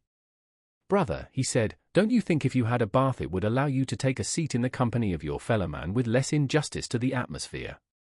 Run away, farmer, said Curly, sardonically. Willie will send for Nursey when he feels like having his tub. The charco, or waterhole, was 12 yards away. Rance took one of Curly's ankles and dragged him like a sack of potatoes to the brink. Then with the strength and sleight of a hammer throw he hurled the offending member of society far into the lake. Curly crawled out and up the bank spluttering like a porpoise. Rance met him with a piece of soap and a coarse towel in his hands. Go to the other end of the lake and use this, he said. Buck will give you some dry clothes at the wagon. The tramp obeyed without protest. By the time supper was ready he had returned to camp. He was hardly to be recognized in his new shirt and brown duck clothes. Rance observed him out of the corner of his eye. Lordy, I hope he ain't a coward, he was saying to himself. I hope he won't turn out to be a coward. His doubts were soon allayed. Curly walked straight to where he stood. His light blue eyes were blazing. Now I'm clean, he said meaningly, maybe you'll talk to me. Think you've got a picnic here, do you? You clodhoppers think you can run over a man because you know he can't get away. All right. Now, what do you think of that? Curly planted a stinging slap against Rance's left cheek. The print of his hand stood out a dull red against the tan. Rance smiled happily. The cowpunchers talked to this day of the battle that followed. Somewhere in his restless tour of the cities Curly had acquired the art of self-defense. The ranchman was equipped only with the splendid strength and equilibrium of perfect health and the endurance conferred by decent living. The two attributes nearly matched. There were no formal rounds. At last the fiber of the clean liver prevailed. The last time Curly went down from one of the ranchman's awkward but powerful blows he remained on the grass, but looking up with an unquenched eye. Rance went to the water barrel and washed the red from a cut on his chin in the stream from the faucet. On his face was a grin of satisfaction. Much benefit might accrue to educators and moralists if they could know the details of the curriculum of reclamation through which Rance put his waif during the month that he spent in the San Gabriel camp. The ranchman had no fine theories to work out, perhaps his whole stock of pedagogy embraced only a knowledge of horsebreaking and a belief in heredity. The cowpunchers saw that their boss was trying to make a man out of the strange animal that he had sent among them, and they tacitly organized themselves into a faculty of assistants. But their system was their own. Curly's first lesson stuck. He became on friendly and then on intimate terms with soap and water. And the thing that pleased Rance most was that his subject held his ground at each successive higher step. But the steps were sometimes far apart. Once he got at the quart bottle of whiskey kept sacredly in the grub tent for rattlesnake bites, and spent 16 hours on the grass, magnificently drunk. But when he staggered to his feet, his first move was to find his soap and towel and start for the charco. And once, when a treat came from the ranch in the form of a basket of fresh tomatoes and young onions, Curly devoured the entire consignment before the punchers reached the camp at supper time. And then the punchers punished him in their own way. For 3 days they did not speak to him, except to reply to his own questions or remarks. And they spoke with absolute and unfailing politeness. They played tricks on one another, they pounded one another hurtfully and affectionately, they heaped upon one another's heads friendly curses and obloquy, but they were polite to Curly. He saw it, and it stung him as much as Rance hoped it would. Then came a night that brought a cold, wet norther. Wilson, the youngest of the outfit, had lain in camp 2 days, ill with fever. When Joe got up at daylight to begin breakfast, he found Curly sitting asleep against a wheel of the grub wagon with only a saddle blanket around him, while Curly's blankets were stretched over Wilson to protect him from the rain and wind. 3 nights after that, Curly rolled himself in his blanket and went to sleep. Then the other punchers rose up softly and began to make preparations. Rance saw Long Collins tie a rope to the horn of a saddle. Others were getting out their 6-shooters. "Boys," said Rance, "I'm much obliged. I was hoping you would. But I didn't like to ask." Half a dozen 6-shooters began to pop, awful yells rent the air. Long Collins galloped wildly across Curly's bed, dragging the saddle after him. That was merely their way of gently awaking their victim. Then they hazed him for an hour, carefully and ridiculously, after the code of cow camps. Whenever he uttered protest, they held him stretched over a roll of blankets and thrashed him woefully with a pair of leather leggings. And all this meant that Curly had won his spurs, that he was receiving the puncher's accolade. Nevermore would they be polite to him. But he would be there, the partner and stirrup brother, foot to foot. When the fooling was ended, all hands made a raid on Joe's big coffeepot by the fire for a Java nightcap. Rance watched the new knight carefully to see if he understood and was worthy. Curly limped with his cup of coffee to a log and sat upon it. Long Collins followed and sat by his side. Buck Rab went and sat at the other. Curly grinned. And then Rance furnished Curly with mounts and saddle and equipment, and turned him over to Buck Rab, instructing him to finish the job. 3 weeks later, Rance rode from the ranch into Rab's camp, which was then in Snake Valley. The boys were saddling for the day's ride. He sought out Long Collins among them. "How about that bronco?" he asked. Long Collins grinned. "Reach out your hand, Rance Truesdell," he said, "and you'll touch him. And you can shake his end, too, if you like, for he's plumb white and there's none better in no camp." Rance looked again at the clear-faced, bronzed, smiling cowpuncher who stood at Collins's side. Could that be Curly? He held out his hand, and Curly grasped it with the muscles of a bronco buster. "I want you at the ranch," said Rance. "All right, sport," said Curly, heartily. "But I want to come back again. Say, pal, this is a dandy farm. And I don't want any better fun than hustling cows with this bunch of guys. They're all to the merry. At the Cibolo ranch house they dismounted. Rance bade Curly wait at the door of the living room. He walked inside. Old Kiowa Truesdell was reading at a table. "Good morning, Mr. Truesdell," said Rance. The old man turned his white head quickly. "How is this?" he began. "Why do you call me a Mr. Dot?" When he looked at Rance's face he stopped, and the hand that held his newspaper shook slightly. "Boy," he said slowly, "how did you find it out?" "It's all right," said Rance, with a smile. "I made Tijuana tell me. It was kind of by accident, but it's all right." "You've been like a son to me," said old Kiowa, trembling. "Tijuana told me all about it," said Rance. "She told me how you adopted me when I was knee-high to a puddle duck out of a wagon train of prospectors that was bound west. And she told me how the kid, your own kid, you know, got lost or was run away with. And she said it was the same day that the sheep shearers got on a bender and left the ranch. Our boy strayed from the house when he was 2 years old, said the old man. And then along came those emigrant wagons with a youngster they didn't want, and we took you. I never intended you to know, Rance. We never heard of our boy again. He's right outside, unless I'm mighty mistaken, said Rance, opening the door and beckoning. Curly walked in. No one could have doubted. The old man and the young had the same sweep of hair, the same nose, chin, line of face, and prominent light blue eyes. Old Kiowa rose eagerly. Curly looked about the room curiously. A puzzled expression came over his face. He pointed to the wall opposite.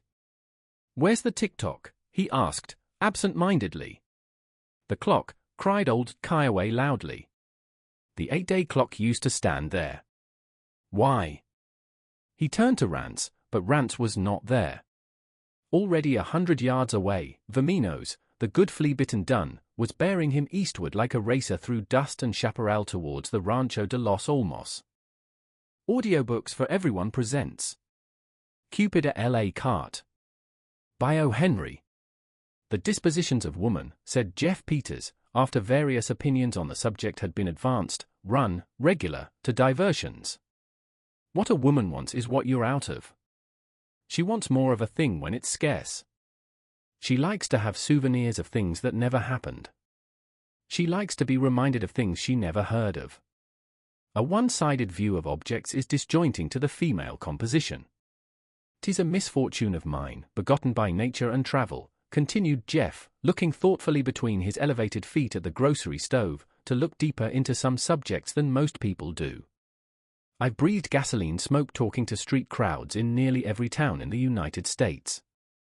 I've held 'em spellbound with music, oratory, sleight of hand, and prevarications, while I've sold 'em jewelry, medicine, soap, hair tonic, and junk of other nominations. And during my travels, as a matter of recreation and expiation, I've taken cognizance some of women.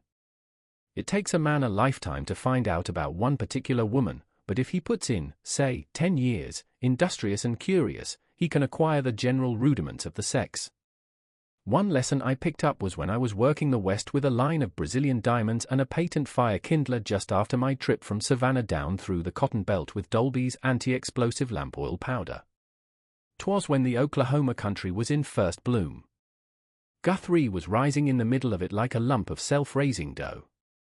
It was a boom town of the regular kind. You stood in line to get a chance to wash your face. If you ate over 10 minutes you had a lodging bill added on. If you slept on a plank at night they charged it to you as board the next morning. By nature and doctrines I am addicted to the habit of discovering choice places wherein to feed. So I looked around and found a proposition that exactly cut the mustard. I found a restaurant tent just opened up by an outfit that had drifted in on the tail of the boom. They had knocked together a box house, where they lived and did the cooking, and served the meals in a tent pitched against the side. That tent was joyful with placards on it calculated to redeem the world-worn pilgrim from the sinfulness of boarding houses and pick-me-up hotels. Try Mother's homemade biscuits. What's the matter with our apple dumplings and hard sauce? Hot cakes and maple syrup like you ate when a boy. Our fried chicken never was heard to crow. There was literature doomed to please the digestions of man. I said to myself that Mother's wandering boy should munch there that night. And so it came to pass. And there is where I contracted my case of Mame Duggan.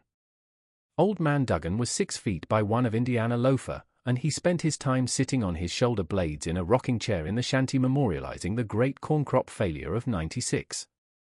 Ma Duggan did the cooking, and Mame waited on the table. As soon as I saw Mame I knew there was a mistake in the census reports. There wasn't but one girl in the United States. When you come to specifications it isn't easy. She was about the size of an angel, and she had eyes and ways about her. When you come to the kind of a girl she was, you'll find a belt of EM reaching from the Brooklyn Bridge west as far as the courthouse in Council Bluffs, Iowa. They earned their own living in stores, restaurants, factories, and offices.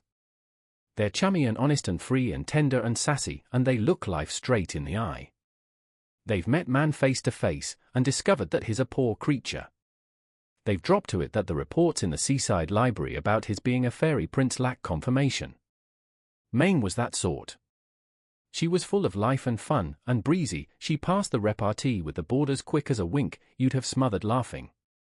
I am disinclined to make excavations into the insides of a personal affection. I am glued to the theory that the diversions and discrepancies of the indisposition known as love should be as private a sentiment as a toothbrush. 'Tis my opinion that the biographies of the heart should be confined with the historical romances of the liver to the advertising pages of the magazines. So, you'll excuse the lack of an itemized bill of my feelings toward Mame. Pretty soon I got a regular habit of dropping into the tent to eat at irregular times when there wasn't so many around. Mame would sail in with a smile, in a black dress and white apron, and say, "Hello, Jeff, why don't you come at mealtime? Want to see how much trouble you can be, of course. Free chicken, beefsteak, pork, coke, sham and eggs, pot pie, and so on." She called me Jeff, but there was no significations attached. Designations was all she meant. The front names of any of us she used as they came to hand. I'd eat about 2 meals before I left, and string 'em out like a society spread where they changed plates and wives, and josh one another festively between bites. Mame stood for it, pleasant, for it wasn't up to her to take any canvas off the tent by declining dollars just because they were whipped in after meal times. It wasn't long until there was another fellow named Ed Collier got the between meals affliction, and him and me put in bridges between breakfast and dinner and supper, that made a 3-ring circus of that tent, and Mame's turn as waiter a continuous performance. That Collier man was saturated with designs and contrivings. He was in wellboring or insurance or claim jumping, or something, I've forgotten which. He was a man well lubricated with gentility, and his words were such as recommended you to his point of view. So, Collier and me infested the grub tent with care and activity. Mame was level full of impartiality. 'Twas like a casino hand the way she dealt out her favors, one to Collier and one to me and one to the board, and not a card up her sleeve. Me and Collier naturally got acquainted, and gravitated together some on the outside. Divested of his stratagems, he seemed to be a pleasant chap, full of an amiable sort of hostility. "I notice you have an affinity for grubbing in the banquet hall after the guests have fled," says I to him one day, to draw his conclusions. "Well, yes," says Collier, reflecting, "the tumult of a crowded board seems to harass my sensitive nerves. It exasperates mine some, too," says I. "A nice little girl, don't you think?" "I see," says Collier, laughing. "Well, now that you mention it, I have noticed that she doesn't seem to displease the optic nerve." "She's a joy to mine," says I, "and I'm going after her." Notice is hereby served. "I'll be as candid as you," admits Collier, "and if the drug stores don't run out of pepsin I'll give you a run for your money that'll leave you a dyspeptic at the wind-up." So Collier and me begins the race, the grub department lays in new supplies, Mame waits on us, jolly and kind and agreeable, and it looks like an even break, with Cupid and the cook working overtime in Duggan's restaurant. 'Twas one night in September when I got Mame to take a walk after supper when the things were all cleared away. We strolled out a distance and sat on a pile of lumber at the edge of town. Such opportunities was seldom, so I spoke my piece, explaining how the Brazilian diamonds and the fire kindler were laying up sufficient treasure to guarantee the happiness of 2, and that both of them together couldn't equal the light from somebody's eyes, and that the name of Duggan should be changed to Peters, or reasons why not would be in order. Mame didn't say anything right away. Directly she gave a kind of shudder, and I began to learn something. "Jeff," she says, "I'm sorry you spoke. I like you as well as any of them, but there isn't a man in the world I'd ever marry, and there never will be. Do you know what a man is in my eye? He's a tomb. He's a sarcophagus for the interment of beefsteak, pork chops, liver and bacon and eggs. He's that and nothing more. For 2 years I've watched men eat, until they represent nothing on earth to me but ruminant bipeds. They're absolutely nothing but something that goes in front of a knife and fork and plate at the table. They're fixed that way in my mind and memory. I've tried to overcome it, but I can't. I've heard girls rave about their sweethearts, but I never could understand it. A man and a sausage grinder and a pantry awake in me exactly the same sentiments. I went to a matinee once to see an actor the girls were crazy about. I got interested enough to wonder whether he liked his steak rare, medium, or well done, and his eggs over or straight up. That was all. No, Jeff, I'll marry no man and see him sit at the breakfast table and eat, and come back to dinner and eat, and happen in again at supper to eat, eat, eat. But, Mame, says I, it'll wear off. You've had too much of it. You'll marry some time, of course. Men don't eat always. As far as my observation goes, they do. No, I'll tell you what I'm going to do. Mame turns, sudden, to animation and bright eyes. There's a girl named Susie Foster in Teyote, a chum of mine. She waits in the railroad eating house there. I worked 2 years in a restaurant in that town. Susie has it worse than I do, because the men who eat at railroad stations gobble. They try to flirt and gobble at the same time. Phew! Susie and I have it all planned out. We're saving our money, and when we get enough we're going to buy a little cottage and 5 acres we know of, and live together and grow violets for the Eastern market. A man better not bring his appetite within a mile of that ranch. Don't girls ever, I commenced, but Mame heads me off, sharp. No, they don't. They nibble a little bit sometimes, that's all. I thought the calm fact. For goodness sake, change the subject, says Mame. As I said before, that experience puts me wise that the feminine arrangement ever struggles after deceptions and illusions. Take England, beef made her, wieners elevated Germany, Uncle Sam owes his greatness to fried chicken and pie, but the young ladies of the Chautauqua schools, they'll never believe it. Shakespeare, they allow, and Rubinstein, and the Rough Riders is what did the trick. 'Twas a situation calculated to disturb. I couldn't bear to give up Mame, and yet it pained me to think of abandoning the practice of eating. I had acquired the habit too early. For 27 years I had been blindly rushing upon my fate, yielding to the insidious lures of the deadly monster, food. It was too late. I was a ruminant biped for keeps. It was lobster salad to a donut that my life was going to be blighted by it. I continued to board at the Duggan tent, hoping that Mame would relent. I had sufficient faith in true love to believe that since it has often outlived the absence of a square meal it might, in time, overcome the presence of one. I went on ministering to my fatal vice, although I felt that each time I shoved a potato into my mouth in Mame's presence I might be burying my fondest hopes. I think Collier must have spoken to Mame and got the same answer, for one day he orders a cup of coffee and a cracker, and sits nibbling the corner of it like a girl in the parlor, that's filled up in the kitchen, previous, on cold roast and fried cabbage. I caught on and did the same, and maybe we thought we'd made a hit. The next day we tried it again, and out comes old man Duggan fetching in his hands the fairy viands. "Kinda off your feed, ain't ye, gents?" he asks, fatherly and some sardonic. Thought I'd spell Mame a bit, seeing the work was light, and my rheumatiz can stand the strain. So back me and Collier had to drop to the heavy grub again. I noticed about that time that I was seized by a most uncommon and devastating appetite. I ate until Mame must have hated to see me darken the door. Afterward I found out that I had been made the victim of the first dark and irreligious trick played on me by Ed Collier. Him and me had been taking drinks together uptown regular, trying to drown our thirst for food. That man had bribed about 10 bartenders to always put a big slug of Appletree's Anaconda Appetite Bitters in every one of my drinks. But the last trick he played me was hardest to forget. One day Collier failed to show up at the tent. A man told me he left town that morning. My only rival now was the bill of fare. A few days before he left, Collier had presented me with a 2-gallon jug of fine whiskey which he said a cousin had sent him from Kentucky.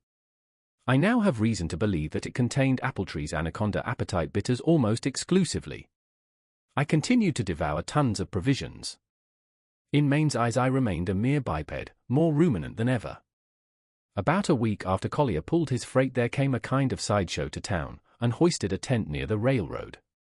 I judged it was a sort of fake museum and curiosity business.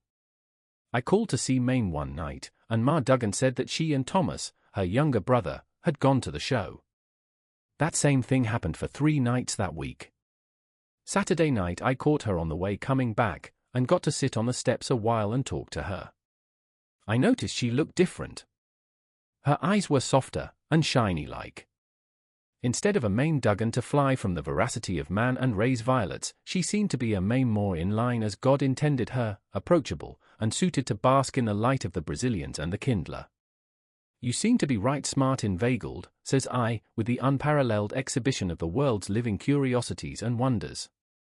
It's a change, says Mame. You'll need another, says I, if you keep on going every night. Don't be cross, Jeff, says she, it takes my mind off business. Don't the curiosities eat? I ask. Not all of them. Some of them are wax. Look out, then, that you don't get stuck, says I, kind of flip and foolish. Mame blushed. I didn't know what to think about her. My hopes raised some that perhaps my attentions had palliated man's awful crime of visibly introducing nourishment into his system. She talked some about the stars, referring to them with respect and politeness, and I drivelled a quantity about united hearts, homes made bright by true affection, and the kindler. Mame listened without scorn, and I says to myself, Jeff, old man, you're removing the hoodoo that has clung to the consumer of victuals, you're setting your heel upon the serpent that lurks in the gravy bowl. Monday night I drop around.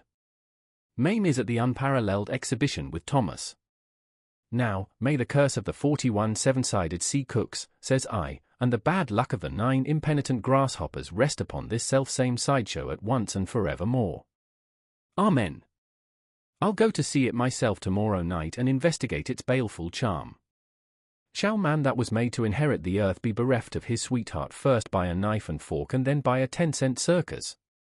The next night before starting out for the exhibition tent I inquire and find out that Mame is not at home. She is not at the circus with Thomas this time, for Thomas waylays me in the grass outside of the grub tent with a scheme of his own before I had time to eat supper.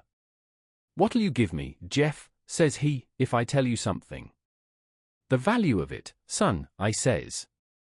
Sis is stuck on a freak, says Thomas, one of the sideshow freaks. I don't like him. She does. I overheard em talking. Thought maybe you'd like to know. Say, Jeff, does it put you wise $2 worth? There's a target rifle uptown that. I frisked my pockets and commenced to dribble a stream of halves and quarters into Thomas's hat. The information was of the pile driver system of news, and it telescoped my intellects for a while. While I was leaking small change and smiling foolish on the outside, and suffering disturbances internally, I was saying, idiotically and pleasantly, "Thank you, Thomas, thank you, a freak, you said, Thomas. Now, could you make out the monstrosity's entitlements a little clearer, if you please, Thomas?" "This is the fellow," says Thomas, pulling out a yellow handle from his pocket and shoving it under my nose. "He's the champion faster of the universe. I guess that's why Sis got soft on him. He don't eat nothing. He's going to fast 49 days. This is the 6th. That's him." I looked at the name Thomas pointed out, Professor Eduardo Collieri. "Ah," says I, in admiration, "that's not so bad, Ed Collier. I give you credit for the trick. But I don't give you the girl until she's Mrs. Freak." I hit the sod in the direction of the show. I came up to the rear of the tent, and, as I did so, a man wiggled out like a snake from under the bottom of the canvas, scrambled to his feet, and ran into me like a locoed bronco. I gathered him by the neck and investigated him by the light of the stars. It is Professor Eduardo Collieri, in human habiliments, with a desperate look in one eye and impatience in the other. "Hello, curiosity," says I. "Get still a minute and let's have a look at your freakship.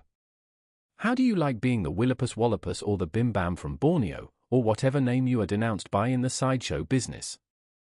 "Jeff Peters," says Collier, in a weak voice. "Turn me loose, or I'll slug you one. I'm in the extremist kind of a large hurry. Hands off." "Tut, tut, Eddie," I answers, holding him hard, "let an old friend gaze on the exhibition of your curiousness.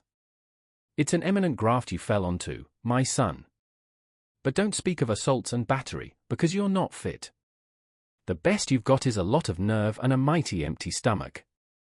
And so it was. The man was as weak as a vegetarian cat. "I'd argue this case with you, Jeff," says he, regretful in his style, for an unlimited number of rounds if I had half an hour to train in and a slab of beefsteak 2 feet square to train with. Curse the man, I say, that invented the art of going foodless. May his soul in eternity be chained up within 2 feet of a bottomless pit of red-hot hash. I'm abandoning the conflict, Jeff, I'm deserting to the enemy. You'll find Miss Duggan inside contemplating the only living mummy and the informed hog. She's a fine girl, Jeff. I'd have beat you out if I could have kept up the grubless habit a little while longer. You'll have to admit that the fasting dodge was aces up for a while. I figured it out that way. But say, Jeff, it said that love makes the world go around. Let me tell you, the announcement lacks verification. It's the wind from the dinner horn that does it. I love that Mame Duggan. I've gone 6 days without food in order to coincide with her sentiments. Only one bite did I have.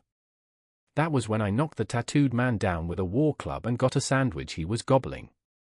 The manager fined me all my salary, but salary wasn't what I was after. 'Twas that girl.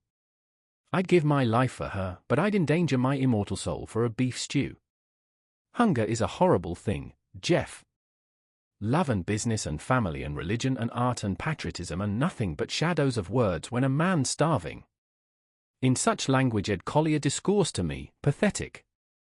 I gathered the diagnosis that his affections and his digestions had been implicated in a scramble and the commissary had won out. I never disliked Ed Collier. I searched my internal admonitions of suitable etiquette to see if I could find a remark of a consoling nature, but there was none convenient. I'd be glad, now, says Ed, if you'll let me go. I've been hard hit, but I'll hit the ration supply harder. I'm going to clean out every restaurant in town. I'm going to wade waist deep in sirloins and swim in ham and eggs. It's an awful thing, Jeff Peters, for a man to come to this pass, to give up his girl for something to eat. It's worse than that man Esau, that swapped his copyright for a partridge, but then, hunger's a fierce thing. You'll excuse me, now, Jeff, for I smell a pervasion of ham frying in the distance, and my legs are crying out to stampede in that direction. A hearty meal to you, Ed Collier, I says to him, and no hard feelings. For myself, I am projected to be an unseldom eater, and I have condolence for your predicaments. There was a sudden big whiff of frying ham smell on the breeze, and the champion faster gives a snort and gallops off in the dark toward fodder. I wish some of the cultured outfit that are always advertising the extenuating circumstances of love and romance had been there to see. There was Ed Collier, a fine man full of contrivances and flirtations, abandoning the girl of his heart and ripping out into the contiguous territory in the pursuit of sordid grub. 'Twas a rebuke to the poets and a slap at the best-paying element of fiction. An empty stomach is a sure antidote to an overfull heart. I was naturally anxious to know how far Mame was infatuated with Collier and his stratagems. I went inside the unparalleled exhibition, and there she was. She looked surprised to see me, but unguilty. It's an elegant evening outside, says I. The coolness is quite nice and gratifying, and the stars are lined out, first class, up where they belong. Wouldn't you shake these byproducts of the animal kingdom long enough to take a walk with a common human who never was on a program in his life? Mame gave a sort of sly glance around, and I knew what that meant. Oh, says I hate to tell you, but the curiosity that lives on wind has flew the coop. He just crawled out under the tent. By this time he has amalgamated himself with half the delicatessen truck in town. You mean Ed Collier, says Mame. I do, I answers, and a pity it is that he has gone back to crime again. I met him outside the tent, and he exposed his intentions of devastating the food crop of the world. 'Tis enormously sad when one's ideal descends from his pedestal to make a 17-year locust of himself. Mame looked me straight in the eye until she had corkscrewed my reflections. Jeff, says she, it isn't quite like you to talk that way. I don't care to hear Ed Collier ridiculed. A man may do ridiculous things, but they don't look ridiculous to the girl he does them for. That was one man in 100. He stopped eating just to please me. I'd be hard-hearted and ungrateful if I didn't feel kindly toward him. Could you do what he did? I know, says I, seeing the point, I'm condemned. I can't help it. The brand of the consumer is upon my brow. Mrs. Eve settled that business for me when she made the dicker with the snake. I fell from the fire into the frying pan. I guess I'm the champion feaster of the universe. I spoke humble, and Mame mollified herself a little. Ed Collier and I are good friends, she said, the same as me and you. I gave him the same answer I did you, and no marrying for me. I like to be with Ed and talk with him. There was something mighty pleasant to me in the thought that here was a man who never used a knife and fork, and all for my sake. Wasn't you in love with him? I asks, all injudicious. Wasn't there a deal on for you to become Mrs. Curiosity? All of us do it sometimes. All of us get jostled out of the line of profitable talk now and then. Mame put on that little lemon glacé smile that runs between ice and sugar, and says, much too pleasant, you're short on credentials for asking that question, Mr. Peters. Suppose you do a 49-day fast, just to give you ground to stand on, and then maybe I'll answer it. So, even after Collier was kidnapped out of the way by the revolt of his appetite, my own prospects with Mame didn't seem to be improved. And then business played out in Guthrie. I had stayed too long there. The Brazilians I had sold commenced to show signs of wear, and the kindler refused to light up right frequent on wet mornings. There is always a time, in my business, when the star of success says, move on to the next town. I was traveling by wagon at that time so as not to miss any of the small towns, so I hitched up a few days later and went down to tell Mame goodbye. I wasn't abandoning the game, I intended running over to Oklahoma City and work it for a week or two. Then I was coming back to institute fresh proceedings against Mame. What do I find at the Duggans but Mame all conspicuous in a blue traveling dress, with her little trunk at the door. It seems that Sister Lottie Bell, who is a typewriter in Teyote, is going to be married next Thursday, and Mame is off for a week's visit to be an accomplice at the ceremony. Mame is waiting for a freight wagon that is going to take her to Oklahoma, but I condemns the freight wagon with promptness and scorn, and offers to deliver the goods myself. Ma Duggan sees no reason why not, as Mr. Freighter wants pay for the job, so, 30 minutes later Mame and I pull out in my light spring wagon with white canvas cover, and head due south. That morning was of a praiseworthy sort. The breeze was lively, and smelled excellent of flowers and grass, and the little cottontail rabbits entertained themselves with skylarking across the road. My 2 Kentucky bays went for the horizon until it come sailing in so fast you wanted to dodge it like a clothesline. Mame was full of talk and rattled on like a kid about her old home and her school pranks and the things she liked and the hateful ways of those Johnson girls just across the street, way up in Indiana. Not a word was said about Ed Collier or victuals or such solemn subjects. About noon Mame looks and finds that the lunch she had put up in a basket had been left behind. I could have managed quite a collation, but Mame didn't seem to be grieving over nothing to eat, so I made no lamentations. It was a sore subject with me, and I ruled provender in all its branches out of my conversation. I am minded to touch light on explanations how I came to lose the way. The road was dim and well grown with grass, and there was Mame by my side confiscating my intellects and attention. The excuses are good or they are not, as they may appear to you. But I lost it, and at dusk that afternoon, when we should have been in Oklahoma City, we were seesawing along the edge of nowhere in some undiscovered river bottom, and the rain was falling in large, wet bunches. Down there in the swamps we saw a little log house on a small knoll of high ground. The bottom grass and the chaparral and the lonesome timber crowded all around it. It seemed to be a melancholy little house, and you felt sorry for it. 'Twas that house for the night, the way I reasoned it. I explained to Mame, and she leaves it to me to decide. She doesn't become galvanic and prosecuting, as most women would, but she says it's all right, she knows I didn't mean to do it. We found the house was deserted. It had 2 empty rooms. There was a little shed in the yard where beasts had once been kept. In a loft of it was a lot of old hay. I put my horses in there and gave them some of it, for which they looked at me sorrowful, expecting apologies. The rest of the hay I carried into the house by armfuls, with a view to accommodations. I also brought in the patent kindler and the Brazilians, neither of which are guaranteed against the action of water. Mame and I sat on the wagon seats on the floor, and I lit a lot of the kindler on the hearth, for the night was chilly. If I was any judge, that girl enjoyed it. It was a change for her. It gave her a different point of view. She laughed and talked, and the kindler made a dim light compared to her eyes. I had a pocketful of cigars, and as far as I was concerned there had never been any fall of man. We were at the same old stand in the Garden of Eden. Out there somewhere in the rain and the dark was the river of Zion, and the angel with the flaming sword had not yet put up the keep off the grass sign. I opened up a gross or two of the Brazilians and made Mame put them on: rings, brooches, necklaces, eardrops, bracelets, girdles, and lockets. She flashed and sparkled like a $1 million princess until she had pink spots in her cheeks and almost cried for a looking-glass. When it got late I made a fine bunk on the floor for Mame with the hay and my lap robes and blankets out of the wagon, and persuaded her to lie down. I sat in the other room burning tobacco and listening to the pouring rain and meditating on the many vicissitudes that came to a man during the 70 years or so immediately preceding his funeral.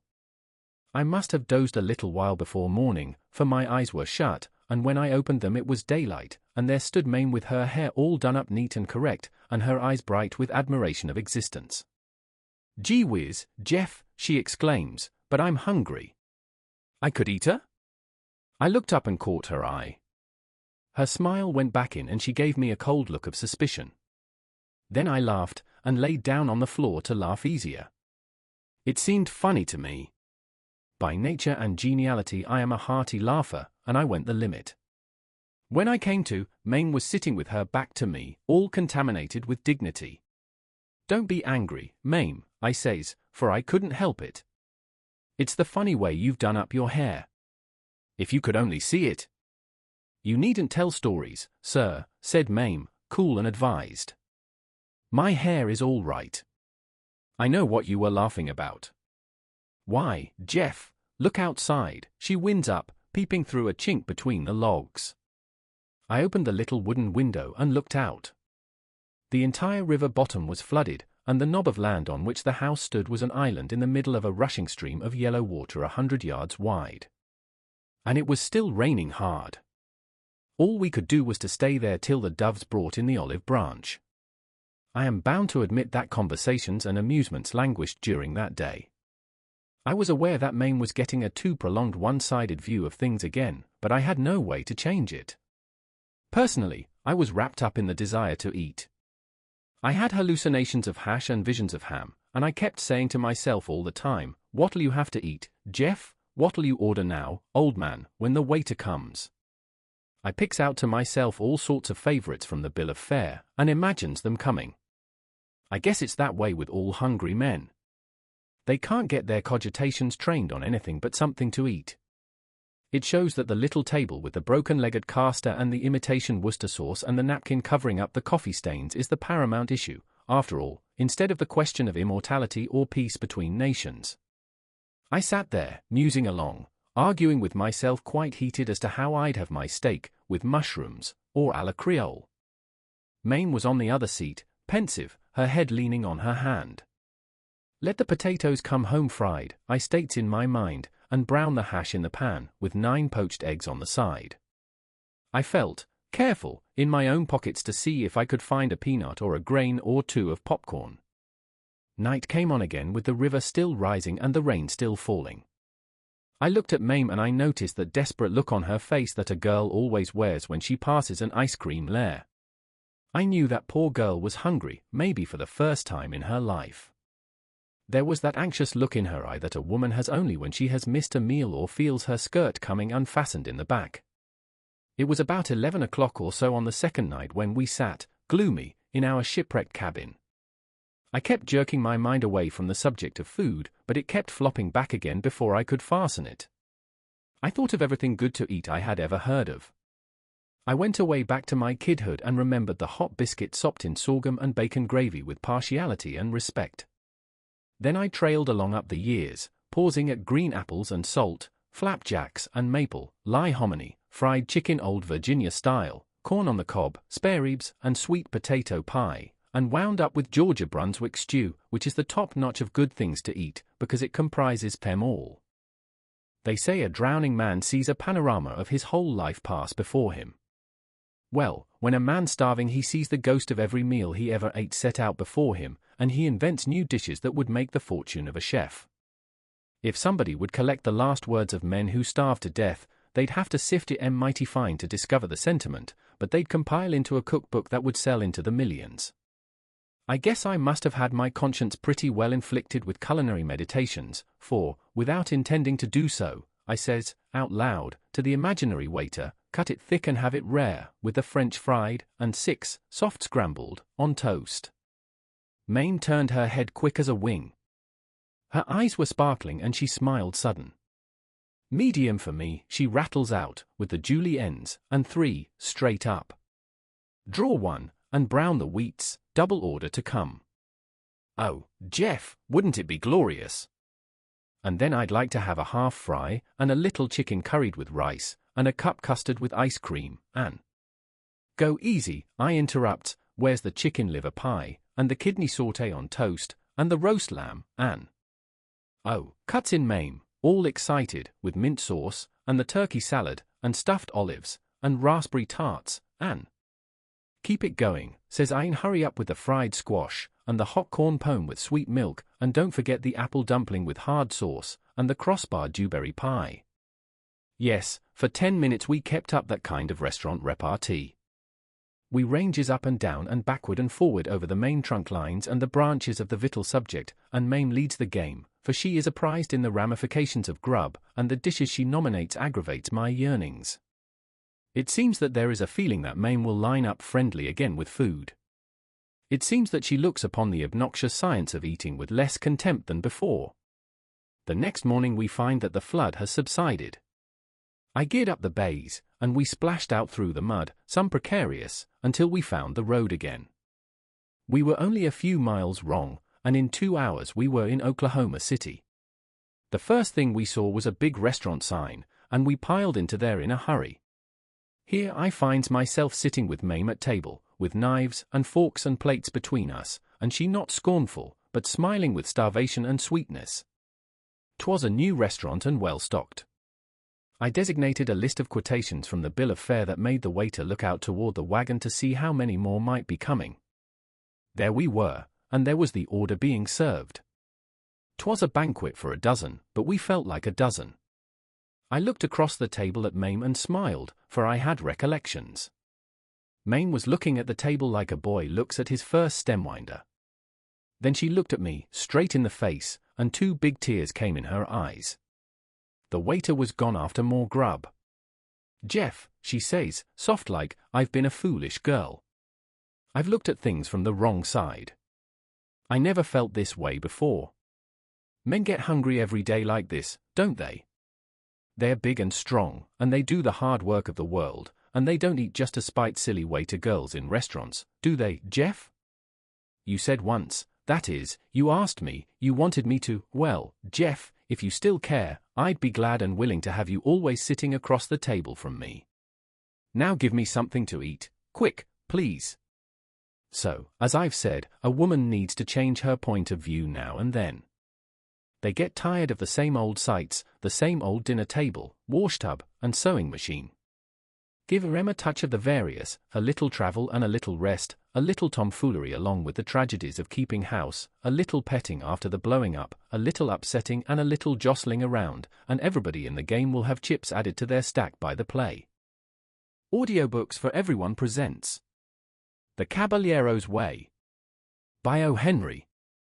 The Cisco Kid had killed 6 men in more or less fair scrimmages, had murdered twice as many, mostly Mexicans, and had winged a larger number whom he modestly forbore to count. Therefore a woman loved him. The kid was 25, looked 20, and a careful insurance company would have estimated the probable time of his demise at, say, 26. His habitat was anywhere between the Frio and the Rio Grande. He killed for the love of it, because he was quick-tempered, to avoid arrest, for his own amusement, any reason that came to his mind would suffice.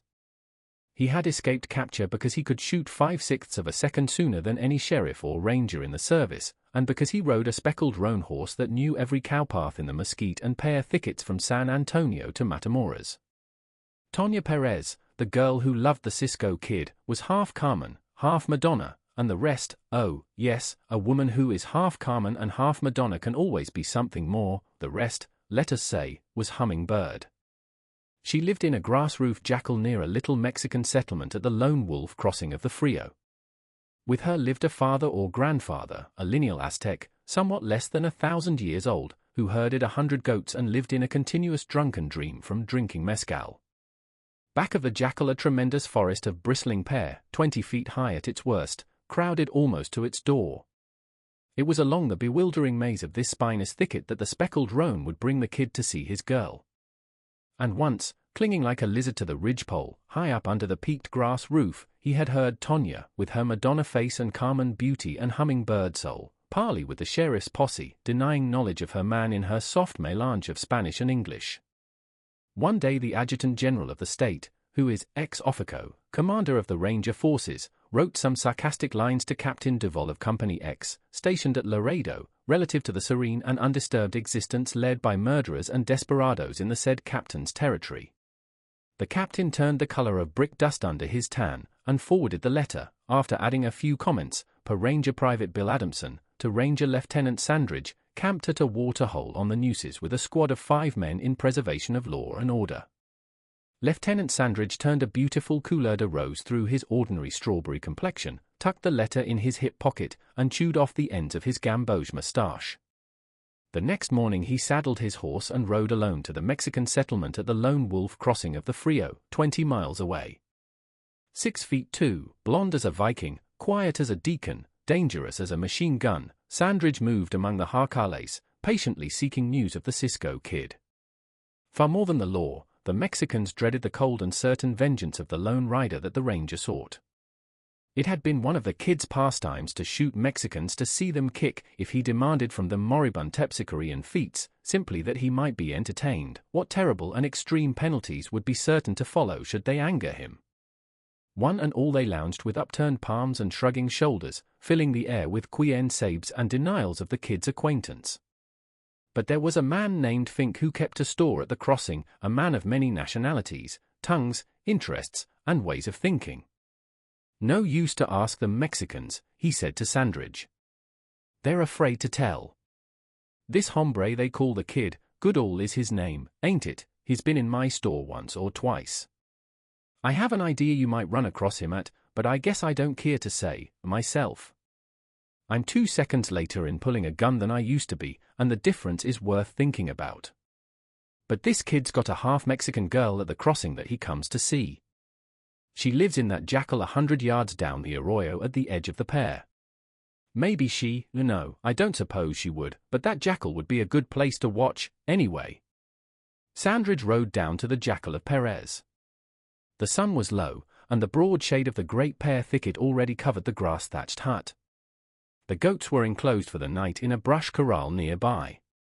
A few kids walked the top of it, nibbling the chaparral leaves.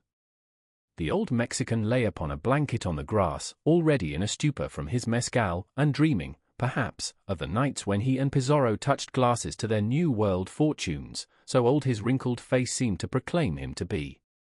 And in the door of the jacal stood Tonya. And Lieutenant Sandridge sat in his saddle staring at her like a gannet agape at a sailorman. The Cisco Kid was a vain person, as all eminent and successful assassins are, and his bosom would have been ruffled had he known that at a simple exchange of glances 2 persons, in whose minds he had been looming large, suddenly abandoned, at least for the time, all thought of him. Never before had Tonya seen such a man as this. He seemed to be made of sunshine and blood-red tissue and clear weather. He seemed to illuminate the shadow of the pear when he smiled, as though the sun were rising again. The men she had known had been small and dark. Even the Kid, in spite of his achievements, was a stripling no larger than herself, with black, straight hair and a cold, marble face that chilled the noonday. As for Tonya, though she sends description to the poorhouse, let her make a millionaire of your fancy. Her blue-black hair, smoothly divided in the middle and bound close to her head, and her large eyes full of the Latin melancholy, gave her the Madonna touch. Her motions and air spoke of the concealed fire and the desire to charm that she had inherited from the gitanars of the Basque province. As for the hummingbird part of her, that dwelt in her heart, you could not perceive it unless her bright red skirt and dark blue blouse gave you a symbolic hint of the vagarious bird. The newly lighted sun god asked for a drink of water. Tonya brought it from the red jar hanging under the brush shelter. Sandridge considered it necessary to dismount so as to lessen the trouble of her ministrations. I play no spy, nor do I assume to master the thoughts of any human heart, but I assert, by the chronicler's right, that before a quarter of an hour had sped, Sandridge was teaching her how to plaint a 6-strand rawhide stake rope, and Tonya had explained to him that were it not for her little English book that the peripatetic padre had given her and the little crippled chivo, that she fed from a bottle, she would be very, very lonely indeed. Which leads to a suspicion that the kid's fences needed repairing, and that the Adjutant General's sarcasm had fallen upon unproductive soil. In his camp by the water-hole, Lieutenant Sandridge announced and reiterated his intention of either causing the Cisco Kid to nibble the black loam of the Frio country prairies or of hailing him before a judge and jury. That sounded businesslike. Twice a week he rode over to the Lone Wolf crossing of the Frio, and directed Tonya's slim, slightly lemon-tinted fingers among the intricacies of the slowly growing lariata. A 6-strand plait is hard to learn and easy to teach. The ranger knew that he might find the kid there at any visit. He kept his armament ready, and had a frequent eye for the pear thicket at the rear of the jackal. Thus he might bring down the kite and the hummingbird with one stone. While the sunny-haired ornithologist was pursuing his studies, the Cisco Kid was also attending to his professional duties.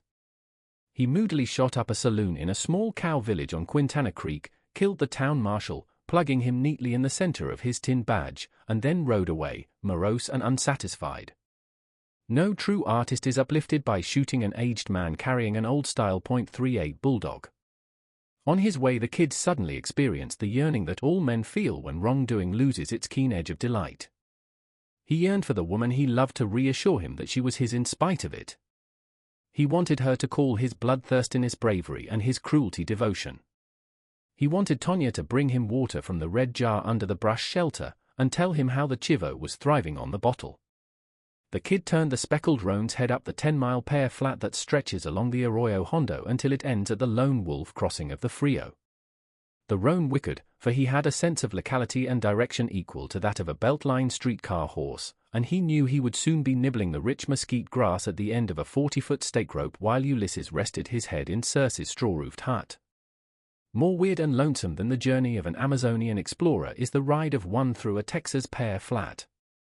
With dismal monotony and startling variety, the uncanny and multiform shapes of the cacti lift their twisted trunks and fat, bristly hands to encumber the way.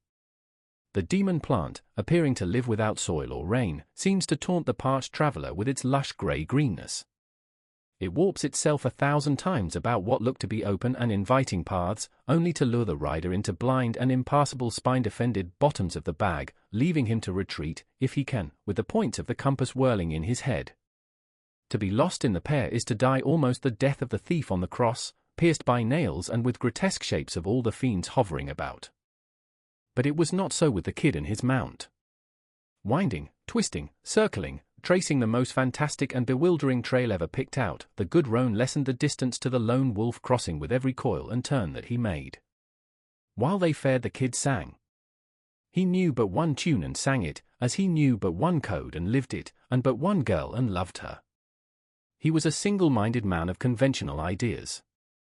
He had a voice like a coyote with bronchitis, but whenever he chose to sing his song he sang it. It was a conventional song of the camps and trail, running at its beginning as near as may be to these words. "Don't you monkey with my Lulu girl, or I'll tell you what I'll do." And so on. The roan was inured to it, and did not mind. But even the poorest singer will, after a certain time, gain his own consent to refrain from contributing to the world's noises. So the kid, by the time he was within a mile or two of Tonya's jackal, had reluctantly allowed his song to die away, not because his vocal performance had become less charming to his own ears, but because his laryngeal muscles were aweary. As though he were in a circus ring, the speckled roan wheeled and danced through the labyrinth of pear until at length his rider knew by certain landmarks that the Lone Wolf crossing was close at hand. Then, where the pear was thinner, he caught sight of the grass roof of the jackal and the hackberry tree on the edge of the arroyo. A few yards farther the kid stopped the roan and gazed intently through the prickly openings. Then he dismounted, dropped the roan's reins, and proceeded on foot, stooping and silent, like an Indian. The roan, knowing his part, stood still, making no sound. The kid crept noiselessly to the very edge of the pear thicket and reconnoitered between the leaves of a clump of cactus. 10 yards from his hiding place, in the shade of the jackal, sat his Tonya calmly plaiting a rawhide lariat. So far she might surely escape condemnation. Women have been known, from time to time, to engage in more mischievous occupations. But if all must be told, there is to be added that her head reposed against the broad and comfortable chest of a tall red and yellow man, and that his arm was about her, guiding her nimble fingers that required so many lessons at the intricate 6-strand plait. Sandridge glanced quickly at the dark mass of pear when he heard a slight squeaking sound that was not altogether unfamiliar. A gun scabbard will make that sound when one grasps the handle of a 6-shooter suddenly. But the sound was not repeated, and Tonya's fingers needed close attention. And then, in the shadow of death, they began to talk of their love, and in the still July afternoon every word they uttered reached the ears of the kid. "Remember, then," said Tonya, "you must not come again until I send for you. Soon he will be here. A vaquero at the tienda said today he saw him on the Guadalupe 3 days ago. When he is that near he always comes. If he comes and finds you here he will kill you. So, for my sake, you must come no more until I send you the word."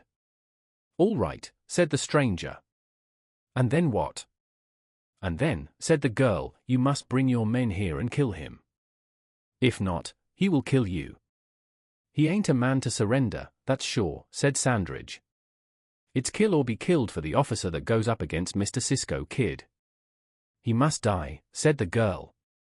"Otherwise there will not be any peace in the world for thee and me. He has killed many. Let him so die. Bring your men, and give him no chance to escape." "You used to think right much of him," said Sandridge. Tonya dropped the lariat, twisted herself around, and curved a lemon-tinted arm over the ranger's shoulder. "But then," she murmured in liquid Spanish, "I had not beheld thee, thou great, red mountain of a man. And thou art kind and good, as well as strong. Could one choose him, knowing thee? Let him die, for then I will not be filled with fear by day and night lest he hurt thee or me." "How can I know when he comes?" asked Sandridge. "When he comes," said Tonya, "he remains 2 days, sometimes 3. Gregorio, the small son of old Louisa, the Lavenderer, has a swift pony. I will write a letter to thee and send it by him, saying how it will be best to come upon him. By Gregorio will the letter come.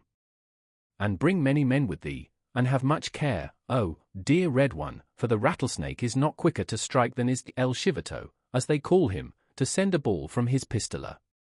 "The kid's handy with his gun, sure enough," admitted Sandridge, "but when I come for him I shall come alone. I'll get him by myself or not at all. The Cap wrote 1 or 2 things to me that make me want to do the trick without any help. You let me know when Mr. Kid arrives, and I'll do the rest." "I will send you the message by the boy Gregorio," said the girl. "I knew you were braver than that small slayer of men who never smiles. How could I ever have thought I cared for him?" It was time for the ranger to ride back to his camp on the water hole. Before he mounted his horse he raised the slight form of Tonya with one arm high from the earth for a parting salute. The drowsy stillness of the torpid summer air still lay thick upon the dreaming afternoon. The smoke from the fire in the jackal, where the frijoles blubbered in the iron pot, rose straight as a plumb line above the clay-daub chimney. No sound or movement disturbed the serenity of the dense pear thicket 10 yards away. When the form of Sandridge had disappeared, loping his big dun down the steep banks of the Frio crossing, the kid crept back to his own horse, mounted him, and rode back along the tortuous trail he had come. But not far. He stopped and waited in the silent depths of the pear until half an hour had passed. And then Tonya heard the high, untrue notes of his unmusical singing coming nearer and nearer, and she ran to the edge of the pear to meet him. The kid seldom smiled, but he smiled and waved his hat when he saw her. He dismounted, and his girl sprang into his arms. The kid looked at her fondly. His thick, black hair clung to his head like a wrinkled mat.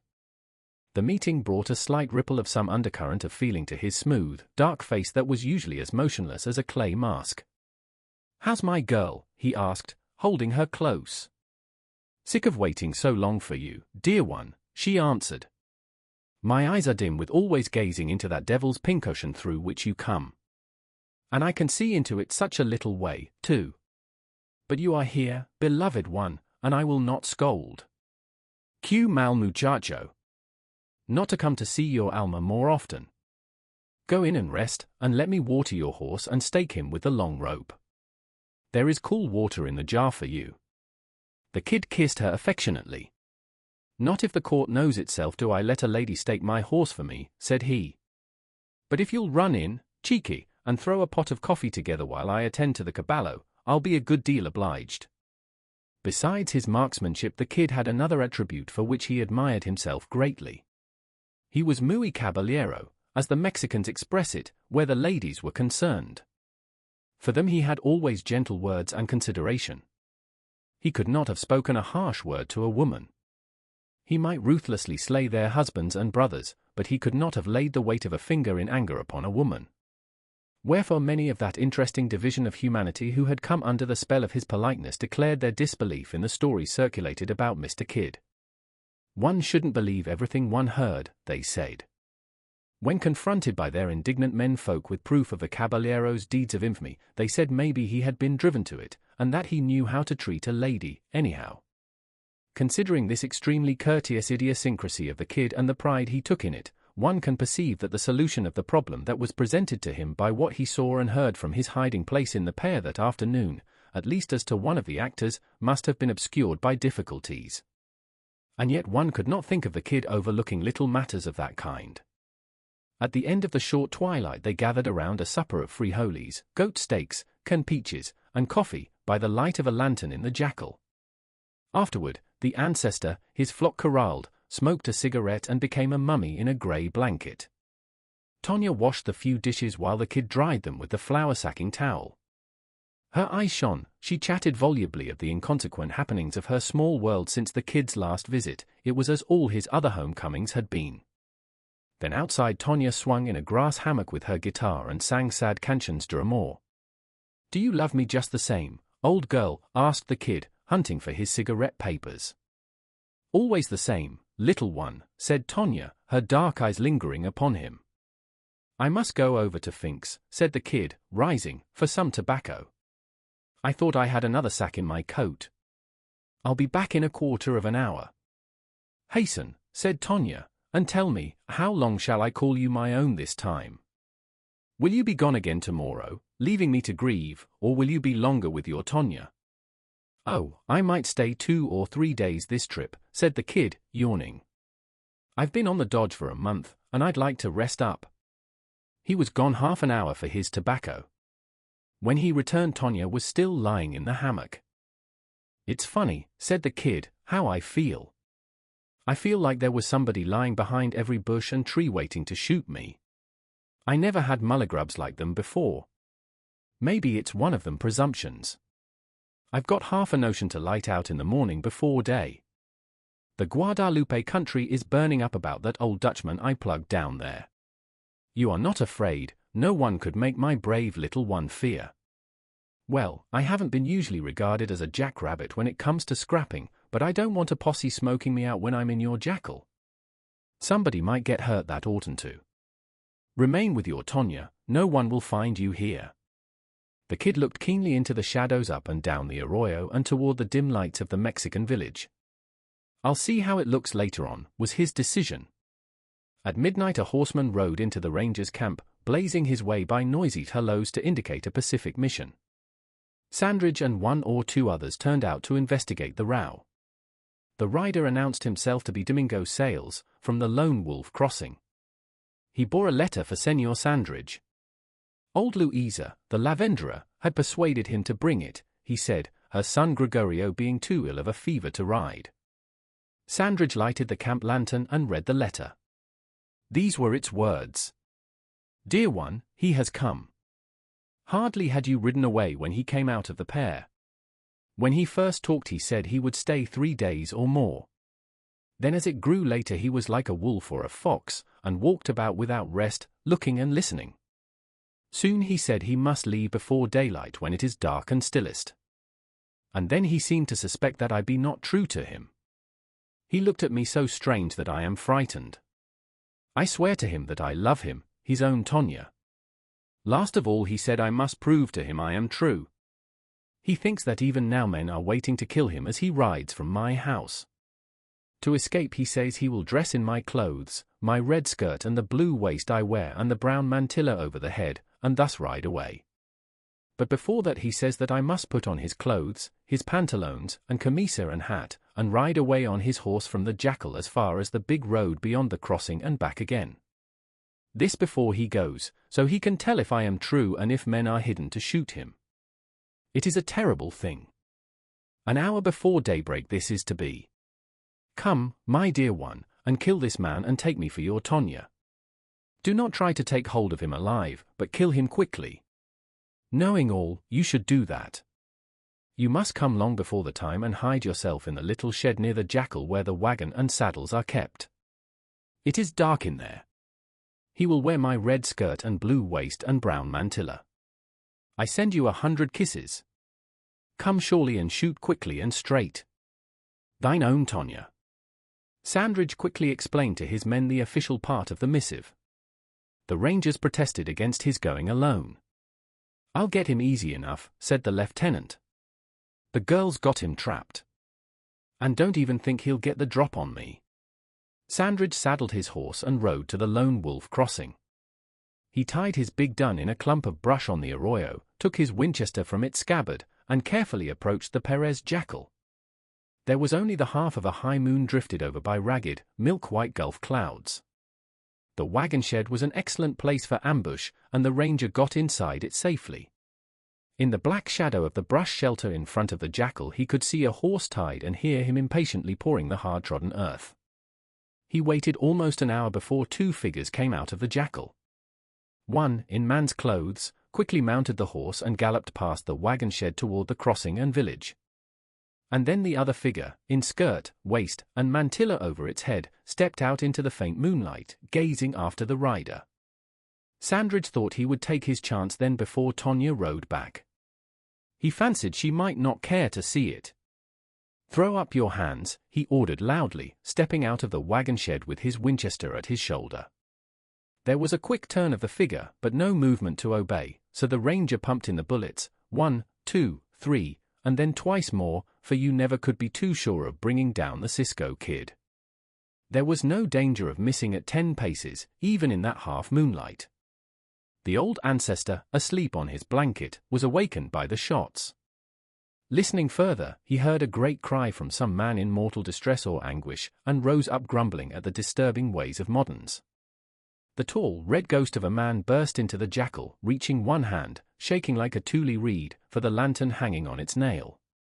The other spread a letter on the table. "Look at this letter, Perez," cried the man. "Who wrote it?" "Oh, Dios! It is Senor Sandridge," mumbled the old man, approaching. "Pews, Senor, that letter was written by El Chivato, as he is called, by the man of Tonya. They say he is a bad man, I do not know. While Tonya slept he wrote the letter and sent it by this old hand of mine to Domingo Sales to be brought to you. Is there anything wrong in the letter? I am very old, and I did not know. Valgame Dios! It is a very foolish world, and there is nothing in the house to drink, nothing to drink."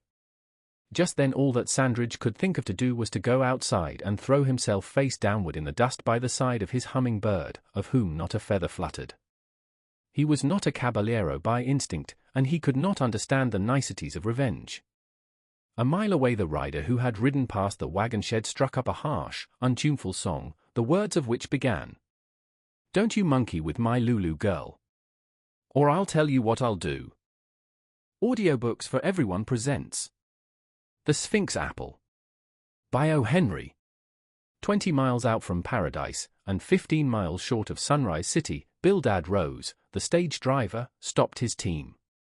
A furious snow had been falling all day. 8 inches it measured now, on a level. The remainder of the road was not without peril in daylight, creeping along the ribs of a bijou range of ragged mountains. Now, when both snow and night masked its dangers, further travel was not to be thought of, said Bildad Rose. So he pulled up his 4 stout horses, and delivered to his 5 passengers oral deductions of his wisdom.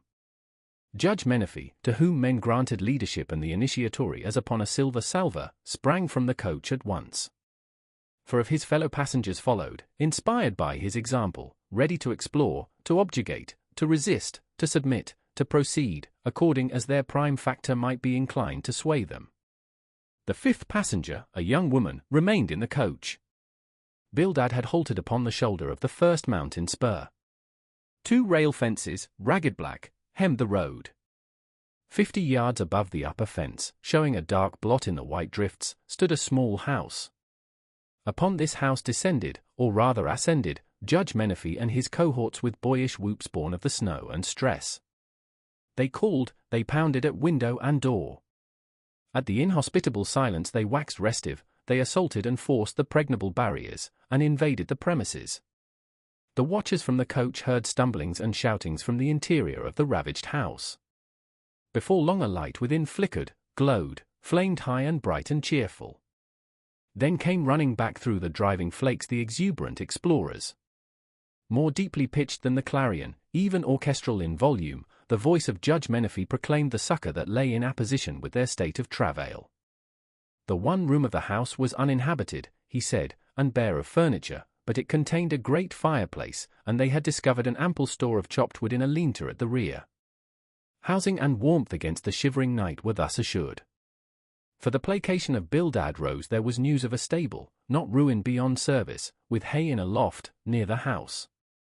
"Gentlemen," cried Bildad Rose from his seat, swathed in coats and robes, "tear me down 2 panels of that fence, so I can drive in. That is old man Redrath's shanty. I thought we must be nigh it." They took him to the foolish house in August.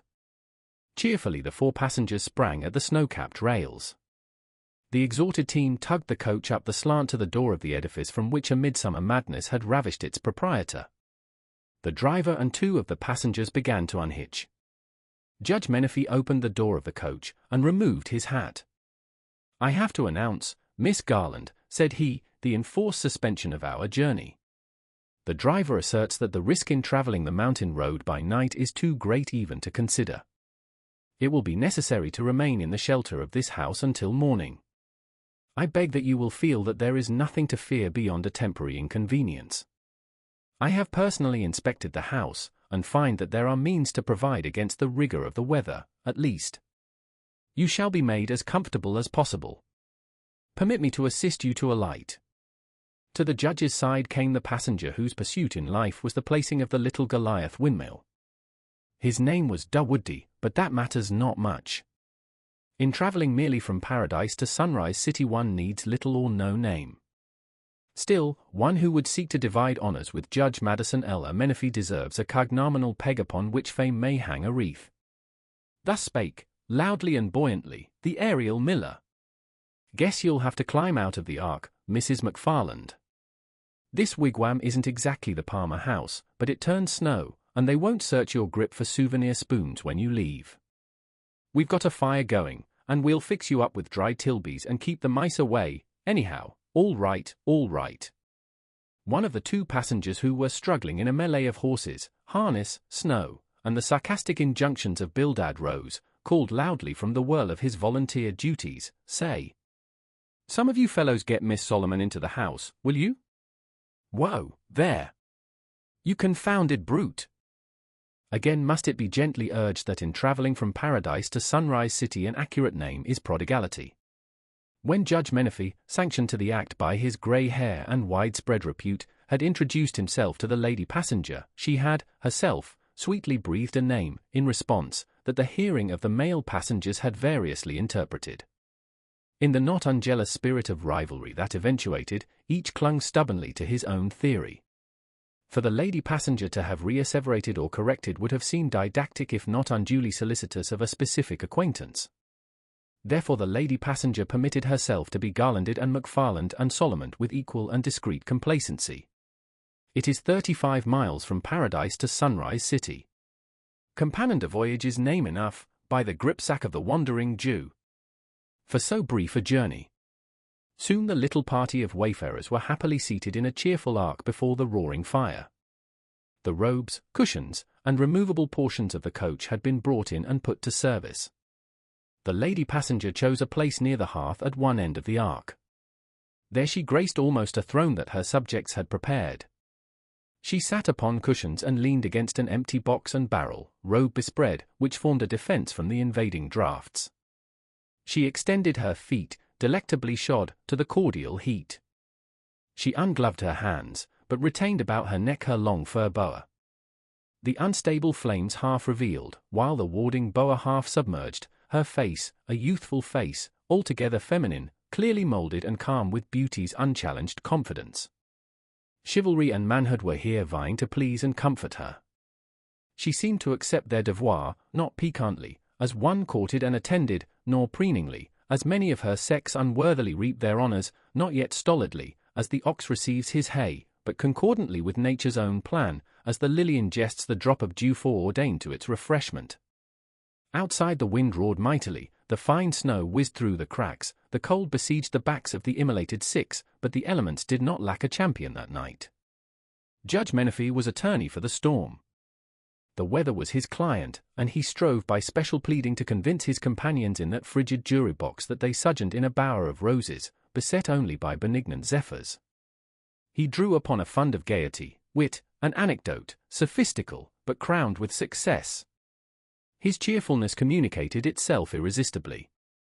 Each one hastened to contribute his own quota toward the general optimism. Even the lady passenger was moved to expression. "I think it is quite charming," she said, in her slow, crystal tones. At intervals some one of the passengers would rise and humorously explore the room. There was little evidence to be collected of its habitation by old man Redruth. Bildad Rose was called upon vivaciously for the ex-hermit's history. Now, since the stage driver's horses were fairly comfortable and his passengers appeared to be so, peace and comity returned to him. "The old die-dapper," began Bildad, somewhat irreverently, "infested this here house about 20 year. He never allowed nobody to come nigh him. He'd duck his head inside and slam the door whenever a team drove along. There was spinning wheels up in his loft, all right. He used to buy his groceries and tobacco at Sam Tilley's store, on the Little Muddy. Last August he went up there dressed in a red bedquilt, and told Sam he was King Solomon, and that the Queen of Sheba was coming to visit him. He fetched along all the money he had, a little bag full of silver, and dropped it in Sam's well. 'She won't come,' says old man Redruth to Sam, 'if she knows I've got any money.' As soon as folks heard he had that sort of a theory about women and money they knowed he was crazy, so they sent down and packed him to the foolish asylum." "Was there a romance in his life that drove him to a solitary existence?" asked one of the passengers, a young man who had an agency. "No," said Bildad, "not that I ever heard spoke of. Just ordinary trouble. They say he had had unfortunateness in the way of love derangements with a young lady when he was young, before he contracted red bedquilts and had his financial conclusions disqualified. I never heard of no romance." "Ah," exclaimed Judge Menefee, impressively, "a case of unrequited affection, no doubt." "No, sir," returned Bildad, "not at all. She never married him. Marmaduke Mulligan, down at Paradise, seen a man once that come from old Redruth's town. He said Redruth was a fine young man, but when you kicked him on the pocket all you could hear jingle was a cuff fastener and a bunch of keys. He was engaged to this young lady, Miss Alice, something was her name, I forgot. This man said she was the kind of girl you like to have reach across you in a car to pay the fare. Well, there come to the town a young chap all affluent and easy, and fixed up with buggies and mining stock and leisure time. Although she was a staked claim, Miss Alice and the new entry seemed to strike a mutual kind of a clip. They had calls and coincidences of going to the post office and such things as sometimes make a girl send back the engagement ring and other presents, a rift within the lute, the poetry man calls it. One day folks seen Redruth and Miss Alice standing talking at the gate. Then he lifts his hat and walks away, and that was the last anybody in that town seen of him, as far as this man knew. "What about the young lady?" asked the young man who had an agency. "Never heard," answered Bildad. Right there is where my load of information turns to an old spavined crowbait, and folds its wings, for I've pumped it dry. A very sad, began Judge Menefee, but his remark was curtailed by a higher authority. "What a charming story," said the lady passenger in flute-like tones. A little silence followed, except for the wind and the crackling of the fire. The men were seated upon the floor, having slightly mitigated its inhospitable surface with wraps and stray pieces of boards. The man who was placing little Goliath windmills arose and walked about to ease his cramped muscles. Suddenly a triumphant shout came from him. He hurried back from a dusky corner of the room, bearing aloft something in his hand. It was an apple, a large, red-mottled, firm pippin, pleasing to behold.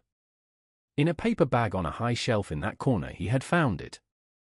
It could have been no relic of the love-wrecked Redruth, for its glorious soundness repudiated the theory that it had lain on that musty shelf since August. No doubt some recent bivouackers, lunching in the deserted house, had left it there. Dawoodi, again his exploits demand for him the honors of nomenclature, flaunted his apple in the faces of his fellow marooners. "See what I found, Mrs. McFarland," he cried, vaingloriously. He held the apple high up in the light of the fire, where it glowed a still richer red. The lady passenger smiled calmly, always calmly. "What a charming apple," she murmured, clearly. For a brief space Judge Menifee felt crushed, humiliated, relegated. Second place galled him. Why had this blatant, obtrusive, unpolished man of windmills been selected by fate instead of himself to discover the sensational apple? He could have made of the act a scene, a function, a setting for some impromptu, fanciful discourse or piece of comedy, and have retained the role of cynosure.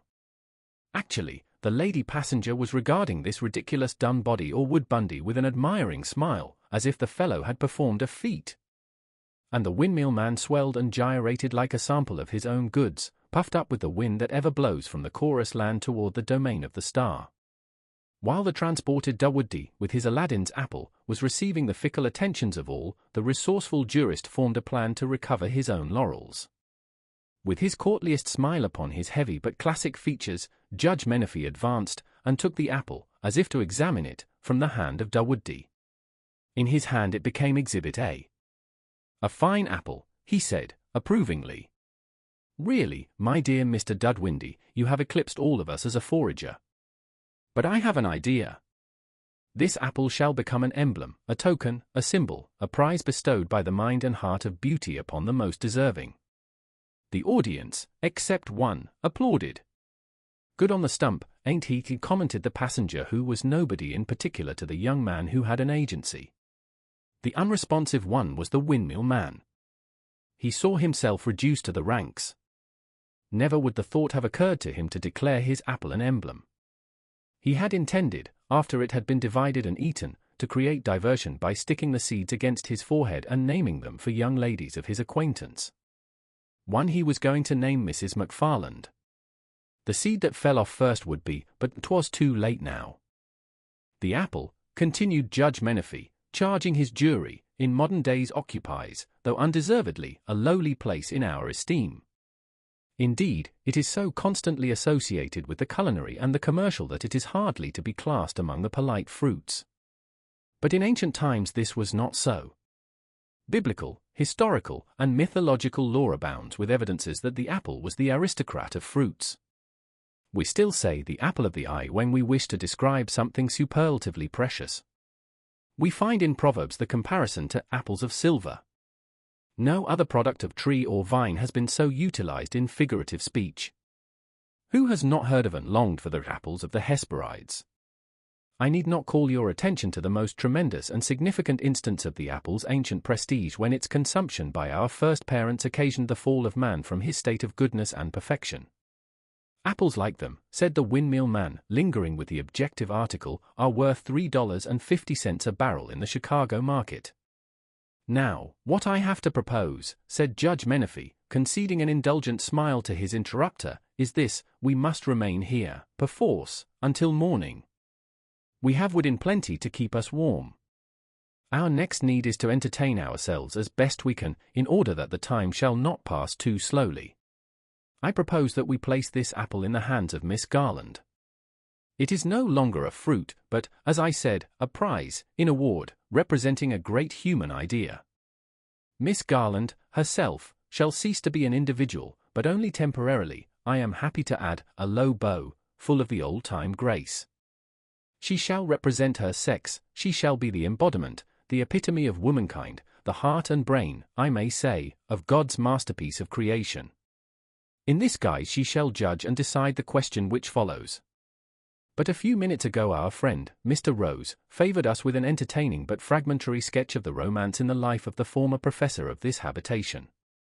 The few facts that we have learned seem to me to open up a fascinating field for conjecture, for the study of human hearts, for the exercise of the imagination, in short, for storytelling. Let us make use of the opportunity. Let each one of us relate his own version of the story of Redruth, the hermit, and his lady love, beginning where Mr. Rose's narrative ends, at the parting of the lovers at the gate.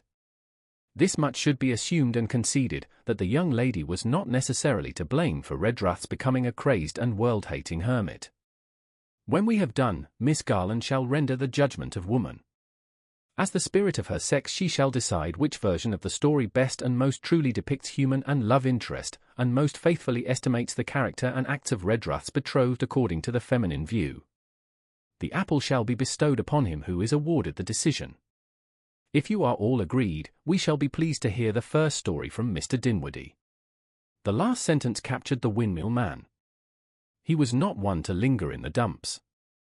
That's a first-rate scheme, Judge, he said, heartily. Be a regular short story vaudeville, won't it? I used to be correspondent for a paper in Springfield, and when there wasn't any news I faked it. Guess I can do my turn all right. I think the idea is charming, said the lady passenger, brightly. It will be almost like a game. Judge Menefee stepped forward and placed the apple in her hand impressively. In olden days, he said, orotundly, Paris awarded the golden apple to the most beautiful. I was at the exposition, remarked the windmill man, now cheerful again, but I never heard of it. And I was on the Midway, too, all the time I wasn't at the machinery exhibit. But now, continued the judge, the fruit shall translate to us the mystery and wisdom of the feminine heart. Take the apple, Miss Garland. Hear our modest tales of romance, and then award the prize as you may deem it just. The lady passenger smiled sweetly. The apple lay in her lap beneath her robes and wraps. She reclined against her protecting bulwark, brightly and cosily at ease. But for the voices and the wind one might have listened hopefully to hear her purr. Someone cast fresh logs upon the fire. Judge Menefee nodded suavely. Will you oblige us with the initial story? He asked. The windmill man sat as sits a Turk, with his hat well back on his head on account of the draughts. Well, he began, without any embarrassment, this is about the way I size up the difficulty. Of course Redruth was jostled a good deal by this duck who had money to play ball with, who tried to cut him out of his girl. So he goes around, naturally, and asks her if the game is still square. Well, nobody wants a guy cutting in with buggies and gold bonds when he's got an option on a girl. Well, he goes around to see her. Well, maybe he's hot, and talks like the proprietor, and forgets that an engagement ain't always a lead pipe cinch. Well, I guess that makes Alice warm under the lacy yoke. Well, she answers back sharp. Well, he. Say, interrupted the passenger who was nobody in particular, if you could put up a windmill on every one of them's wells you're using, you'd be able to retire from business, wouldn't you? The windmill man grinned good-naturedly. Oh, I ain't no Guy de Maupassant, he said, cheerfully. I'm giving it to you in straight American. Well, she says something like this, Mr. Goldbonds is only a friend, says she, but he takes me riding and buys me theatre tickets, and that's what you never do. Ain't I to never have any pleasure in life while I can? Pass this Chatfield thing along, says Redruth, hand out the mitt to the willy with creases in it or you don't put your slippers under my wardrobe. Now that kind of train orders don't go with a girl that's got any spirit. I bet that girl loved her honey all the time. Maybe she only wanted, as girls do, to work the good thing for a little fun and caramels before she settled down to patch George's other pair, and be a good wife. But he is glued to the high horse, and won't come down. Well, she hands him back the ring, proper enough, and George goes away and hits the booze. Yep. That's what done it. I bet that girl fired the cornucopia with the fancy vest 2 days after her steady left. George boards a freight and checks his bag of crackers for parts unknown. He sticks to old booze for a number of years, and then the aniline and aquafortis gets the decision. Me for the hermit's hut, says George, and the long whiskers, and the buried can of money that isn't there. But that Alice, in my mind, was on the level. She never married, but took up typewriting as soon as the wrinkles began to show, and kept a cat that came when you said a weenie, weenie, weenie.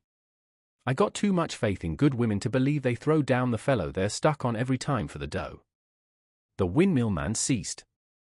I think, said the lady passenger, slightly moving upon her lowly throne, that is a char. Oh, Miss Garland, interposed Judge Menefee, with uplifted hand, I beg of you, no comments. It would not be fair to the other contestants. Mr. Will you take the next turn? The judge addressed the young man who had the agency. My version of the romance, began the young man, diffidently clasping his hands, would be this: they did not quarrel when they parted. Mr. Redruth bade her goodbye and went out into the world to seek his fortune. He knew his love would remain true to him. He scorned the thought that his rival could make an impression upon a heart so fond and faithful. I would say that Mr. Redruth went out to the Rocky Mountains in Wyoming to seek for gold. One day a crew of pirates landed and captured him while at work, and "Hey! What's that?" sharply called the passenger, who was nobody in particular. A crew of pirates landed in the Rocky Mountains. Will you tell us how they sailed? Landed from a train, said the narrator, quietly and not without some readiness. They kept him prisoner in a cave for months, and then they took him hundreds of miles away to the forests of Alaska. There a beautiful Indian girl fell in love with him, but he remained true to Alice. After another year of wandering in the woods, he set out with the diamonds. What diamonds? Asked the unimportant passenger, almost with acerbity. The ones the saddlemaker showed him in the Peruvian temple, said the other, somewhat obscurely.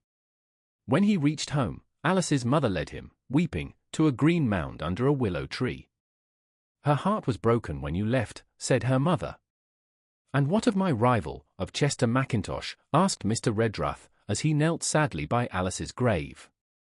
When he found out, she answered, that her heart was yours, he pined away day by day until, at length, he started a furniture store in Grand Rapids.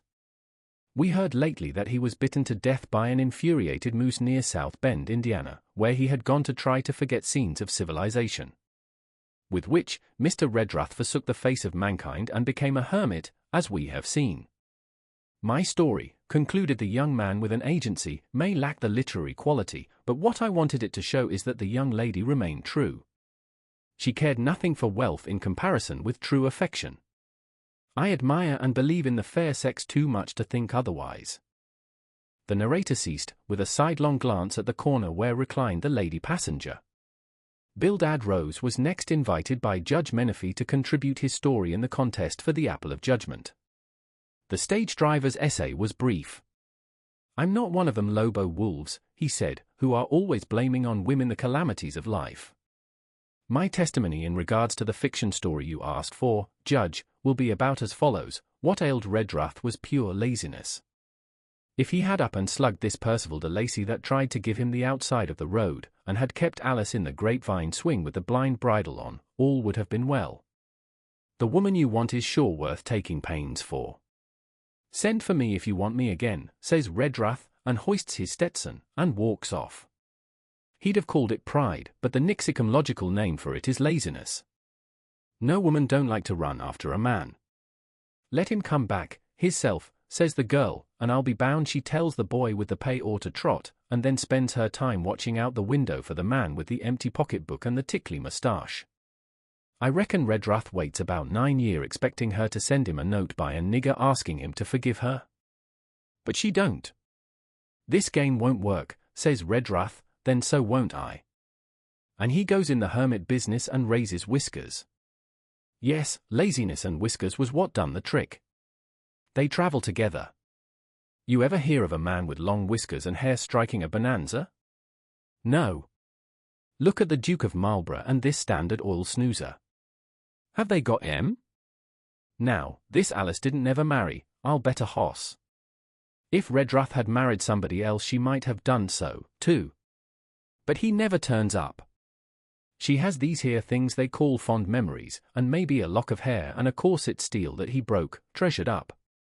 Them sort of articles is as good as a husband to some women. I'd say she played out a lone hand. I don't blame no woman for old man Redruth's abandonment of barber shops and clean shirts.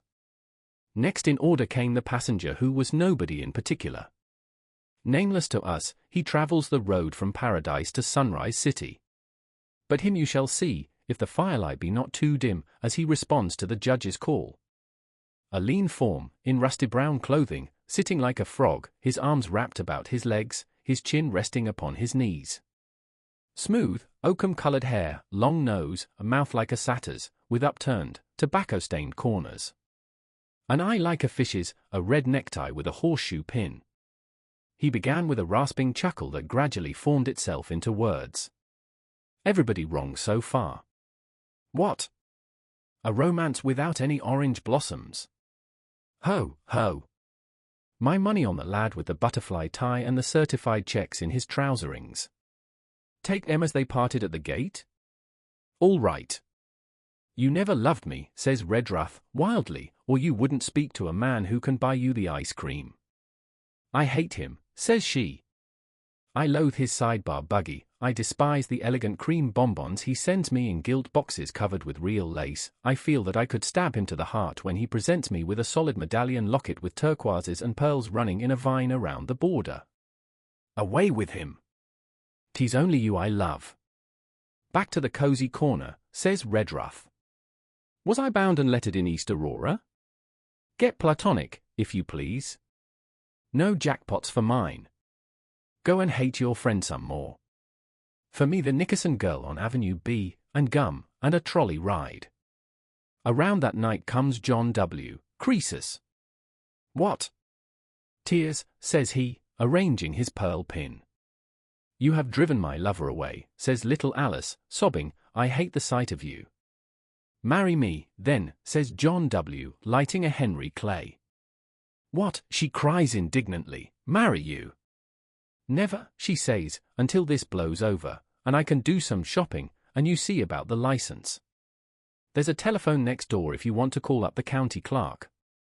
The narrator paused to give vent to his cynical chuckle. Did they marry? He continued. Did the duck swallow the June bug?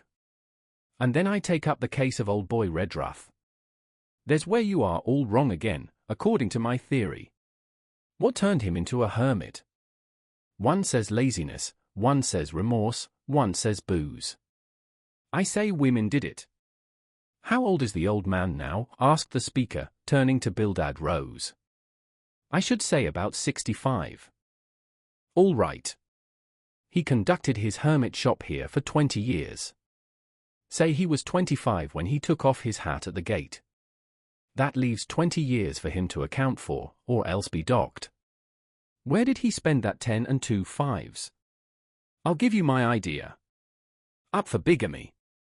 Say there was the fat blonde in St. Joe, and the Panatella brunette at Skillet Ridge, and the gold tooth down in the Core Valley. Redruth gets his cases mixed, and they send him up the road. He gets out after they are through with him, and says, any line for me except the crinoline. The hermit trade is not overdone, and the stenographers never apply to Lem for work. The jolly hermit's life for me. No more long hairs in the comb or dill pickles lying around in the cigar tray. You tell me they pinched old Redruth for the Noodle Villa just because he said he was King Solomon? Figs! He was Solomon. That's all of mine. I guess it don't call for any apples. Enclosed fine stamps. It don't sound much like a prize winner. Respecting the stricture laid by Judge Menifee against comments upon the stories, all were silent when the passenger who was nobody in particular had concluded. And then the ingenious originator of the contest cleared his throat to begin the ultimate entry for the prize. Though seated with small comfort upon the floor, you might search in vain for any abatement of dignity in Judge Menifee. The now diminishing firelight played softly upon his face, as clearly chiseled as a Roman emperor's on some old coin, and upon the thick waves of his honorable grey hair. A woman's heart, he began, in even but thrilling tones, who can hope to fathom it? The ways and desires of men are various. I think that the hearts of all women beat with the same rhythm and to the same old tune of love. Love, to a woman, means sacrifice. If she be worthy of the name, no gold or rank will outweigh with her a genuine devotion. Gentlemen of the, I should say, my friends, the case of Redruth versus love and affection has been called. Yet, who is on trial? Not Redruth, for he has been punished. Not those immortal passions that clothe our lives with the joy of the angels. Then who? Each man of us here tonight stands at the bar to answer if chivalry or darkness inhabits his bosom. To judge us sits womankind in the form of one of its fairest flowers. In her hand she holds the prize, intrinsically insignificant, but worthy of our noblest efforts to win as a guerdon of approval from so worthy a representative of feminine judgment and taste. In taking up the imaginary history of Redruth and the fair being to whom he gave his heart, I must, in the beginning, raise my voice against the unworthy insinuation that the selfishness or perfidy or love of luxury of any woman drove him to renounce the world. I have not found woman to be so unspiritual or venal. We must seek elsewhere, among man's baser nature and lower motives for the cause. There was, in all probability, a lover's quarrel as they stood at the gate on that memorable day. Tormented by jealousy, young Redruth vanished from his native haunts. But had he just cause to do so? There is no evidence for or against. But there is something higher than evidence. There is the grand, eternal belief in woman's goodness, in her steadfastness against temptation, in her loyalty even in the face of proffered riches. I picture to myself the rash lover, wandering, self-tortured, about the world. I picture his gradual descent and, finally, his complete despair when he realizes that he has lost the most precious gift life had to offer him. Then his withdrawal from the world of sorrow and the subsequent derangement of his faculties becomes intelligible. But what do I see on the other hand? A lonely woman fading away as the years roll by, still faithful, still waiting, still watching for a form and listening for a step that will come no more. She is old now. Her hair is white and smoothly banded. Each day she sits at the door and gazes longingly down the dusty road. In spirit she is waiting there at the gate, just as he left her, his forever, but not here below. Yes, my belief in woman paints that picture in my mind. Parted forever on earth, but waiting. She in anticipation of a meeting in Elysium, he in the slough of despond. I thought he was in the bug-house, said the passenger who was nobody in particular. Judge Menefee stirred, a little impatiently. The men sat, drooping, in grotesque attitudes. The wind had abated its violence, coming now in fitful, virulent puffs. The fire had burned to a mass of red coals which shed but a dim light within the room. The lady passenger in her cosy nook looked to be but a formless dark bulk, crowned by a mass of coiled, sleek hair and showing but a small space of snowy forehead above her clinging boa. Judge Menefee got stiffly to his feet. "And now, Miss Garland," he announced, "we have concluded. It is for you to award the prize to the one of us whose argument, especially, I may say, in regard to his estimate of true womanhood, approaches nearest to your own conception." No answer came from the lady passenger. Judge Menefee bent over solicitously. The passenger who was nobody in particular laughed low and harshly. The lady was sleeping sweetly. The judge essayed to take her hand to awaken her. In doing so he touched a small, cold, round, irregular something in her lap.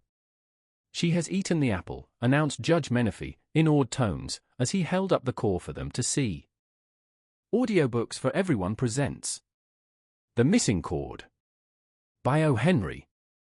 I stopped overnight at the sheep ranch of Rush Kinney, on the sandy fork of the Nueces.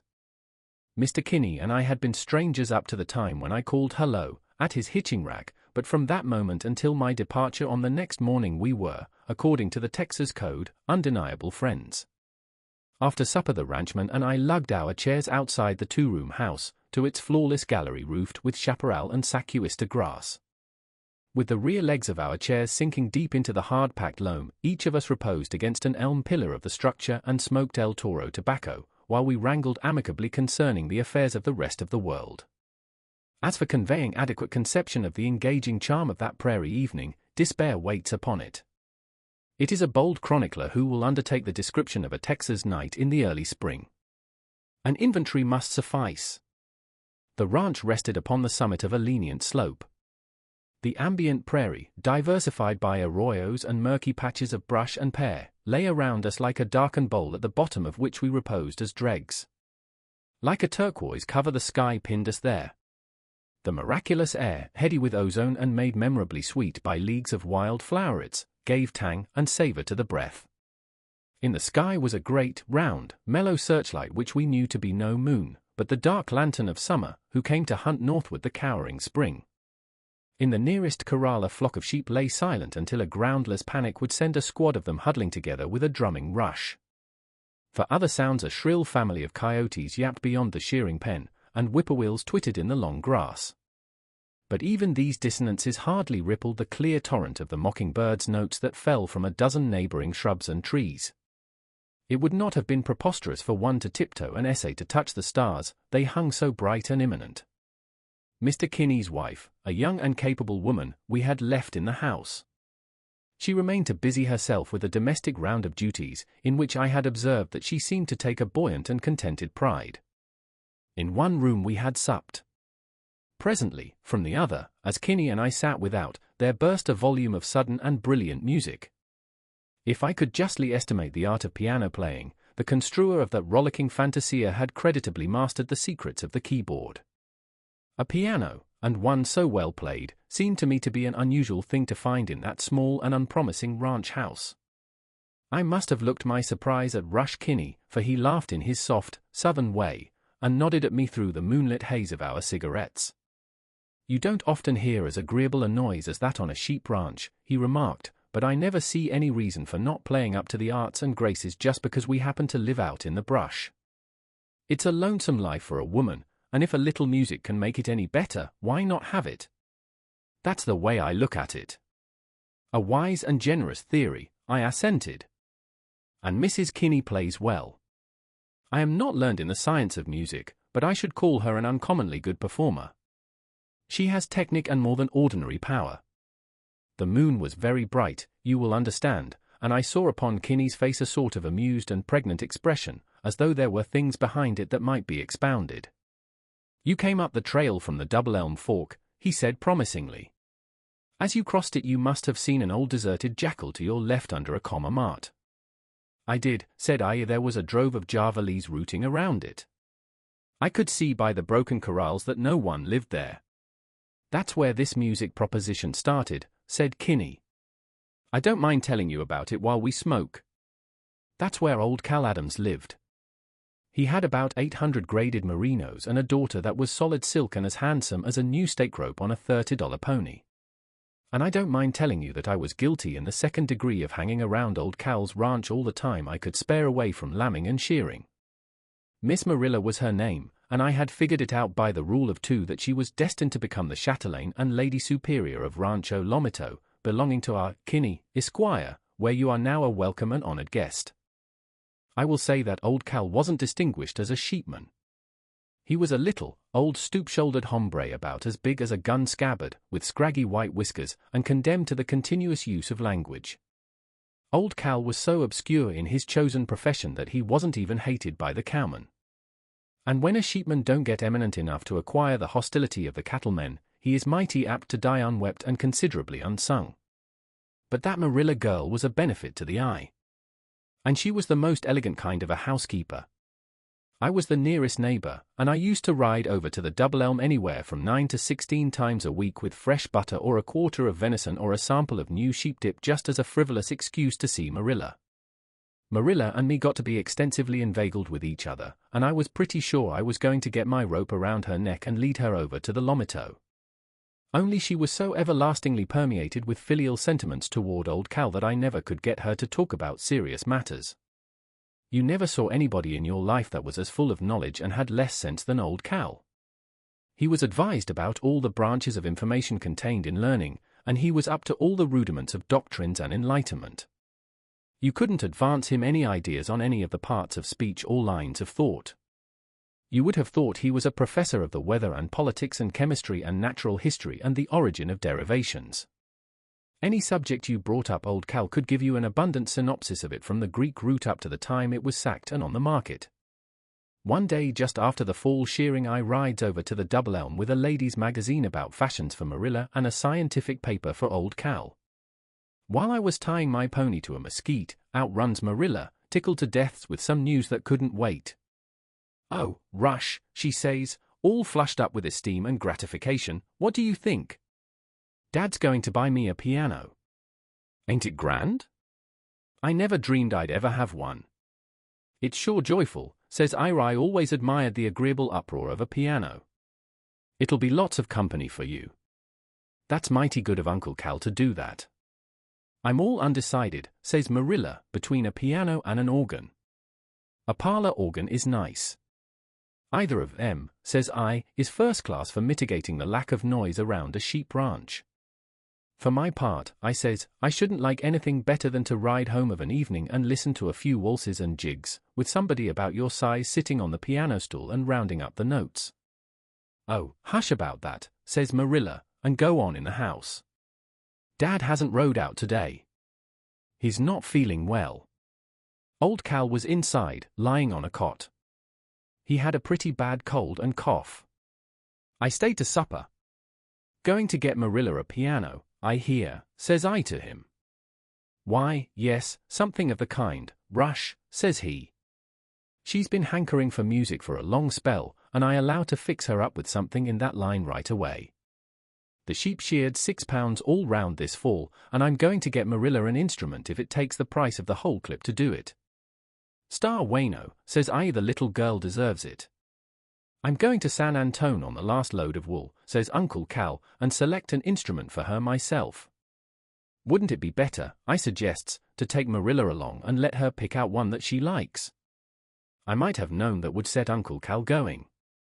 Of course, a man like him, that knew everything about everything, would look at that as a reflection on his attainments. "No, sir, it wouldn't," says he, pulling at his white whiskers. "There ain't a better judge of musical instruments in the whole world than what I am. I had an uncle," says he, "that was a partner in a piano factory, and I've seen thousands of 'em put together. I know all about musical instruments from a pipe organ to a cornstalk fiddle. There ain't a man lives, sir, that can tell me any news about any instrument that has to be pounded, blowed, scraped, grinded, picked, or wound with a key." "You get me what you like, Dad," says Marilla, who couldn't keep her feet on the floor from joy. "Of course you know what to select. I'd just as lief it was a piano or an organ or what. I see in St. Louis once what they call a orchestrion," says Uncle Cal, "that I judged was about the finest thing in the way of music ever invented. But there ain't room in this house for one. Anyway, I imagine they'd cost $1,000. I reckon something in the piano line would suit Marilla the best. She took lessons in that respect for 2 years over at Birdstail. I wouldn't trust the buying of an instrument to anybody else but myself. I reckon if I hadn't took up sheep raising I'd have been one of the finest composers or piano and organ manufacturers in the world." That was Uncle Cal's style. But I never lost any patience with him, on account of his thinking so much of Marilla. And she thought just as much of him. He sent her to the academy over at Birdstail for 2 years when it took nearly every pound of wool to pay the expenses. Along about Tuesday Uncle Cal put out for San Antone on the last wagonload of wool. Marilla's Uncle Ben, who lived in Birdstail, come over and stayed at the ranch while Uncle Cal was gone. It was 90 miles to San Antone, and 40 to the nearest railroad station, so Uncle Cal was gone about 4 days. I was over at the Double Elm when he came rolling back one evening about sundown. And up there in the wagon, sure enough, was a piano or a organ, we couldn't tell which, all wrapped up in wool sacks, with a wagon sheet tied over it in case of rain. And out skips Marilla, hollering, "Oh, oh," with her eyes shining and her hair a-flying. "Dad, Dad," she sings out, "have you brought it? Have you brought it?" And it right there before her eyes, as women will do. "Finest piano in San Antone," says Uncle Cal, waving his hand, proud. "Genuine rosewood, and the finest, loudest tone you ever listened to. I heard the storekeeper play it, and I took it on the spot and paid cash down."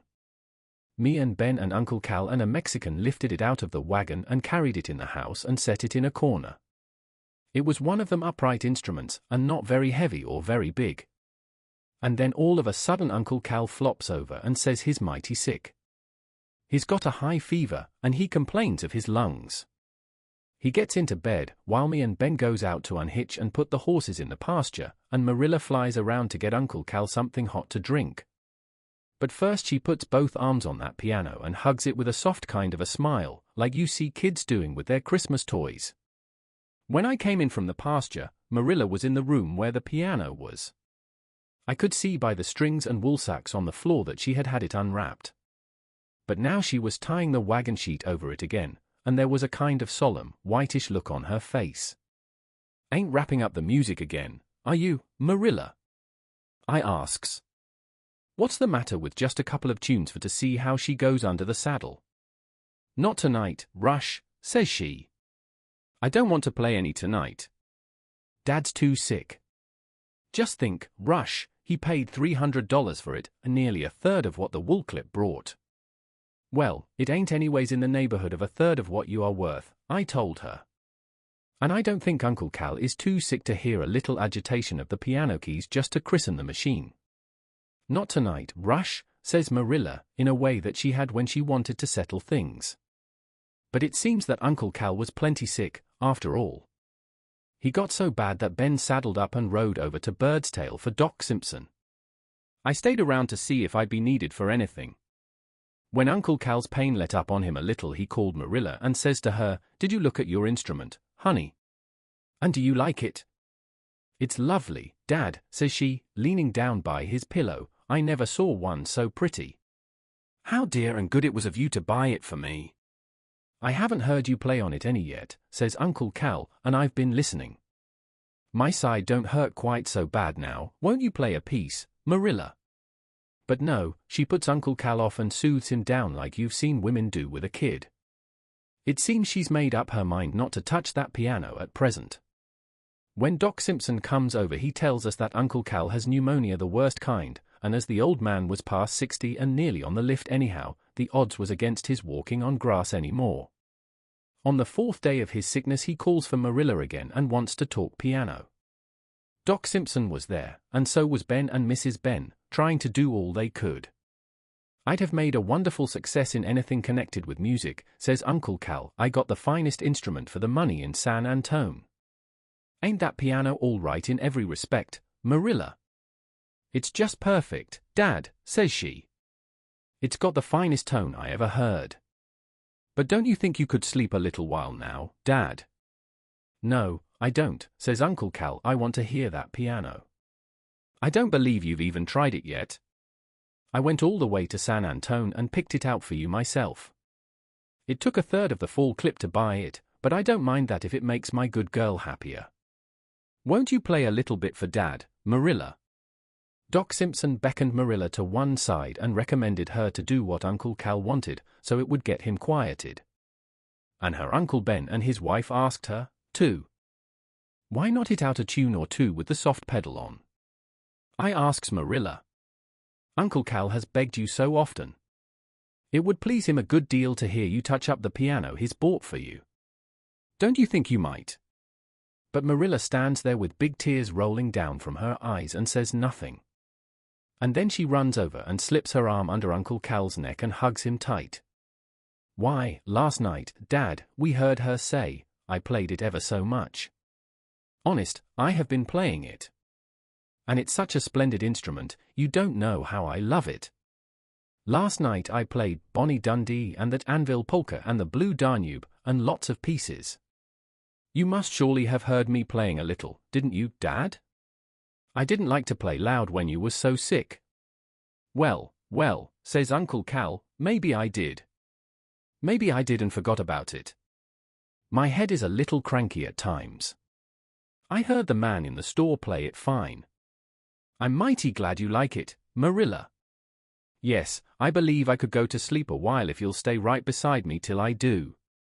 There was where Marilla had me guessing. Much as she thought of that old man, she wouldn't strike a note on that piano that he'd bought her. I couldn't imagine why she told him she'd been playing it, for the wagon sheet hadn't ever been off of it since she put it back on the same day it come. I knew she could play a little anyhow, for I'd once heard her snatch some pretty fair dance music out of an old piano at the Charco Lago Ranch. Well, in about a week the pneumonia got the best of Uncle Cal. They had the funeral over at Bird's Tail, and all of us went over. I brought Marilla back home in my buckboard. Her Uncle Ben and his wife were going to stay there a few days with her. That night Marilla takes me in the room where the piano was, while the others were out on the gallery. "Come here, Rush," says she, "I want you to see this now." She unties the rope and drags off the wagon sheet. If you ever rode a saddle without a horse, or fired off a gun that wasn't loaded, or took a drink out of an empty bottle, why, then you might have been able to scare an opera or two out of the instrument Uncle Cal had bought. Instead of a piano, it was one of the machines they've invented to play the piano with.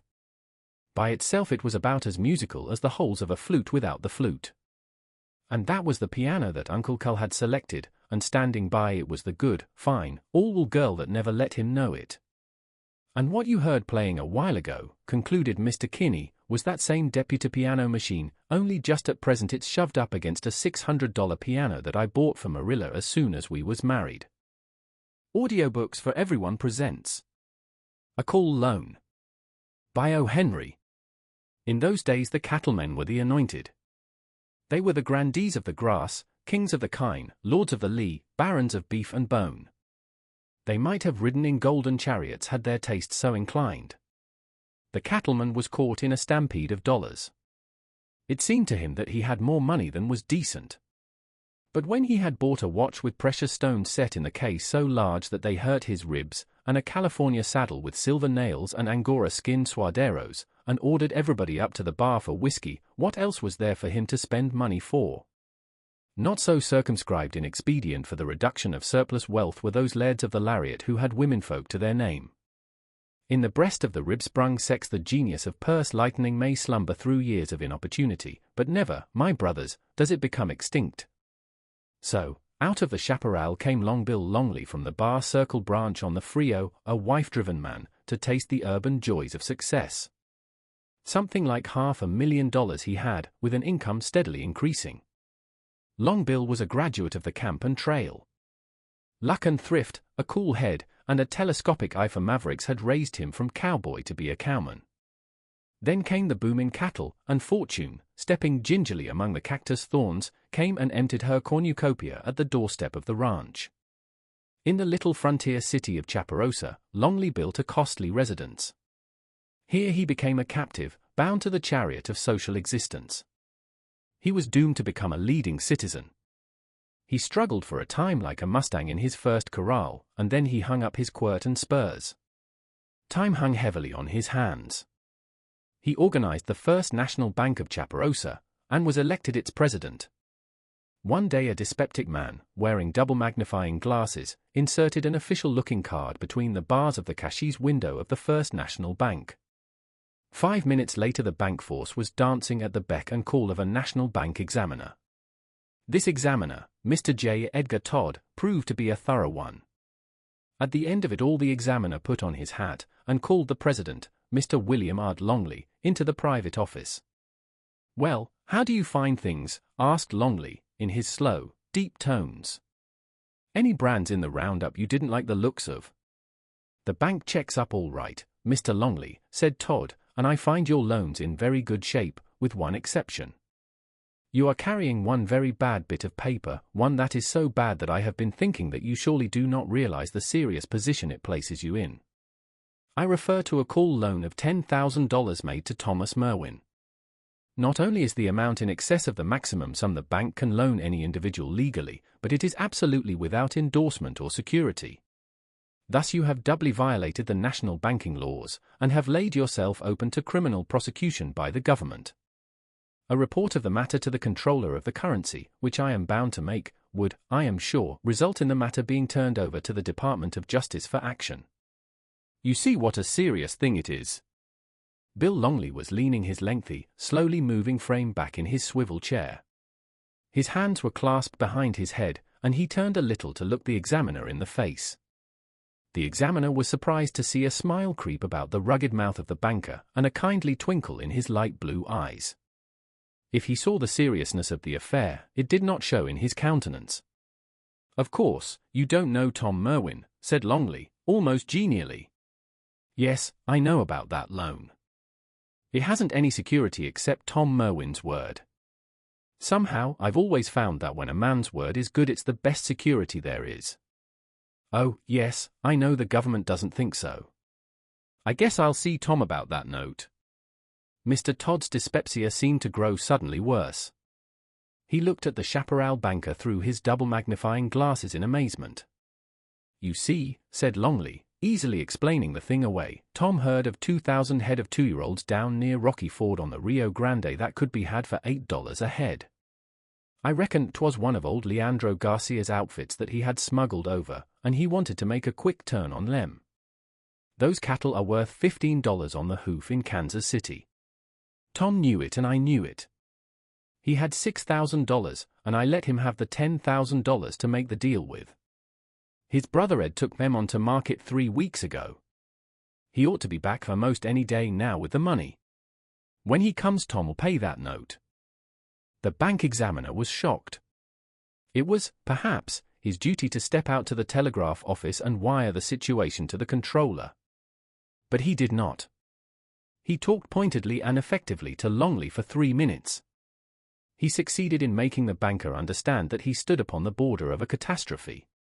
And then he offered a tiny loophole of escape. "I am going to Hilldale's tonight," he told Longley, "to examine a bank there. I will pass through Chaparosa on my way back. At 12 o'clock tomorrow I shall call at this bank. If this loan has been cleared out of the way by that time, it will not be mentioned in my report. If not, I will have to do my duty." With that the examiner bowed and departed. The president of the First National lounged in his chair half an hour longer, and then he lit a mild cigar, and went over to Tom Merwin's house. Merwin, a ranchman in brown duck, with a contemplative eye, sat with his feet upon a table, plaiting a rawhide quirt. "Tom," said Longley, leaning against the table, "you heard anything from Ed yet?" "Not yet," said Merwin, continuing his plaiting. "I guess Ed'll be along back now in a few days." "There was a bank examiner," said Longley, "nosing around our place today, and he bucked a sight about that note of yours.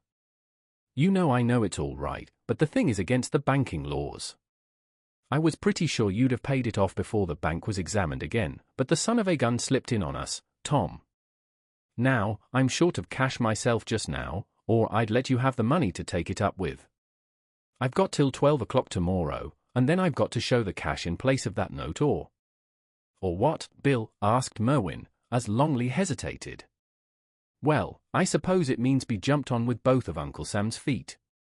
I'll try to raise the money for you on time," said Merwin, interested in his plaiting. "All right, Tom," concluded Longley, as he turned toward the door, "I knew you would if you could." Merwin threw down his whip and went to the only other bank in town, a private one, run by Cooper and Craig. "Cooper," he said, to the partner by that name, "I've got to have $10,000 today or tomorrow. I've got a house and lot there that's worth about $6,000, and that's all the actual collateral. But I've got a cattle deal on that's sure to bring me in more than that much profit within a few days." Cooper began to cough. "Now, for God's sake don't say no," said Merwin. "I owe that much money on a call loan. It's been called, and the man that called it is a man I've laid on the same blanket with in cow camps and ranger camps for 10 years. He can call anything I've got. He can call the blood out of my veins and it'll come. He's got to have the money. He's in a devil of a, well, he needs the money, and I've got to get it for him. You know my word's good, Cooper." "No doubt of it," assented Cooper, urbanely, "but I've a partner, you know. I'm not free in making loans. And even if you had the best security in your hands, Merwin, we couldn't accommodate you in less than a week. We're just making a shipment of $15,000 to Meyer Brothers in Rockdell, to buy cotton with. It goes down on the narrow gauge tonight. That leaves our cash quite short at present. Sorry we can't arrange it for you." Merwin went back to his little bare office and plaited at his quirt again. About 4 o'clock in the afternoon he went to the First National Bank and leaned over the railing of Longley's desk. I'll try to get that money for you tonight, I mean tomorrow, Bill. All right, Tom, said Longley quietly. At 9 o'clock that night Tom Merwin stepped cautiously out of the small frame house in which he lived. It was near the edge of the little town, and few citizens were in the neighborhood at that hour. Merwin wore 2 six-shooters in a belt, and a slouch hat. He moved swiftly down a lonely street, and then followed the sandy road that ran parallel to the narrow-gauge track until he reached the water tank, 2 miles below the town.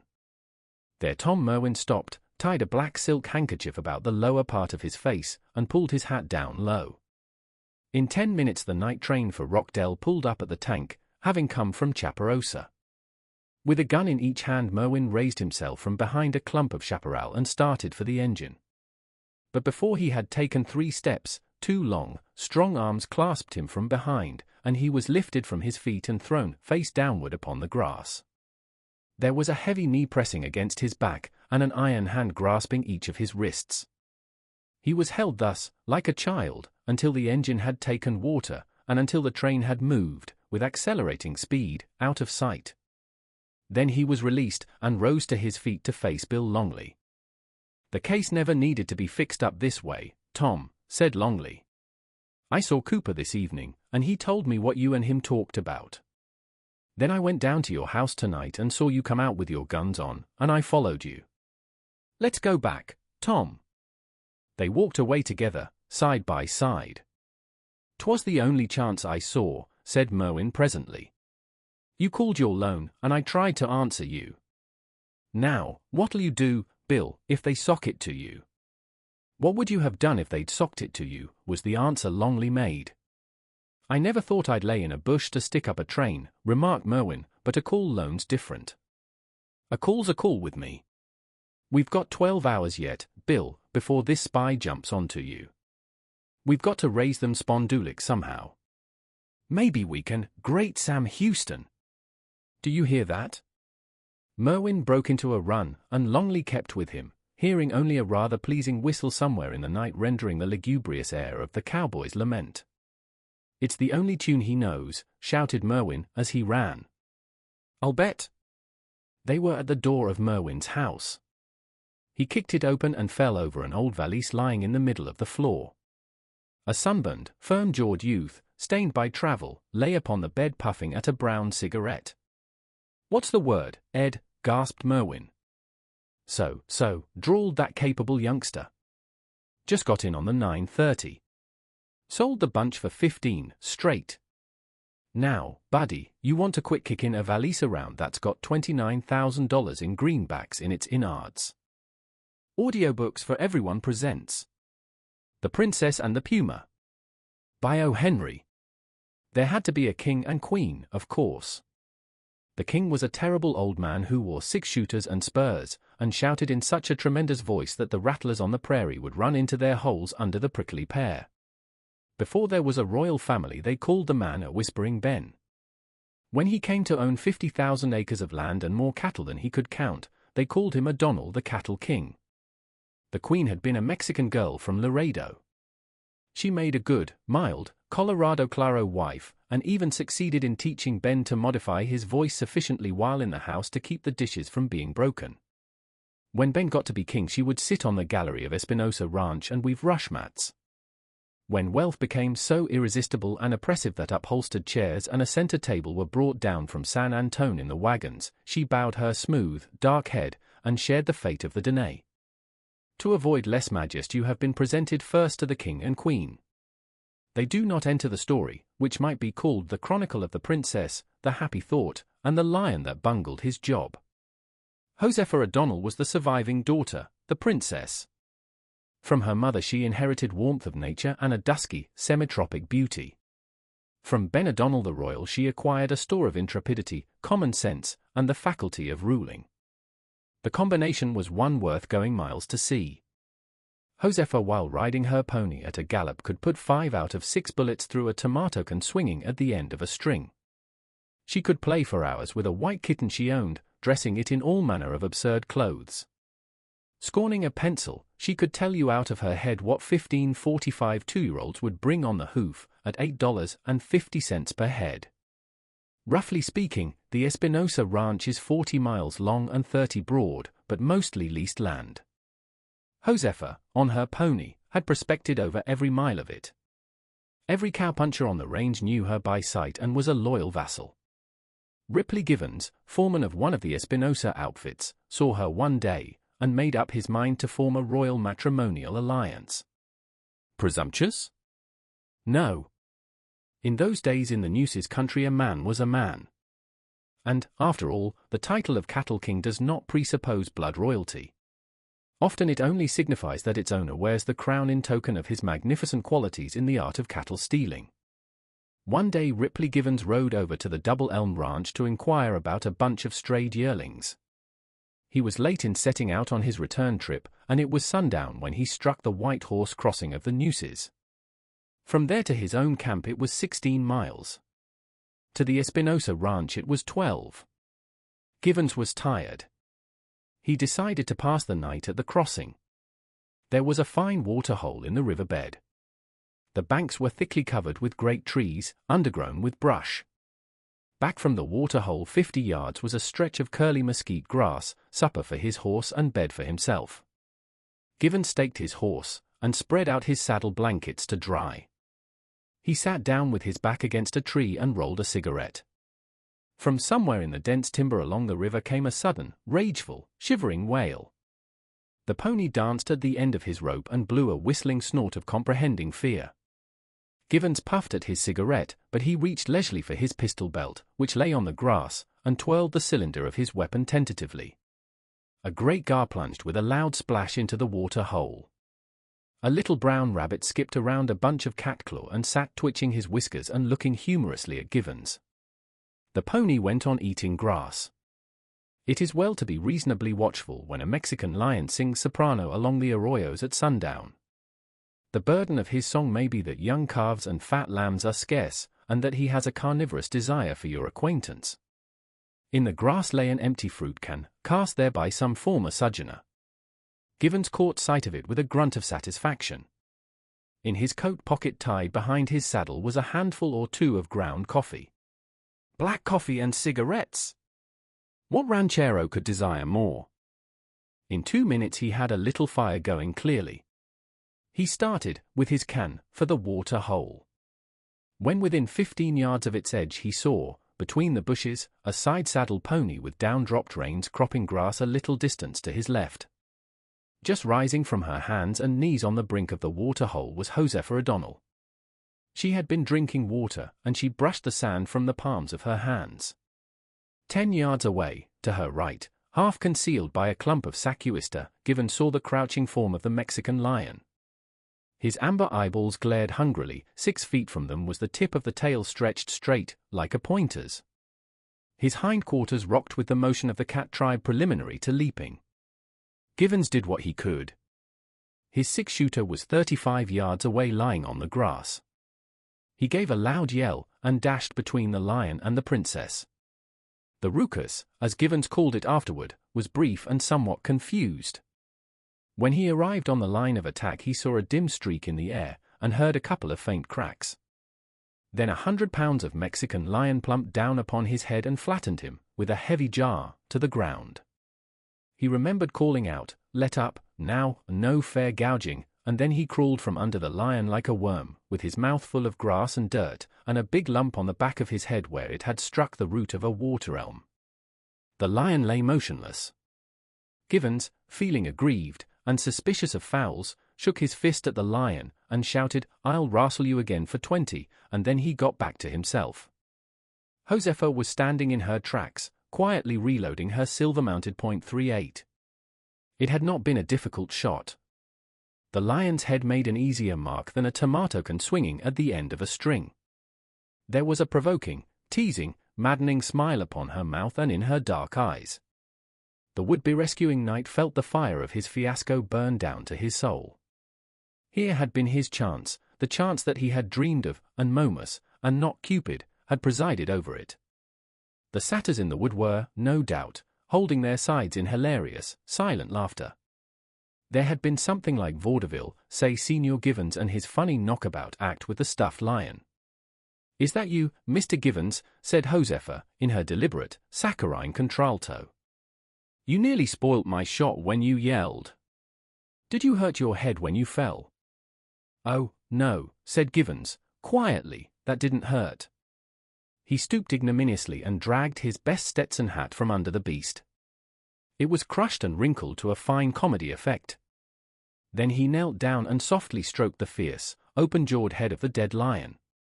"Poor old Bill," he exclaimed mournfully. "What's that?" asked Josefa, sharply. "Of course you didn't know, Miss Josefa," said Givens, with an air of one allowing magnanimity to triumph over grief. "Nobody can blame you. I tried to save him, but I couldn't let you know in time." "Save who?" "Why, Bill. I've been looking for him all day. You see, he's been our camp pet for 2 years.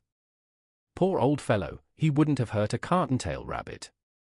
It'll break the boys all up when they hear about it.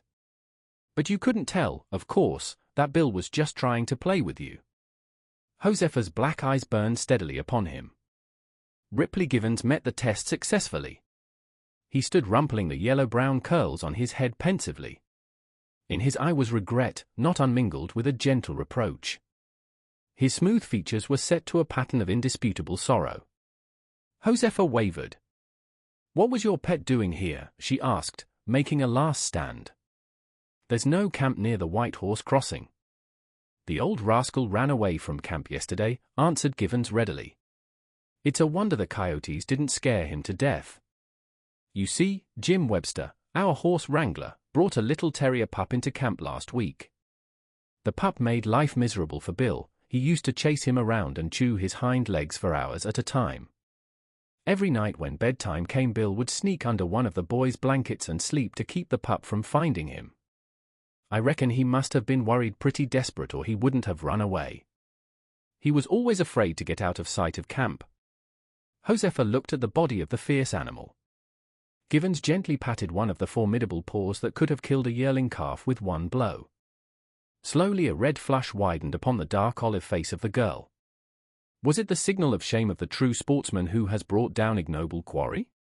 Her eyes grew softer, and the lowered lids drove away all their bright mockery. "I'm very sorry," she said humbly, "but he looked so big, and jumped so high that—" "Poor old Bill was hungry," interrupted Givens, in quick defense of the deceased. "We always made him jump for his supper in camp. He would lie down and roll over for a piece of meat. When he saw you, he thought he was going to get something to eat from you." Suddenly Josefa's eyes opened wide. "I might have shot you," she exclaimed. "You ran right in between. You risked your life to save your pet. That was fine, Mr. Givens. I like a man who is kind to animals." Yes, there was even admiration in her gaze now. After all, there was a hero rising out of the ruins of the anticlimax. The look on Givens's face would have secured him a high position in the SPCA. "I always loved said he, horses, dogs, Mexican lions, cows, alligators." "I hate alligators," instantly demurred Josefa, "crawly, muddy things." "Did I say alligators?" said Givens. "I meant antelopes, of course." Josefa's conscience drove her to make further amends. She held out her hand penitently. There was a bright, unshed drop in each of her eyes.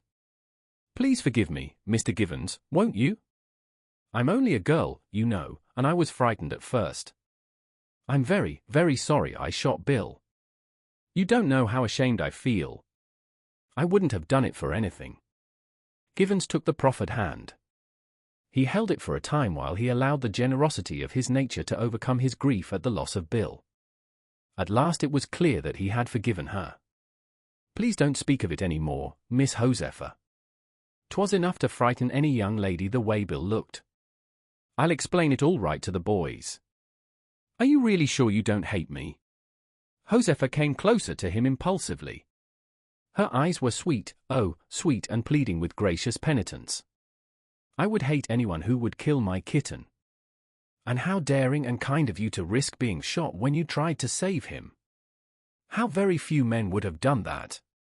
Victory wrested from defeat." Vaudeville turned into drama.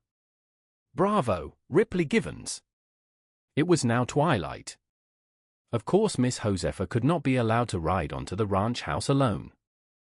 Givens resaddled his pony in spite of that animal's reproachful glances, and rode with her. Side by side they galloped across the smooth grass, the princess and the man who was kind to animals. The prairie odors of fruitful earth and delicate bloom were thick and sweet around them. Coyotes yelping over there on the hill. No fear. And yet, Josefa rode closer. A little hand seemed to grope. Givens found it with his own. The ponies kept an even gait. The hands lingered together, and the owner of one explained. I never was frightened before, but just think. How terrible it would be to meet a really wild lion. Poor Bill. I'm so glad you came with me. O'Donnell was sitting on the ranch gallery. Hello, Rip, he shouted, that you. He rode in with me, said Josefa. I lost my way and was late. Much obliged, called the Cattle King. Stop over, Rip, and ride to camp in the morning. But Givens would not. He would push on to camp. There was a bunch of steers to start off on the trail at daybreak. He said good night, and trotted away. An hour later, when the lights were out, Josefa, in her night robe, came to her door and called to the king in his own room across the brick-paved hallway. Say, Pop, you know that old Mexican lion they call the Gotcha Devil, the one that killed Gonzales, Mr. Martin's sheep herder, and about 50 calves on the Salado Range. Well, I settled his hash this afternoon over at the White Horse Crossing. Put 2 balls in his head with my .38 while he was on the jump. I knew him by the slice gone from his left ear that old Gonzales cut off with his machete. You couldn't have made a better shot yourself, Daddy. Bully for you, thundered Whispering Ben from the darkness of the royal chamber. Audiobooks for Everyone presents The Indian Summer of Dry Valley Johnson. By O. Henry. Dry Valley Johnson shook the bottle. You have to shake the bottle before using, for sulfur will not dissolve. Then Dry Valley saturated a small sponge with the liquid and rubbed it carefully into the roots of his hair. Besides sulfur there was sugar of lead in it and tincture of nux vomica and bay rum. Dry Valley found the recipe in a Sunday newspaper. You must next be told why a strong man came to fall a victim to a beauty hint. Dry Valley had been a sheepman. His real name was Hector, but he had been rechristened after his range to distinguish him from Elm Creek Johnson, who ran sheep further down the Frio. Many years of living face to face with sheep on their own terms wearied Dry Valley Johnson. So, he sold his ranch for $18,000 and moved to Santa Rosa to live a life of gentlemanly ease.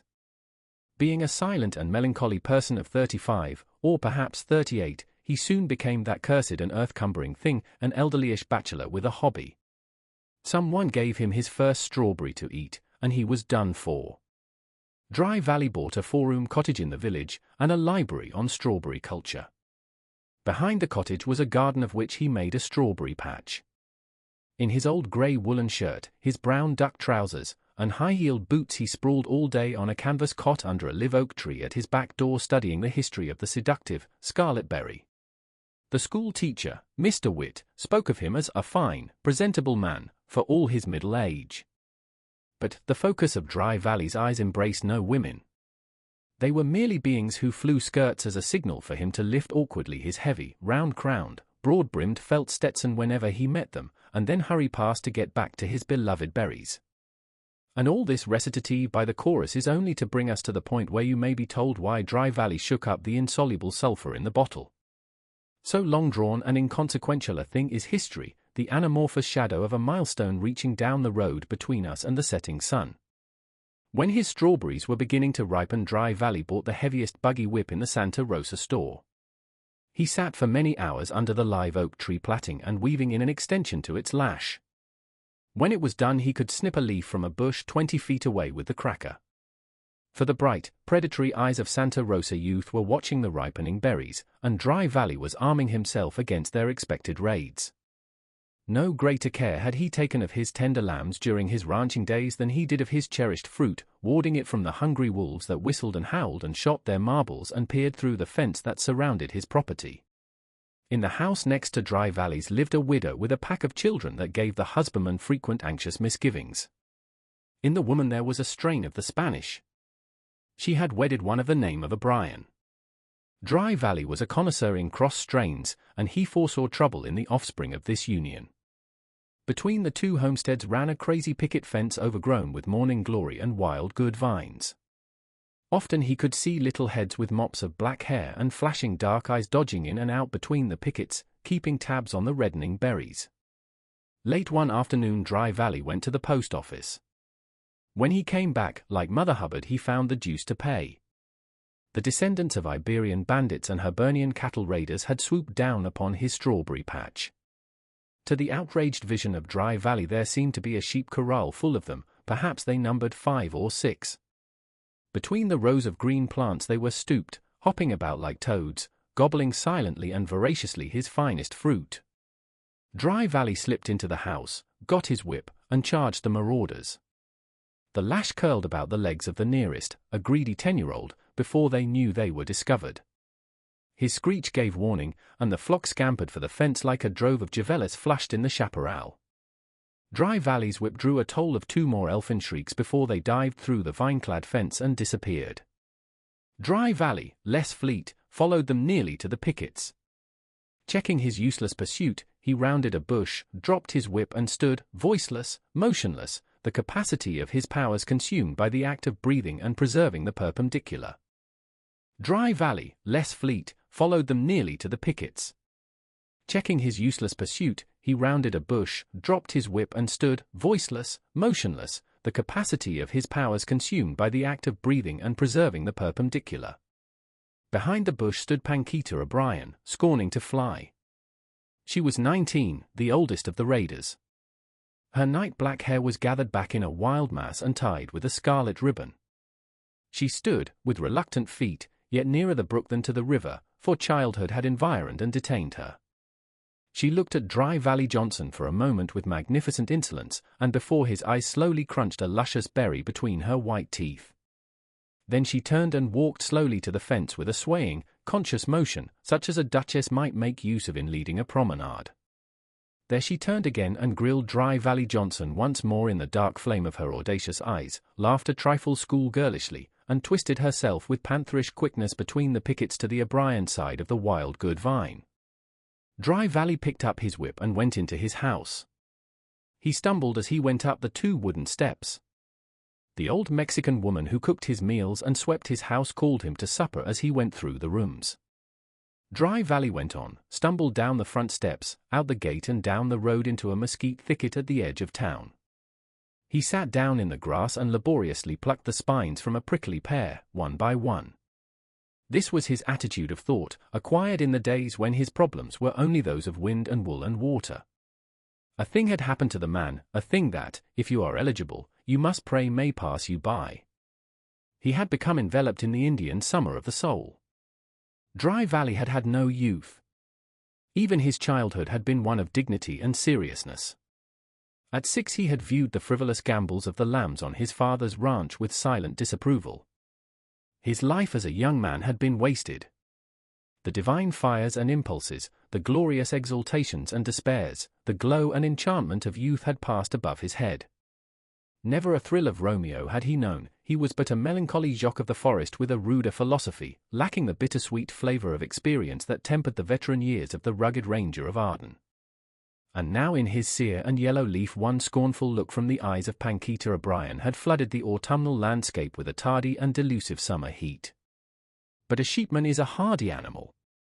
Dry Valley Johnson had weathered too many northers to turn his back on a late summer, spiritual or real. Old? He would show them. By the next mail went an order to San Antonio for an outfit of the latest clothes, colors, and styles and prices no object. The next day went the recipe for the hair restorer clipped from a newspaper, for Dry Valley's sunburned auburn hair was beginning to turn silvery above his ears. Dry Valley kept indoors closely for a week except for frequent sallies after youthful strawberry snatchers. Then, a few days later, he suddenly emerged brilliantly radiant in the hectic glow of his belated midsummer madness. A jaybird blue tennis suit covered him outwardly, almost as far as his wrists and ankles. His shirt was ox-blood, his collar winged and tall, his necktie a floating oriflamme, his shoes a venomous bright tan, pointed and shaped on penitential lasts. A little flat straw hat with a striped band desecrated his weather-beaten head. Lemon-colored kid gloves protected his oak-tough hands from the benignant May sunshine. This sad and optic-smiting creature teetered out of its den, smiling foolishly and smoothing its gloves for men and angels to see. To such a pass had Dry Valley Johnson been brought by Cupid, who always shoots game that is out of season with an arrow from the quiver of Momus. Reconstructing mythology, he had risen, a prismatic macaw, from the ashes of the grey-brown phoenix that had folded its tired wings to roost under the trees of Santa Rosa. Dry Valley paused in the street to allow Santa Rosans within sight of him to be stunned, and then deliberately and slowly, as his shoes required, entered Mrs. O'Brien's gate. Not until the 11-months drought did Santa Rosa cease talking about Dry Valley Johnson's courtship of Pancakes O'Brien. It was an unclassifiable procedure, something like a combination of cakewalking, deaf and dumb oratory, postage stamp flirtation and parlor charades. It lasted 2 weeks and then came to a sudden end. Of course Mrs. O'Brien favored the match as soon as Dry Valley's intentions were disclosed. Being the mother of a woman-child, and therefore a charter member of the ancient order of the Rat Trap, she joyfully decked out Pancakes for the sacrifice. The girl was temporarily dazzled by having her dresses lengthened and her hair piled up on her head, and came near forgetting that she was only a slice of cheese. It was nice, too, to have as good a match as Mr. Johnson paying you attentions and to see the other girls fluttering the curtains at their windows to see you go by with him. Dry Valley bought a buggy with yellow wheels and a fine trotter in San Antonio. Every day he drove out with Pancakes. He was never seen to speak to her when they were walking or driving. The consciousness of his clothes kept his mind busy, the knowledge that he could say nothing of interest kept him dumb, the feeling that Pancakes was there kept him happy. He took her to parties and dances, and to church. He tried, oh, no man ever tried so hard to be young as Dry Valley did. He could not dance, but he invented a smile which he wore on these joyous occasions, a smile that, in him, was as great a concession to mirth and gaiety as turning handsprings would be in another. He began to seek the company of the young men in the town, even of the boys. They accepted him as a decided damper, for his attempts at sportiveness were so forced that they might as well have essayed their games in a cathedral. Neither he nor any other could estimate what progress he had made with Pancakes. The end came suddenly in one day, as often disappears the false afterglow before a November sky and wind. Dry Valley was to call for the girl one afternoon at 6 for a walk. An afternoon walk in Santa Rosa was a feature of social life that called for the pink of one's wardrobe. So Dry Valley began gorgeously to array himself, and so early that he finished early, and went over to the O'Brien cottage. As he neared the porch on the crooked walk from the gate he heard sounds of revelry within. He stopped and looked through the honeysuckle vines in the open door.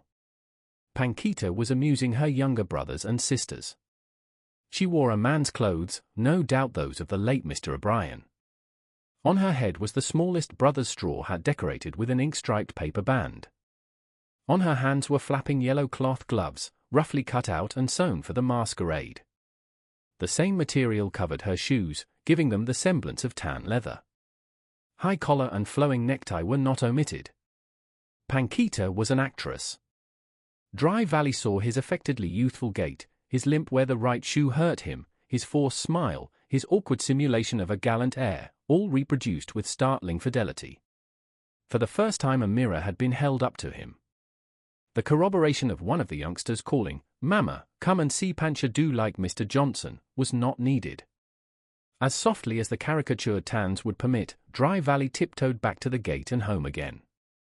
20 minutes after the time appointed for the walk Pancakes tripped demurely out of her gate in a thin, trim white lawn and sailor hat. She strolled up the sidewalk and slowed her steps at Dry Valley's gate, her manner expressing wonder at his unusual delinquency. Then out of his door and down the walk strode, not the polychromatic victim of a lost summertime, but the sheepman, rehabilitated. He wore his old grey woolen shirt, open at the throat, his brown duck trousers stuffed into his run-over boots, and his white felt sombrero on the back of his head. 20 years or 50 he might look, Dry Valley cared not. His light blue eyes met Pancakes' dark ones with a cold flash in them. He came as far as the gate. He pointed with his long arm to her house. "Go home," said Dry Valley. "Go home to your mother. I wonder lightning don't strike a fool like me. Go home and play in the sand. What business have you got cavorting around with grown men? I reckon I was loco to be marking so he pole parrot out of myself for a kid like you. Go home and don't let me see you no more. Why I done it, will somebody tell me? Go home, and let me try and forget it." Pancakes obeyed and walked slowly toward her home, saying nothing. For some distance she kept her head turned and her large eyes fixed intrepidly upon Dry Valley's. At her gate she stood for a moment looking back at him, then ran suddenly and swiftly into the house. Old Antonia was building a fire in the kitchen stove. Dry Valley stopped at the door and laughed harshly. "I'm a pretty-looking old rhinoceros to be getting stuck on a kid, ain't I, Tonya?" said he. "Not very good thing," agreed Antonia, sagely, "for too much old man to like muchacha." "You bet it ain't," said Dry Valley, grimly. "It's dumb foolishness, and, besides, it hurts." He brought at one armful the regalia of his aberration, the blue tennis suit, shoes, hat, gloves, and all, and threw them in a pile at Antonia's feet. "Give them to your old man," said he, "to hunt antelope in." Just as the first star presided palely over the twilight, Dry Valley got his biggest strawberry book and sat on the back steps to catch the last of the reading light. He thought he saw the figure of someone in his strawberry patch. He laid aside the book, got his whip and hurried forth to see. It was Pancakes. She had slipped through the picket fence and was halfway across the patch. She stopped when she saw him and looked at him without wavering. A sudden rage, a humiliating flush of unreasoning wrath, came over Dry Valley. For this child he had made himself a motley to the view. He had tried to bribe time to turn backward for himself, he had been made a fool of. At last he had seen his folly. There was a gulf between him and youth over which he could not build a bridge even with yellow gloves to protect his hands. And the sight of his torment coming to pester him with her elfin pranks, coming to plunder his strawberry vines like a mischievous schoolboy, roused all his anger. "I told you to keep away from here," said Dry Valley. "Go back to your home." Pancakes moved slowly toward him. Dry Valley cracked his whip. "Go back home," said Dry Valley, savagely, "and play theatrical some more. You'd make a fine man. You've made a fine one of me." She came a step nearer, silent, and with that strange, defiant, steady shine in her eyes that had always puzzled him. Now it stirred his wrath. His whiplash whistled through the air. He saw a red streak suddenly come out through her white dress above her knee where it had struck. Without flinching and with the same unchanging dark glow in her eyes, Pancakes came steadily toward him through the strawberry vines. Dry Valley's trembling hand released his whip handle. When within a yard of him, Pancakes stretched out her arms. "God, kid," stammered Dry Valley, "do you mean?"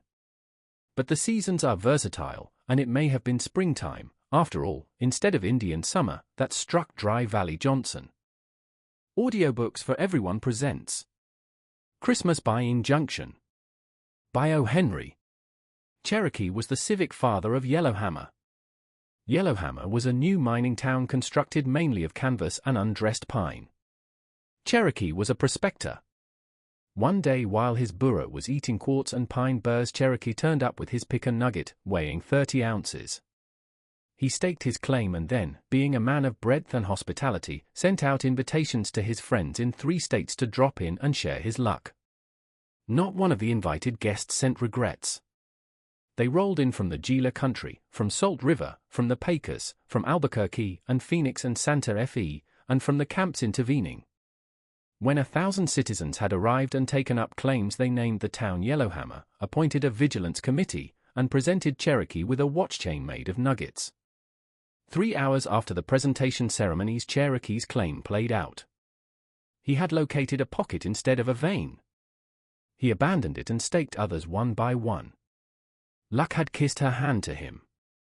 Never afterward did he turn up enough dust in Yellowhammer to pay his bar bill. But his 1,000 invited guests were mostly prospering, and Cherokee smiled and congratulated them.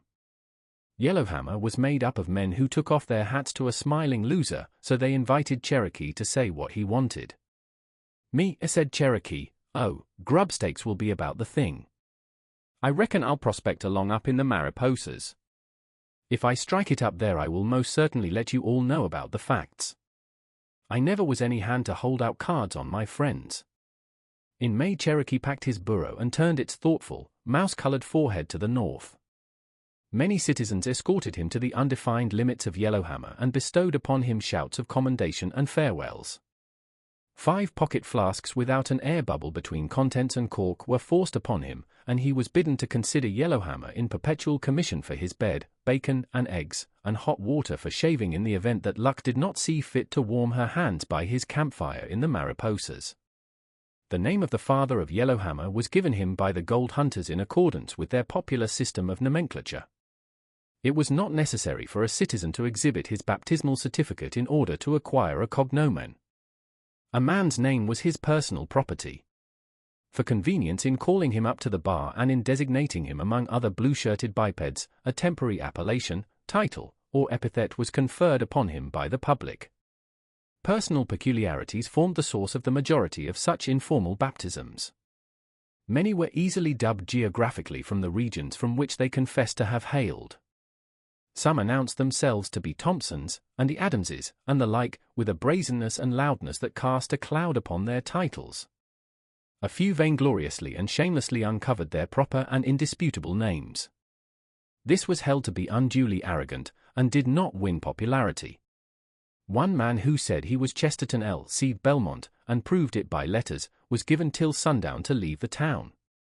Such names as Shorty, Bowlegs, Texas, Lazy Bill, Thirsty Rogers, Limping Riley, the Judge, and California Ed were in favor.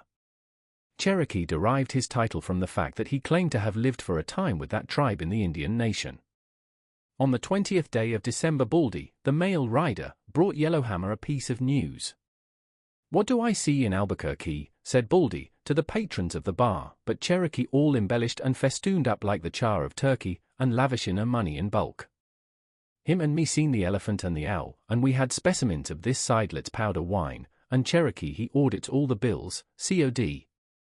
His pockets looked like a pool tables after a 15-ball run. Cherokee must have struck pay or, remarked California Ed well, his white. I'm much obliged to him for his success. Seems like Cherokee would ramble down to Yellowhammer and see his friends, said another, slightly aggrieved. But that's the way. Prosperity is the finest cure there is for lost forgetfulness. You wait, said Baldy, I'm coming to that. Cherokee strikes a 3-foot vein up in the Mariposas that essays a trip to Europe to the ton, and he closes it out to a syndicate outfit for $100,000 hasty dollars in cash. Then he buys himself a baby sealskin overcoat and a red sleigh, and what do you think he takes it in his head to do next? Chuck-a-luck, said Texas, whose ideas of recreation were the gamesters. Come and kiss me, ma honey, sang Shorty, who carried tintypes in his pocket and wore a red necktie while working on his claim. Bought a saloon, suggested Thirsty Rogers. Cherokee took me to a room, continued Baldy, and showed me. He's got that room full of drums and dolls and skates and bags of candy and jumping jacks and toy lambs and whistles and such infantile truck. And what do you think he's going to do with them inefficacious knickknacks? Don't surmise none, Cherokee told me. He's going to lead em up in his red sleigh and, wait a minute, don't order no drinks yet, he's going to drive down here to Yellowhammer and give the kids of this here town, the biggest Christmas tree and the biggest crying doll and little giant boy's tool chest blowout that was ever seen west of the Cape Hatteras. 2 minutes of absolute silence ticked away in the wake of Baldy's words. It was broken by the house, who, happily conceiving the moment to be ripe for extending hospitality, sent a dozen whiskey glasses spinning down the bar, with a slower traveling bottle bringing up the rear. Didn't you tell him? Asked the miner called Trinidad. Well, no, answered Baldy, pensively, I never exactly seen my way to. You see, Cherokee had this Christmas mess already bought and paid for, and he was all flattered up with self-esteem over his idea, and we had in a way flew the flume with that fizzy wine I speak of, so I never let on. I cannot refrain from a certain amount of surprise, said the judge, as he hung his ivory-handled cane on the bar, that our friend Cherokee should possess such an erroneous conception of his, as it were, own town. Oh, it ain't the eighth wonder of the terrestrial world, said Baldy. Cherokee's been gone from Yellowhammer over 7 months. Lots of things could happen in that time. How's he to know that there ain't a single kid in this town, and so far as emigration is concerned, none expected? Come to think of it, remarked California Ed, it's funny some ain't drifted in. Town ain't settled enough yet for to bring in the rubbering brigade, I reckon. To top off this Christmas tree splurge of Cherokee's, went on Baldy, he's going to give an imitation of Santa Claus. He's got a white wig and whiskers that disfigure him up exactly like the pictures of this William Cullen Longfellow in the books, and a red suit of fur-trimmed outside underwear, and 8-ounce gloves, and a stand-up, lay-down crocheted red cap. Ain't it a shame that a outfit like that can't get a chance to connect with a Annie and Willie's prayer layout? When does Cherokee allow to come over with his truck? Inquired Trinidad. Morning before Christmas, said Baldy. And he wants you folks to have a room fixed up and a tree hauled and ready. And such ladies to assist as can stop Brea thin long enough to let it be a surprise for the kids. The unblessed condition of Yellowhammer had been truly described. The voice of childhood had never gladdened its flimsy structures, the patter of restless little feet had never consecrated the one rugged highway between the 2 rows of tents and rough buildings. Later they would come.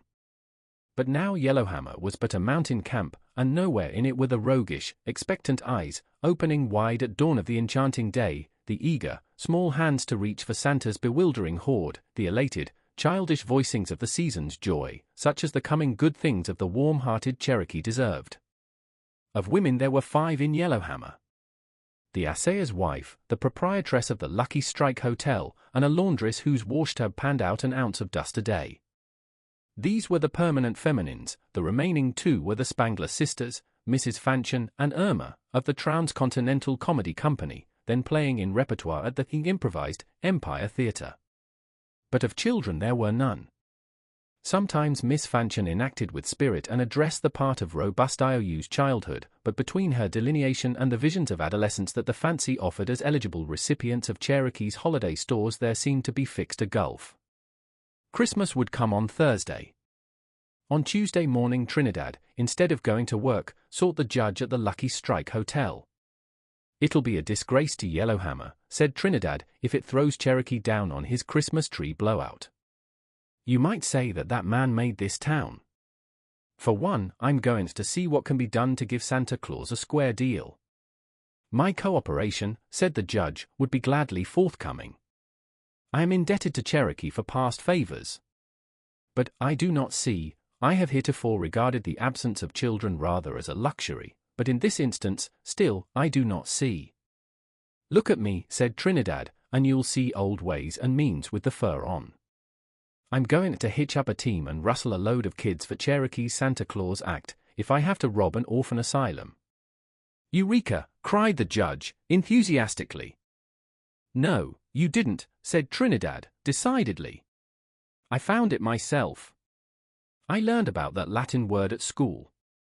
I will accompany you, declared the judge, waving his cane. Perhaps such eloquence and gift of language as I possess will be of benefit in persuading our young friends to lend themselves to our project. Within an hour Yellowhammer was acquainted with the scheme of Trinidad and the judge, and approved it. Citizens who knew of families with offspring within a 40-mile radius of Yellowhammer came forward and contributed their information. Trinidad made careful notes of all such, and then hastened to secure a vehicle and team. The first stop scheduled was at a double log house 15 miles out from Yellowhammer. A man opened the door at Trinidad's hail and then came down and leaned upon the rickety gate. The doorway was filled with a close mass of youngsters, some ragged, all full of curiosity and health. It's this way, explained Trinidad. We're from Yellowhammer, and we come kidnapping in a gentle kind of a way. One of our leading citizens is stung with the Santa Claus affliction, and he's due in town tomorrow with half the falderals that's painted red and made in Germany. The youngest kid we got in Yellowhammer packs a .45 and a safety razor. Consequently we're mighty shy on anybody to say oh and ahs when we light the candles on the Christmas tree. Now, partner, if you'll loan us a few kids we guarantee to return safe and sound on Christmas Day. And they'll come back loaded down with a good time and Swiss Family Robinsons and cornucopias and red drums and similar testimonials. What do you say? In other words, said the judge, we have discovered for the first time in our embryonic but progressive little city the inconveniences of the absence of adolescence. The season of the year having approximately arrived during which it is accustomed to bestow frivolous but often appreciated gifts upon the young and tender. I understand, said the parent, packing his pipe with a forefinger. I guess I needn't detain you gentlemen. Me and the old woman have got 7 kids, so to speak, and, running my mind over the bunch, I don't appear to hit upon none that we could spare for you to take over to your doings. The old woman has got some popcorn candy and rag dolls hid in the clothes chest, and we allow to give Christmas a little whirl of our own in an insignificant sort of style. No, I couldn't, with any degree of avidity, seem to fall in with the idea of letting none of them go. Thank you kindly, gentlemen. Down the slope they drove and up another foothill to the ranch house of Wiley Wilson. Trinidad recited his appeal and the judge boomed out his ponderous antiphony. Mrs. Wiley gathered her 2 rosy-cheeked youngsters close to her skirts and did not smile until she had seen Wiley laugh and shake his head. Again a refusal.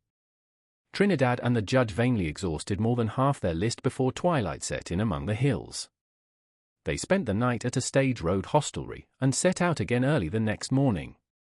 The wagon had not acquired a single passenger. It's creeping upon my faculties, remarked Trinidad, that borrowing kids at Christmas is something like trying to steal butter from a man that's got hot pancakes coming the dot. It is undoubtedly an indisputable fact, said the judge, that the family ties seem to be more coherent and assertive at that period of the year. On the day before Christmas they drove 30 miles, making for fruitless halts and appeals. Everywhere they found kids at a premium. The sun was low when the wife of a section boss on a lonely railroad huddled her unavailable progeny behind her and said, "There's a woman that's just took charge of the railroad eating house down at Granite Junction. I hear she's got a little boy. Maybe she might let him go." Trinidad pulled up his mules at Granite Junction at 5 o'clock in the afternoon. The train had just departed with its load of fed and appeased passengers.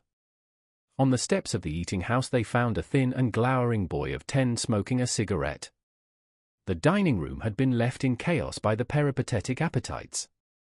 A youngish woman reclined, exhausted, in a chair. Her face wore sharp lines of worry. She had once possessed a certain style of beauty that would never wholly leave her and would never wholly return. Trinidad set forth his mission. "I'd count it a mercy if you'd take Bobby for a while," she said, wearily. "I'm on the go from morning till night, and I don't have time to tend to him. He's learning bad habits from the men. It'll be the only chance he'll have to get any Christmas." The men went outside and conferred with Bobby. Trinidad pictured the glories of the Christmas tree and presents in lively colors. "And, moreover, my young friend," added the judge, "Santa Claus himself will personally distribute the offerings that will typify the gifts conveyed by the shepherds of Bethlehem too." "Or, come off," said the boy, squinting his small eyes. "I ain't no kid. There ain't any Santa Claus. It's your folks that buys toys and sneaks them in when you're asleep. And they make marks in the soot in the chimney with the tongs to look like Santa's sleigh tracks." "That might be so," argued Trinidad, "but Christmas trees ain't no fairy tale. This one's going to look like the 10-cent store in Albuquerque, all strung up in a redwood. There's tops and drums and Noah's Arks and—" "Oh, rats," said Bobby, wearily. "I cut them out long ago. I'd like to have a rifle, not a target one, a real one, to shoot wildcats with, but I guess you won't have any of them on your old tree." "Well, I can't say for sure," said Trinidad diplomatically. "It might be. You go along with us and see." The hope thus held out, though faint, won the boys' hesitating consent to go. With this solitary beneficiary for Cherokee's holiday bounty, the canvassers spun along the homeward road. In Yellowhammer the empty storeroom had been transformed into what might have passed as the bower of an Arizona ferry. The ladies had done their work well. A tall Christmas tree, covered to the topmost branch with candles, spangles, and toys sufficient for more than a score of children, stood in the center of the floor. Near sunset, anxious eyes had begun to scan the street for the returning team of the child providers. At noon that day, Cherokee had dashed into town with his new sleigh piled high with bundles and boxes and bales of all sizes and shapes. So intent was he upon the arrangements for his altruistic plans that the dearth of children did not receive his notice. No one gave away the humiliating state of Yellowhammer, for the efforts of Trinidad and the judge were expected to supply the deficiency. When the sun went down, Cherokee, with many wings and arch grins on his seasoned face, went into retirement with a bundle containing the Santa Claus raiment and a pack containing special and undisclosed gifts. When the kids are rounded up, he instructed the volunteer arrangement committee, light up the candles on the tree and set them to playing Pussy Wants a Corner and to King William. When they get good at it, why, old Santa'll slide in the door. I reckon there'll be plenty of gifts to go around. The ladies were flitting about the tree, giving it final touches that were never final. The Spangled Sisters were there in costume as Lady Violet de Vere and Marie, the maid, in their new drama, The Miner's Bride. The theatre did not open until 9, and they were welcome assistants of the Christmas Tree Committee. Every minute heads would pop out the door to look and listen for the approach of Trinidad's team. And now this became an anxious function, for night had fallen and it would soon be necessary to light the candles on the tree, and Cherokee was apt to make an eruption at any time in his Kris Kringle garb. At length the wagon of the child rustlers rattled down the street to the door. The ladies, with little screams of excitement, flew to the lighting of the candles. The men of Yellowhammer passed in and out restlessly or stood about the room in embarrassed groups. Trinidad and the judge, bearing the marks of protracted travel, entered, conducting between them a single impish boy, who stared with sullen, pessimistic eyes at the gaudy tree. "Where are the other children?" asked the assayer's wife, the acknowledged leader of all social functions. Said Trinidad with a sigh, "Prospectin' for kids at Christmas time is like huntin' in a limestone for silver. This parental business is one that I haven't no chance to comprehend. It seems that fathers and mothers are willin' for their offsprings to be drowned, stole, fed on poison oak, and it by catamounts 364 days in the year, but on Christmas Day they insists on enjoyin' the exclusive mortification of their company. This here young biped, is all that washes out of our 2 days' maneuvers." "Oh, the sweet little boy," cooed Miss Irma, trailing her de Vere robes to center of stage. "Or, shut up," said Bobby, with a scowl. "Who's a kid?" "You ain't, you bet." "Fresh brat," breathed Miss Irma, beneath her enameled smile. "We done the best we could," said Trinidad. "It's tough on Cherokee, but it can't be helped." Then the door opened and Cherokee entered in the conventional dress of Saint Nick. A white rippling beard and flowing hair covered his face almost to his dark and shining eyes. Over his shoulder he carried a pack. No one stirred as he came in. Even the Spangler sisters ceased their coquettish poses and stared curiously at the tall figure. Bobby stood with his hands in his pockets gazing gloomily at the effeminate and childish tree. Cherokee put down his pack and looked wonderingly about the room. Perhaps he fancied that a bevy of eager children were being herded somewhere, to be loosed upon his entrance. He went up to Bobby and extended his red-mittened hand. "Merry Christmas, little boy," said Cherokee. "Anything on the tree you want, they'll get it down for you. Won't you shake hands with Santa Claus?" "There ain't any Santa Claus," whined the boy. "You've got old false Billy Goat's whiskers on your face. I ain't no kid. What do I want with dolls and tin horses? The driver said you'd have a rifle, and you haven't. I want to go home." Trinidad stepped into the breach. He shook Cherokee's hand in warm greeting. "I'm sorry, Cherokee," he explained. "There never was a kid in Yellowhammer.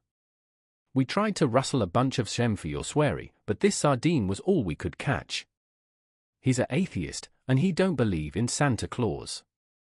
It's a shame for you to be out all this truck. But me and the judge was sure we could round up a wagonful of candidates for your gimcracks." "That's all right," said Cherokee gravely. "The expense don't amount to nothing worth mentioning. We can dump the stuff down a shaft or throw it away. I don't know what I was thinking about, but it never occurred to my cogitations that there wasn't any kids in Yellowhammer." Meanwhile the company had relaxed into a hollow but praiseworthy imitation of a pleasure gathering. Bobby had retreated to a distant chair, and was coldly regarding the scene with ennui plastered thick upon him. Cherokee, lingering with his original idea, went over and sat beside him. "Where do you live, little boy?" he asked respectfully.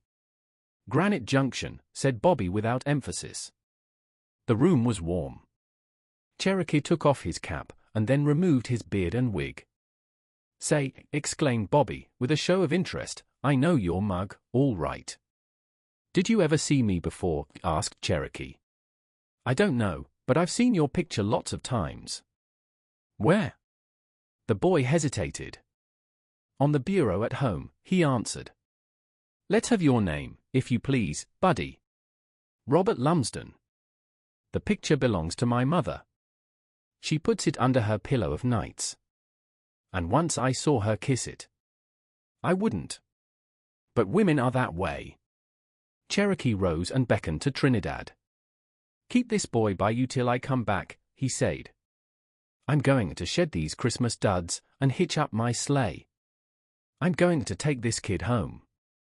"Well, infidel," said Trinidad, taking Cherokee's vacant chair, "and so you are too superannuated and effete to yearn for such mockeries as candy and toys, it seems." "I don't like you," said Bobby, with acrimony. "You said there would be a rifle. A fellow can't even smoke. I wish I was at home." Cherokee drove his sleigh to the door, and they lifted Bobby in beside him. The team of fine horses sprang away prancingly over the hard snow. Cherokee had on his $500 overcoat of baby sealskin. The lap robe that he drew about them was as warm as velvet. Bobby slipped a cigarette from his pocket and was trying to snap a match. "Throw that cigarette away," said Cherokee, in a quiet but new voice. Bobby hesitated, and then dropped the cylinder overboard. "Throw the box, too," commanded the new voice. More reluctantly the boy obeyed. "Say," said Bobby, presently, "I like you. I don't know why. Nobody never made me do anything I didn't want to do before." "Tell me, kid," said Cherokee, not using his new voice, "are you sure your mother kissed that picture that looks like me?" "Dead sure. I seen her do it." "Didn't you remark something a while ago about wanting a rifle?" "You bet I did." "Will you get me one?" "Tomorrow, silver mounted." Cherokee took out his watch. 9:30. "We'll hit the junction plumb on time with Christmas Day." "Are you cold?" "Sit closer, son." Audiobooks for Everyone presents A Chaparral Prince by O. Henry. 9 o'clock at last, and the drudging toil of the day was ended. Lena climbed to her room in the third half-story of the Quarryman's Hotel. Since daylight she had slaved, doing the work of a full-grown woman, scrubbing the floors, washing the heavy ironstone plates and cups, making the beds, and supplying the insatiate demands for wood and water in that turbulent and depressing hostelry. The din of the day's quarrying was over, the blasting and drilling, the creaking of the great cranes, the shouts of the foreman, the backing and shifting of the flat cars hauling the heavy blocks of limestone. Down in the hotel office 3 or 4 of the laborers were growling and swearing over a belated game of checkers.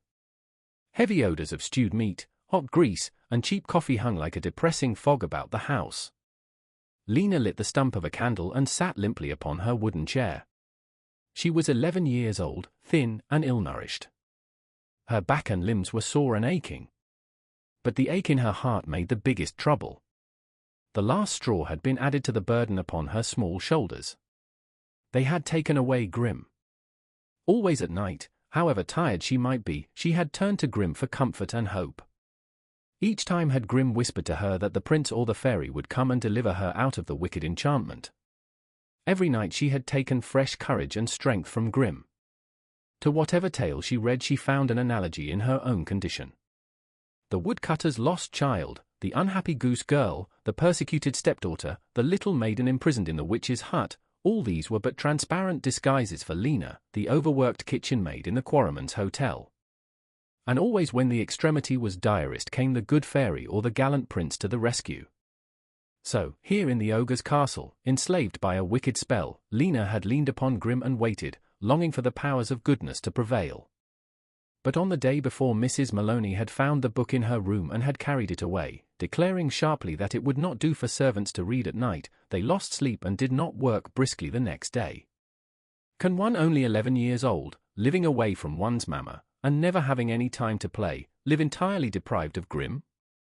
Just try it once and you will see what a difficult thing it is. Lena's home was in Texas, away up among the little mountains on the Pedernales River, in a little town called Fredericksburg. They are all German people who live in Fredericksburg. Of evenings they sit at little tables along the sidewalk and drink beer and play pinochle and skat. They are very thrifty people. Thriftiest among them was Peter Hildesmuller, Lena's father. And that is why Lena was sent to work in the hotel at the quarries, 30 miles away. She earned $3 every week there, and Peter added her wages to his well-guarded store. Peter had an ambition to become as rich as his neighbor, Hugo Heffelbauer, who smoked a meerschaum pipe 3 feet long and had Wiener Schnitzel and Hassenpfeffer for dinner every day in the week. And now Lena was quite old enough to work and assist in the accumulation of riches.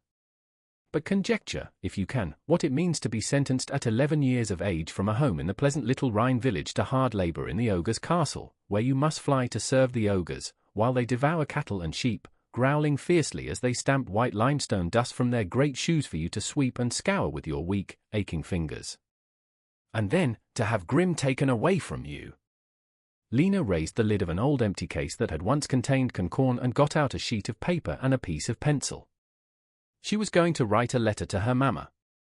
Tommy Ryan was going to post it for her at Ballinger's. Tommy was 17, worked in the quarries, went home to Ballinger's every night, and was now waiting in the shadows under Lena's window for her to throw the letter out to him. That was the only way she could send a letter to Fredericksburg. Mrs. Maloney did not like for her to write letters.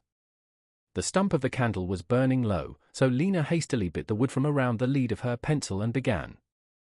This is the letter she wrote. Dearest Mamma, I want so much to see you. And Gretel and Klaus and Heinrich and little Adolf. I am so tired. I want to see you. Today I was slapped by Mrs. Maloney and had no supper. I could not bring in enough wood, for my hand hurt. She took my book yesterday. I mean Grimm's Fairy Tales, which Uncle Leo gave me. It did not hurt anyone for me to read the book. I try to work as well as I can, but there is so much to do. I read only a little bit every night. Dear Mamma, I shall tell you what I am going to do. Unless you send for me tomorrow to bring me home, I shall go to a deep place I know in the river and drown. It is wicked to drown, I suppose, but I wanted to see you, and there is no one else. I am very tired, and Tommy is waiting for the letter. You will excuse me, Mamma, if I do it. Your respectful and loving daughter, Lena. Tommy was still waiting faithfully when the letter was concluded, and when Lena dropped it out she saw him pick it up and start up the steep hillside. Without undressing she blew out the candle and curled herself upon the mattress on the floor. At 10:30 o'clock old man Ballinger came out of his house in his stocking feet and leaned over the gate, smoking his pipe. He looked down the big road, white in the moonshine, and rubbed one ankle with the toe of his other foot. It was time for the Fredericksburg mail to come pattering up the road. Old man Ballinger had waited only a few minutes when he heard the lively hoofbeats of Fritz's team of little black mules, and very soon afterward his covered spring wagon stood in front of the gate. Fritz's big spectacles flashed in the moonlight and his tremendous voice shouted a greeting to the postmaster of Ballinger's. The mail carrier jumped out and took the bridles from the mules, for he always fed them oats at Ballinger's. While the mules were eating from their feed bags, old man Ballinger brought out the mail sack and threw it into the wagon. Fritz Bugman was a man of 3 sentiments, or to be more accurate, 4, the pair of mules deserving to be reckoned individually. Those mules were the chief interest and joy of his existence. Next came the Emperor of Germany and Lena Hildesmuller. Tell me, said Fritz, when he was ready to start, contains the sack a letter to Frau Hildesmuller from the little Lena at the quarries. One came in the last mail to say that she is a little sick, already. Her mamma is very anxious to hear again. Yes, said old man Ballinger, there's a letter for Mrs. Helterskelter, or some sich name. Tommy Ryan brung it over when he come. Her little gal working over thar, you say? In the hotel, shouted Fritz, as he gathered up the lines, 11 years old and not bigger as a Frankfurter.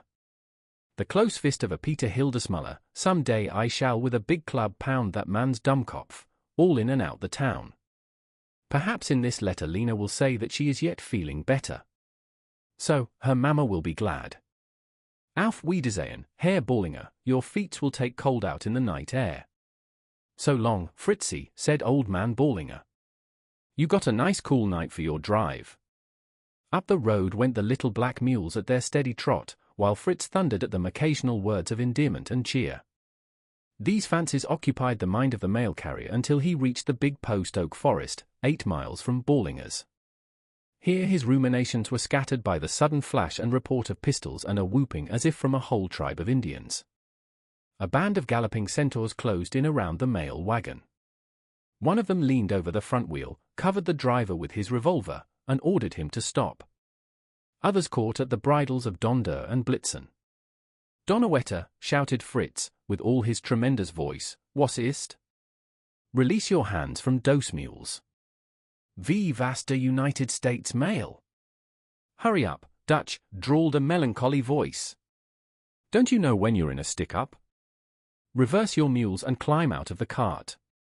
It is due to the breadth of Hondo Bill's demerit and the largeness of his achievements to state that the holding up of the Fredericksburg mail was not perpetrated by way of an exploit. As the lion while in the pursuit of prey commensurate to his prowess might set a frivolous foot upon a casual rabbit in his path, so Hondo Bill and his gang had swooped sportively upon the Pacific transport of Mein Herr Fritz. The real work of their sinister night ride was over. Fritz and his mail bag and his mules came as gentle relaxation, grateful after the arduous duties of their profession. 20 miles to the southeast stood a train with a killed engine, hysterical passengers, and a looted express and mail car. That represented the serious occupation of Hondo Bill and his gang. With a fairly rich prize of currency and silver, the robbers were making a wide detour to the west through the less populous country, intending to seek safety in Mexico by means of some fordable spot on the Rio Grande. The booty from the train had melted the desperate bushrangers to jovial and happy skylarkers. Trembling with outraged dignity and no little personal apprehension, Fritz climbed out to the road after replacing his suddenly removed spectacles. The band had dismounted and were singing, capering, and whooping, thus expressing their satisfied delight in the life of a jolly outlaw. Rattlesnake Rogers, who stood at the heads of the mules, jerked a little too vigorously at the rein of the tender Mal Donder, who reared and emitted a loud, protesting snort of pain. Instantly Fritz, with a scream of anger, flew at the bulky Rogers and began to assiduously pummel that surprised freebooter with his fists. "Villain," shouted Fritz, "dog, big stiff. Dot mule he has a soreness by his mouth. I will knock off your shoulders to your head, robber mans." "Yee," howled Rattlesnake, roaring with laughter and ducking his head, "somebody git this here sauerkraut offen me." One of the band yanked Fritz back by the coat tail, and the woods rang with Rattlesnake's vociferous comments. "The dog-goned little wienerwurst," he yelled, amiably. "He's not so much of a skunk, for a Dutchman. Took up for his animal plumb quick, didn't he? I like to see a man like his hoss, even if it is a mule. The dad-blamed little Limburger he went for me, didn't he? Whoa, now, muley, I ain't a-goin's to hurt your mouth agin any more." Perhaps the mail would not have been tampered with had not Ben Moody, the lieutenant, possessed certain wisdom that seemed to promise more spoils. "Say, Cap," he said, addressing Hondo Bill, "there's likely to be good pickings in these mail sacks. I've done some hoss trading with these Dutchmen around Fredericksburg, and I know the style of the varmints. There's big money goes through the mails to that town. Them Dutch risk $1,000 sent wrapped in a piece of paper before they'd pay the banks to handle the money." Hondo Bill, 6'2", gentle of voice and impulsive in action, was dragging the sacks from the rear of the wagon before Moody had finished his speech. A knife shone in his hand, and they heard the ripping sound as it bit through the tough canvas. The outlaws crowded around and began tearing open letters and packages, enlivening their labors by swearing affably at the writers, who seemed to have conspired to confute the prediction of Ben Moody. Not a dollar was found in the Fredericksburg mail. "You ought to be ashamed of yourself," said Hondo Bill to the mail carrier in solemn tones, "to be packing around such a lot of old, trashy paper as this. What do you mean by it, anyhow? Where do you Dutchess keep your money at? The Ballinger mail sack opened like a cocoon under Hondo's knife. It contained but a handful of mail. Fritz had been fuming with terror and excitement until this sack was reached. He now remembered Lena's letter. He addressed the leader of the band, asking that that particular missive be spared. "Much obliged, Dutch," he said to the disturbed carrier. "I guess that's the letter we want. Got spondulics in it, ain't it? Here she is. Make a light, boys." Hondo found and tore open the letter to Mrs. Hildesmuller. The others stood about, lighting twisted-up letters one from another. Hondo gazed with mute disapproval at the single sheet of paper covered with the angular German script. "Whatever is this you've humbugged us with, Dutchy? You call this here a valuable letter? That's a mighty low-down trick to play on your friends what come along to help you distribute your mail." "That's Chinese writing," said Sandy Grundy, peering over Hondo's shoulder. "You're off your kazip," declared another of the gang, an effective youth, covered with silk handkerchiefs and nickel plating. "That's shorthand. I see them do it once in court." "Ach, no, dot is German," said Fritz. "It is no more as a little girl writing a letter to her mamma. One poor little girl, sick and walking hard Avery from home. Ach! It is a shame. Good Mr. Robberman, you will please let me have dot letter." "What the devil do you take us for, old pretzels?" said Hondo with sudden and surprising severity. "You ain't presuming to insinuate that we gents ain't possessed of sufficient politeness for to take an interest in the Miss's health, are you? Now, you go on, and you read that scratchin' out loud and in plain United States language to this here company of educated society." Hondo twirled his six-shooter by its trigger guard and stood towering above the little German, who at once began to read the letter, translating the simple words into English. The gang of rovers stood in absolute silence, listening intently. "How old is that kid?" asked Hondo when the letter was done. 11, said Fritz. "And where is she at?" "At those rock quarries, working." "Ach, mein Gott, little Lena, she speak of drowning. I do not know if she will do it, but if she shall I swear I will dot Peter Hildesmuller shoot him it a gun."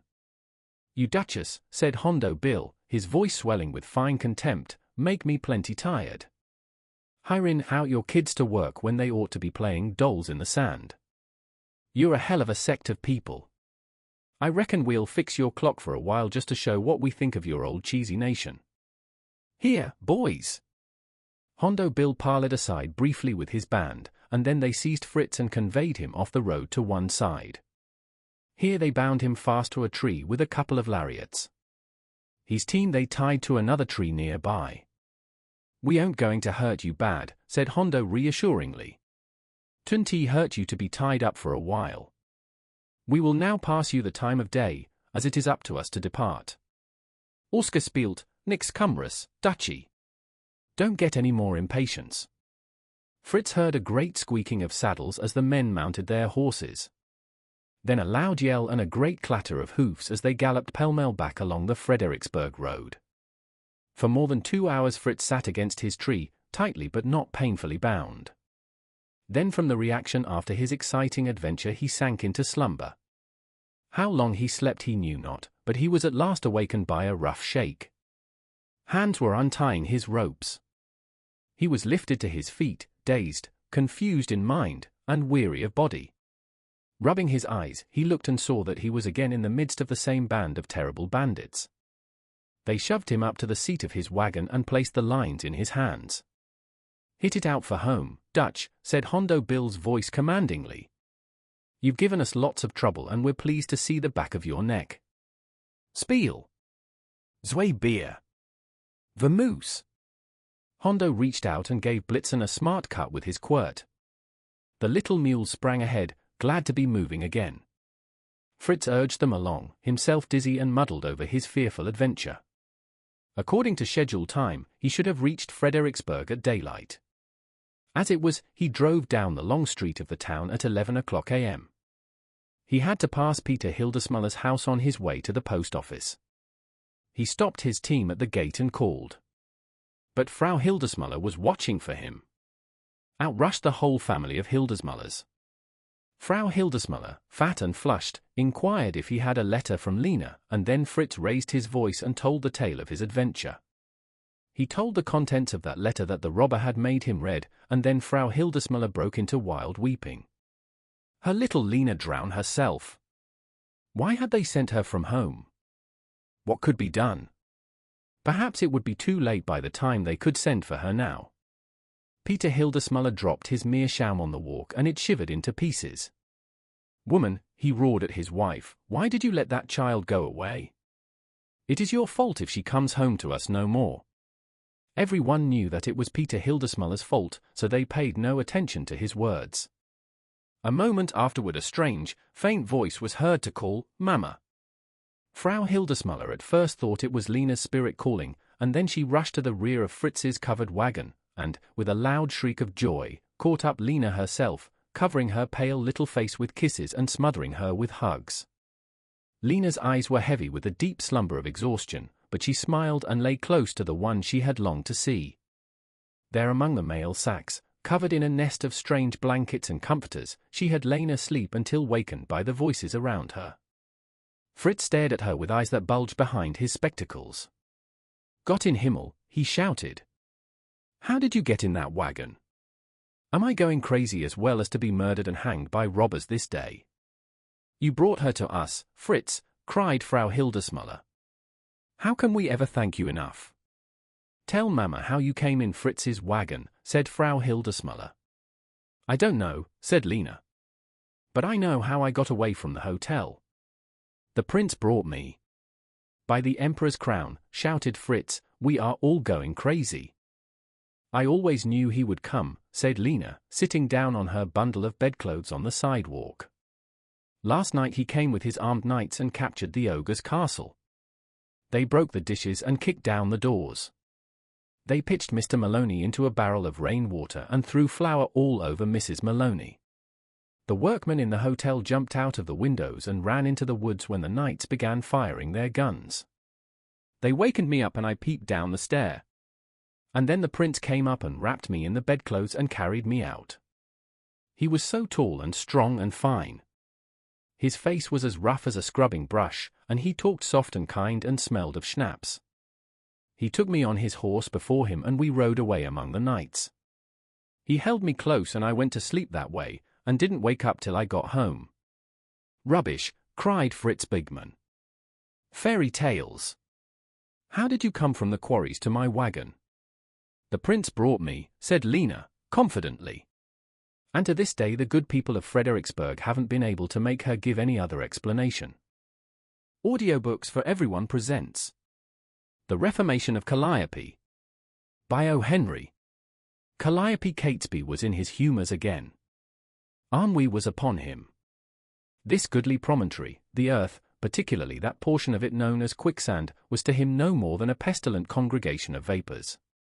Overtaken by the megrims, the philosopher may seek relief in soliloquy, my lady find solace in tears, the flaccid Easterner scold at the millinery bills of his women folk. Such recourse was insufficient to the denizens of quicksand. Calliope, especially, was wont to express his ennui according to his lights. Overnight Calliope had hung out signals of approaching low spirits. He had kicked his own dog on the porch of the Occidental Hotel, and refused to apologize. He had become capricious and fault-finding in conversation. While strolling about he reached often for twigs of mesquite and chewed the leaves fiercely. That was always an ominous act. Another symptom alarming to those who were familiar with the different stages of his doldrums was his increasing politeness and a tendency to use formal phrases. A husky softness succeeded the usual penetrating drawl in his tones. A dangerous courtesy marked his manners. Later, his smile became crooked, the left side of his mouth slanting upward, and quicksand got ready to stand from under. At this stage Calliope generally began to drink. Finally, about midnight, he was seen going homeward, saluting those whom he met with exaggerated but inoffensive courtesy. Not yet was Calliope's melancholy at the danger point. He would seat himself at the window of the room he occupied over Sylvester's tonsorial parlors and there chant lugubrious and tuneless ballads until morning, accompanying the noises by appropriate maltreatment of a jangling guitar. More magnanimous than Nero, He would thus give musical warning of the forthcoming municipal upheaval that Quicksand was scheduled to endure. A quiet, amiable man was Calliope Catesby at other times, quiet to indolence, and amiable to worthlessness. At best he was a loafer and a nuisance, at worst he was the terror of Quicksand. His ostensible occupation was something subordinate in the real estate line. He drove the beguiled Easterner in buckboards out to look over lots and ranch property. Originally he came from one of the Gulf states, his lank 6 feet, slurring rhythm of speech, and sectional idioms giving evidence of his birthplace. And yet, after taking on Western adjustments, this languid pine-box whittler, cracker-barrel hugger, shady corner lounger of the cotton fields and sumac hills of the South became famed as a bad man among men who had made a lifelong study of the art of truculence. At 9 the next morning Calliope was fit. Inspired by his own barbarous melodies and the contents of his jug, he was ready primed to gather fresh laurels from the diffident brow of Quicksand. Encircled and crisscrossed with cartridge belts, abundantly garnished with revolvers, and copiously drunk, he poured forth into Quicksand's main street. Too chivalrous to surprise and capture a town by silent sortie, he paused at the nearest corner and emitted his slogan, that fearful, brassy yell, so reminiscent of the steam piano, that had gained for him the classic appellation that had superseded his own baptismal name. Following close upon his vociferation came 3 shots from his .45 by way of limbering up the guns and testing his aim. A yellow dog, the personal property of Colonel Swayze, the proprietor of the Occidental, fell feet upward in the dust with one farewell yelp. A Mexican who was crossing the street from the Blue Front grocery carrying in his hand a bottle of kerosene, was stimulated to a sudden and admirable burst of speed, still grasping the neck of the shattered bottle. The new gilt weathercock on Judge Riley's lemon and ultramarine 2-story residence shivered, flapped, and hung by a splinter, the sport of the wanton breezes. The artillery was in trim. Calliope's hand was steady. The high, calm ecstasy of habitual battle was upon him, though slightly embittered by the sadness of Alexander in that his conquests were limited to the small world of Quicksand. Down the street went Calliope, shooting right and left. Glass fell like hail, dogs vamoused, chickens flew, squawking, feminine voices shrieked concernedly to youngsters at large. The din was perforated at intervals by the staccato of the Terror's guns, and was drowned periodically by the brazen screech that Quicksand knew so well. The occasions of Calliope's low spirits were legal holidays in Quicksand. All along the main street in advance of his coming clerks were putting up shutters and closing doors. Business would languish for a space. The right-of-way was Calliope's, and as he advanced, observing the dearth of opposition and the few opportunities for distraction, his ennui perceptibly increased. But some 4 squares farther down lively preparations were being made to minister to Mr. Catesby's love for interchange of compliments and repartee. On the previous night numerous messengers had hastened to advise Buck Patterson, the city marshal, of Calliope's impending eruption. The patience of that official, often strained in extending leniency toward the disturber's misdeeds, had been overtaxed. In Quicksand some indulgence was accorded the natural ebullition of human nature. Providing that the lives of the more useful citizens were not recklessly squandered, or too much property needlessly laid waste, the community sentiment was against a too strict enforcement of the law. But Calliope had raised the limit. His outbursts had been too frequent and too violent to come within the classification of a normal and sanitary relaxation of spirit. Buck Patterson had been expecting and awaiting in his little 10-by-12 frame office that preliminary yell announcing that Calliope was feeling blue. When the signal came, the city marshal rose to his feet and buckled on his guns. 2 deputy sheriffs and 3 citizens who had proven the edible qualities of fire also stood up, ready to bandy with Calliope's leaden jocularities. "Gather that fellow in," said Buck Patterson, setting forth the lines of the campaign. "Don't have no talk, but shoot as soon as you can get a show. Keep behind cover and bring him down. He's a no-gooder UN. It's up to Calliope to turn up his toes this time, I reckon. Go to him all spraddled out, boys. And don't git too reckless, for what Calliope shoots at he hits." Buck Patterson, tall, muscular, and solemn-faced, with his bright city marshal badge shining on the breast of his blue flannel shirt, gave his posse directions for the onslaught upon Calliope. The plan was to accomplish the downfall of the Quicksand terror without loss to the attacking party, if possible. The splenetic Calliope, unconscious of retributive plots, was steaming down the channel, cannonading on either side, when he suddenly became aware of breakers ahead. The city marshal and one of the deputies rose up behind some dry goods boxes half a square to the front and opened fire. At the same time the rest of the posse, divided, shelled him from two side streets up which they were cautiously maneuvering from a well-executed detour.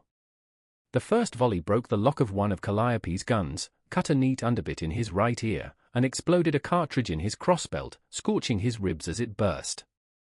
Feeling braced up by this unexpected tonic to his spiritual depression, Calliope executed a fortissimo note from his upper register, and returned the fire like an echo. The upholders of the law dodged at his flash, but a trifle too late to save one of the deputies a bullet just above the elbow, and the marshal a bleeding cheek from a splinter that a ball tore from the box he had ducked behind. And now Calliope met the enemy's tactics in kind. Choosing with a rapid eye the street from which the weakest and least accurate fire had come, he invaded it at a double quick, abandoning the unprotected middle of the street. With rare cunning the opposing force in that direction, one of the deputies and two of the valorous volunteers, waited, concealed by beer barrels, until Calliope had passed their retreat, and then peppered him from the rear. In another moment they were reinforced by the marshal and his other men, and then Calliope felt that in order to successfully prolong the delights of the controversy he must find some means of reducing the great odds against him. His eye fell upon a structure that seemed to hold out this promise, providing he could reach it. Not far away was the little railroad station, its building a strong box house, 10 by 20 feet, resting upon a platform 4 feet above ground.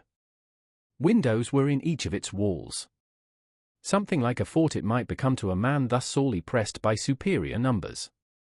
Calliope made a bold and rapid spurt for it, the marshal's crowd smoking at him as he ran.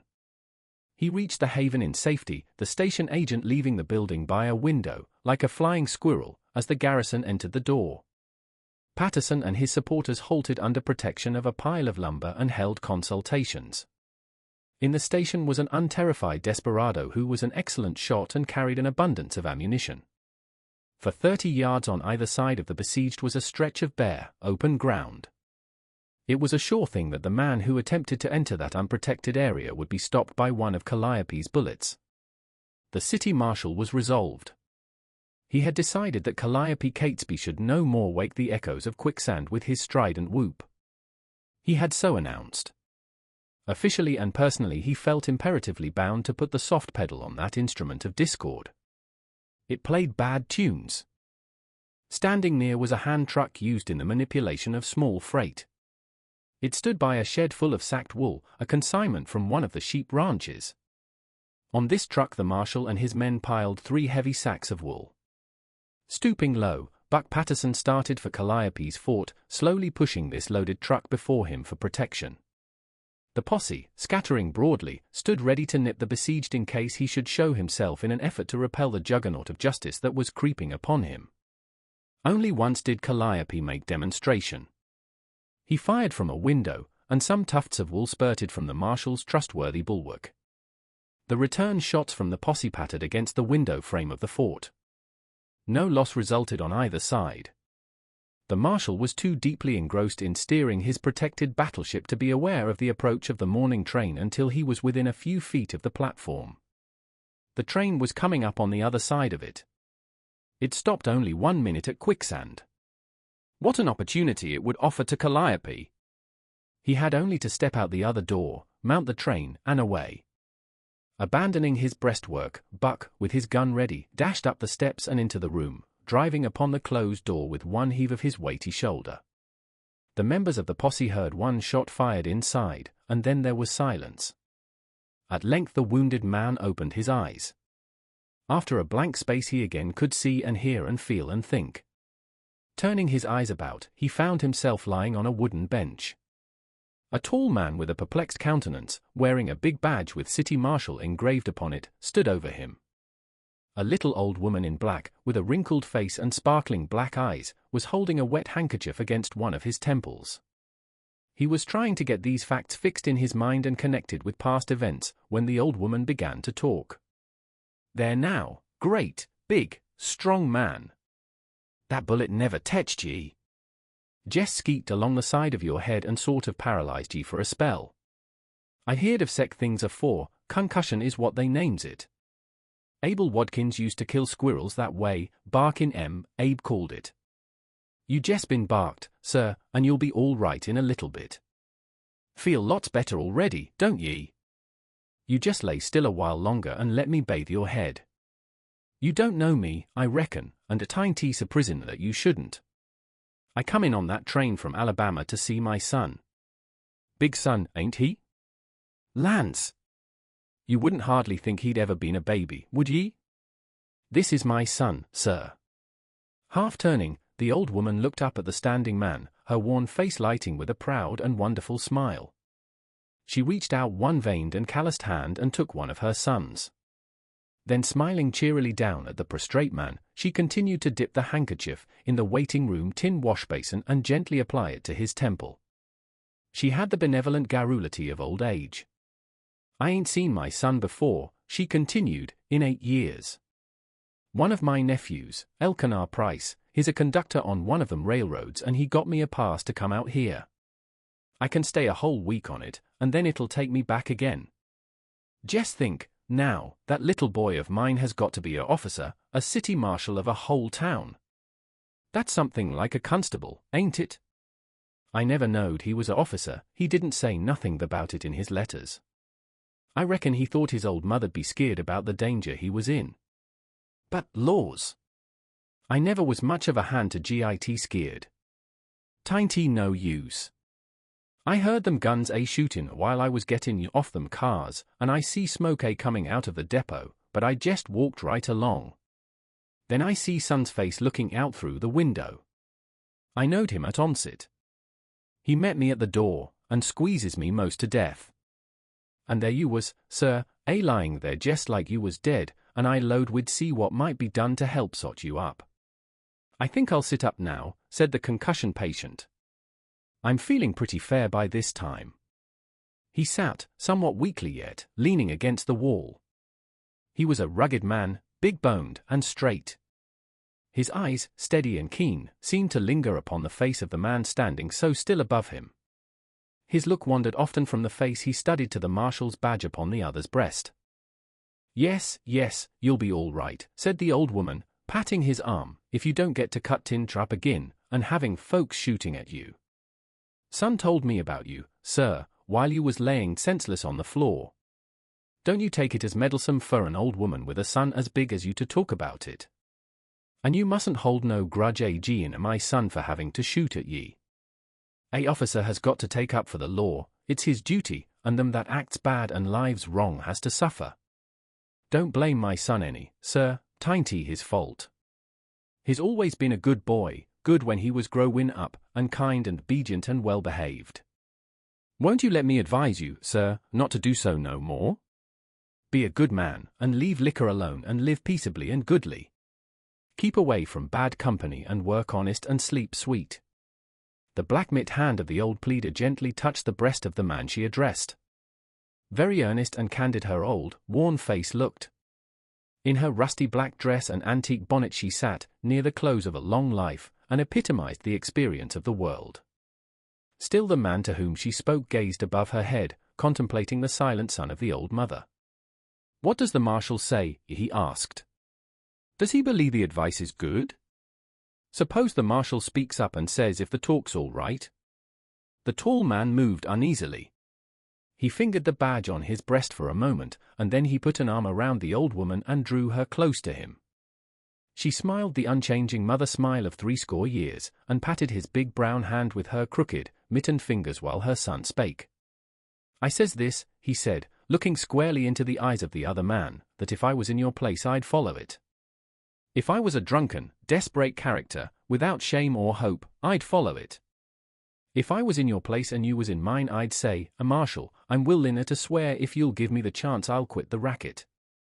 I'll drop the tanglefoot and the gun play, and won't play hoss no more. I'll be a good citizen and go to work and quit my foolishness. So help me God. That's what I'd say to you if you was Marshal and I was in your place. Hear my son talking, said the old woman softly. Hear him, sir. You promise to be good and he won't do you no harm. 41 years ago his heart first beat in a mine, and it's beat true ever since. The other man rose to his feet, trying his limbs and stretching his muscles. Then, said he, if you was in my place and said that, and I was marshal, I'd say, go free, and do your best to keep your promise. Lawsy, exclaimed the old woman, in a sudden flutter, if I didn't clear forget that trunk of mine. I see a man set in it on the platform just as I seen son's face in the window, and it went plumb out of my head. There's 8 jars of homemade quince jam in that trunk that I made myself. I wouldn't have nothing happened to them jars for a red apple. Away to the door she trotted, spry and anxious, and then Calliope Catesby spoke out to Buck Patterson. I just couldn't help it, Buck. I seen her through the window coming in. She never had heard a word about my tough ways. I didn't have the nerve to let her know I was a worthless cuss being hunted down by the community. There you was lying where my shot laid you, like you was dead. The idea struck me sudden, and I just took your badge off and fastened it onto myself, and I fastened my reputation onto you. I told her I was the marshal and you was a holy terror. You can take your badge back now, Buck. With shaking fingers Calliope began to unfasten the disc of metal from his shirt. Easy there, said Buck Patterson. You keep that badge right where it is, Calliope Catesby. Don't you dare to take it off till the day your mother leaves this town. You'll be city marshal of Quicksand as long as she's here to know it. After I stir around town a bit and put M on, I'll guarantee that nobody won't give the thing away to her. And say, you leather-headed, rip-roaring, low-down son of a low-code cyclone, you follow that advice she give me. I'm going to take some of it myself, too. Buck, said Calliope feelingly, if I don't I hope I may. Shut up, said Buck. She's coming back.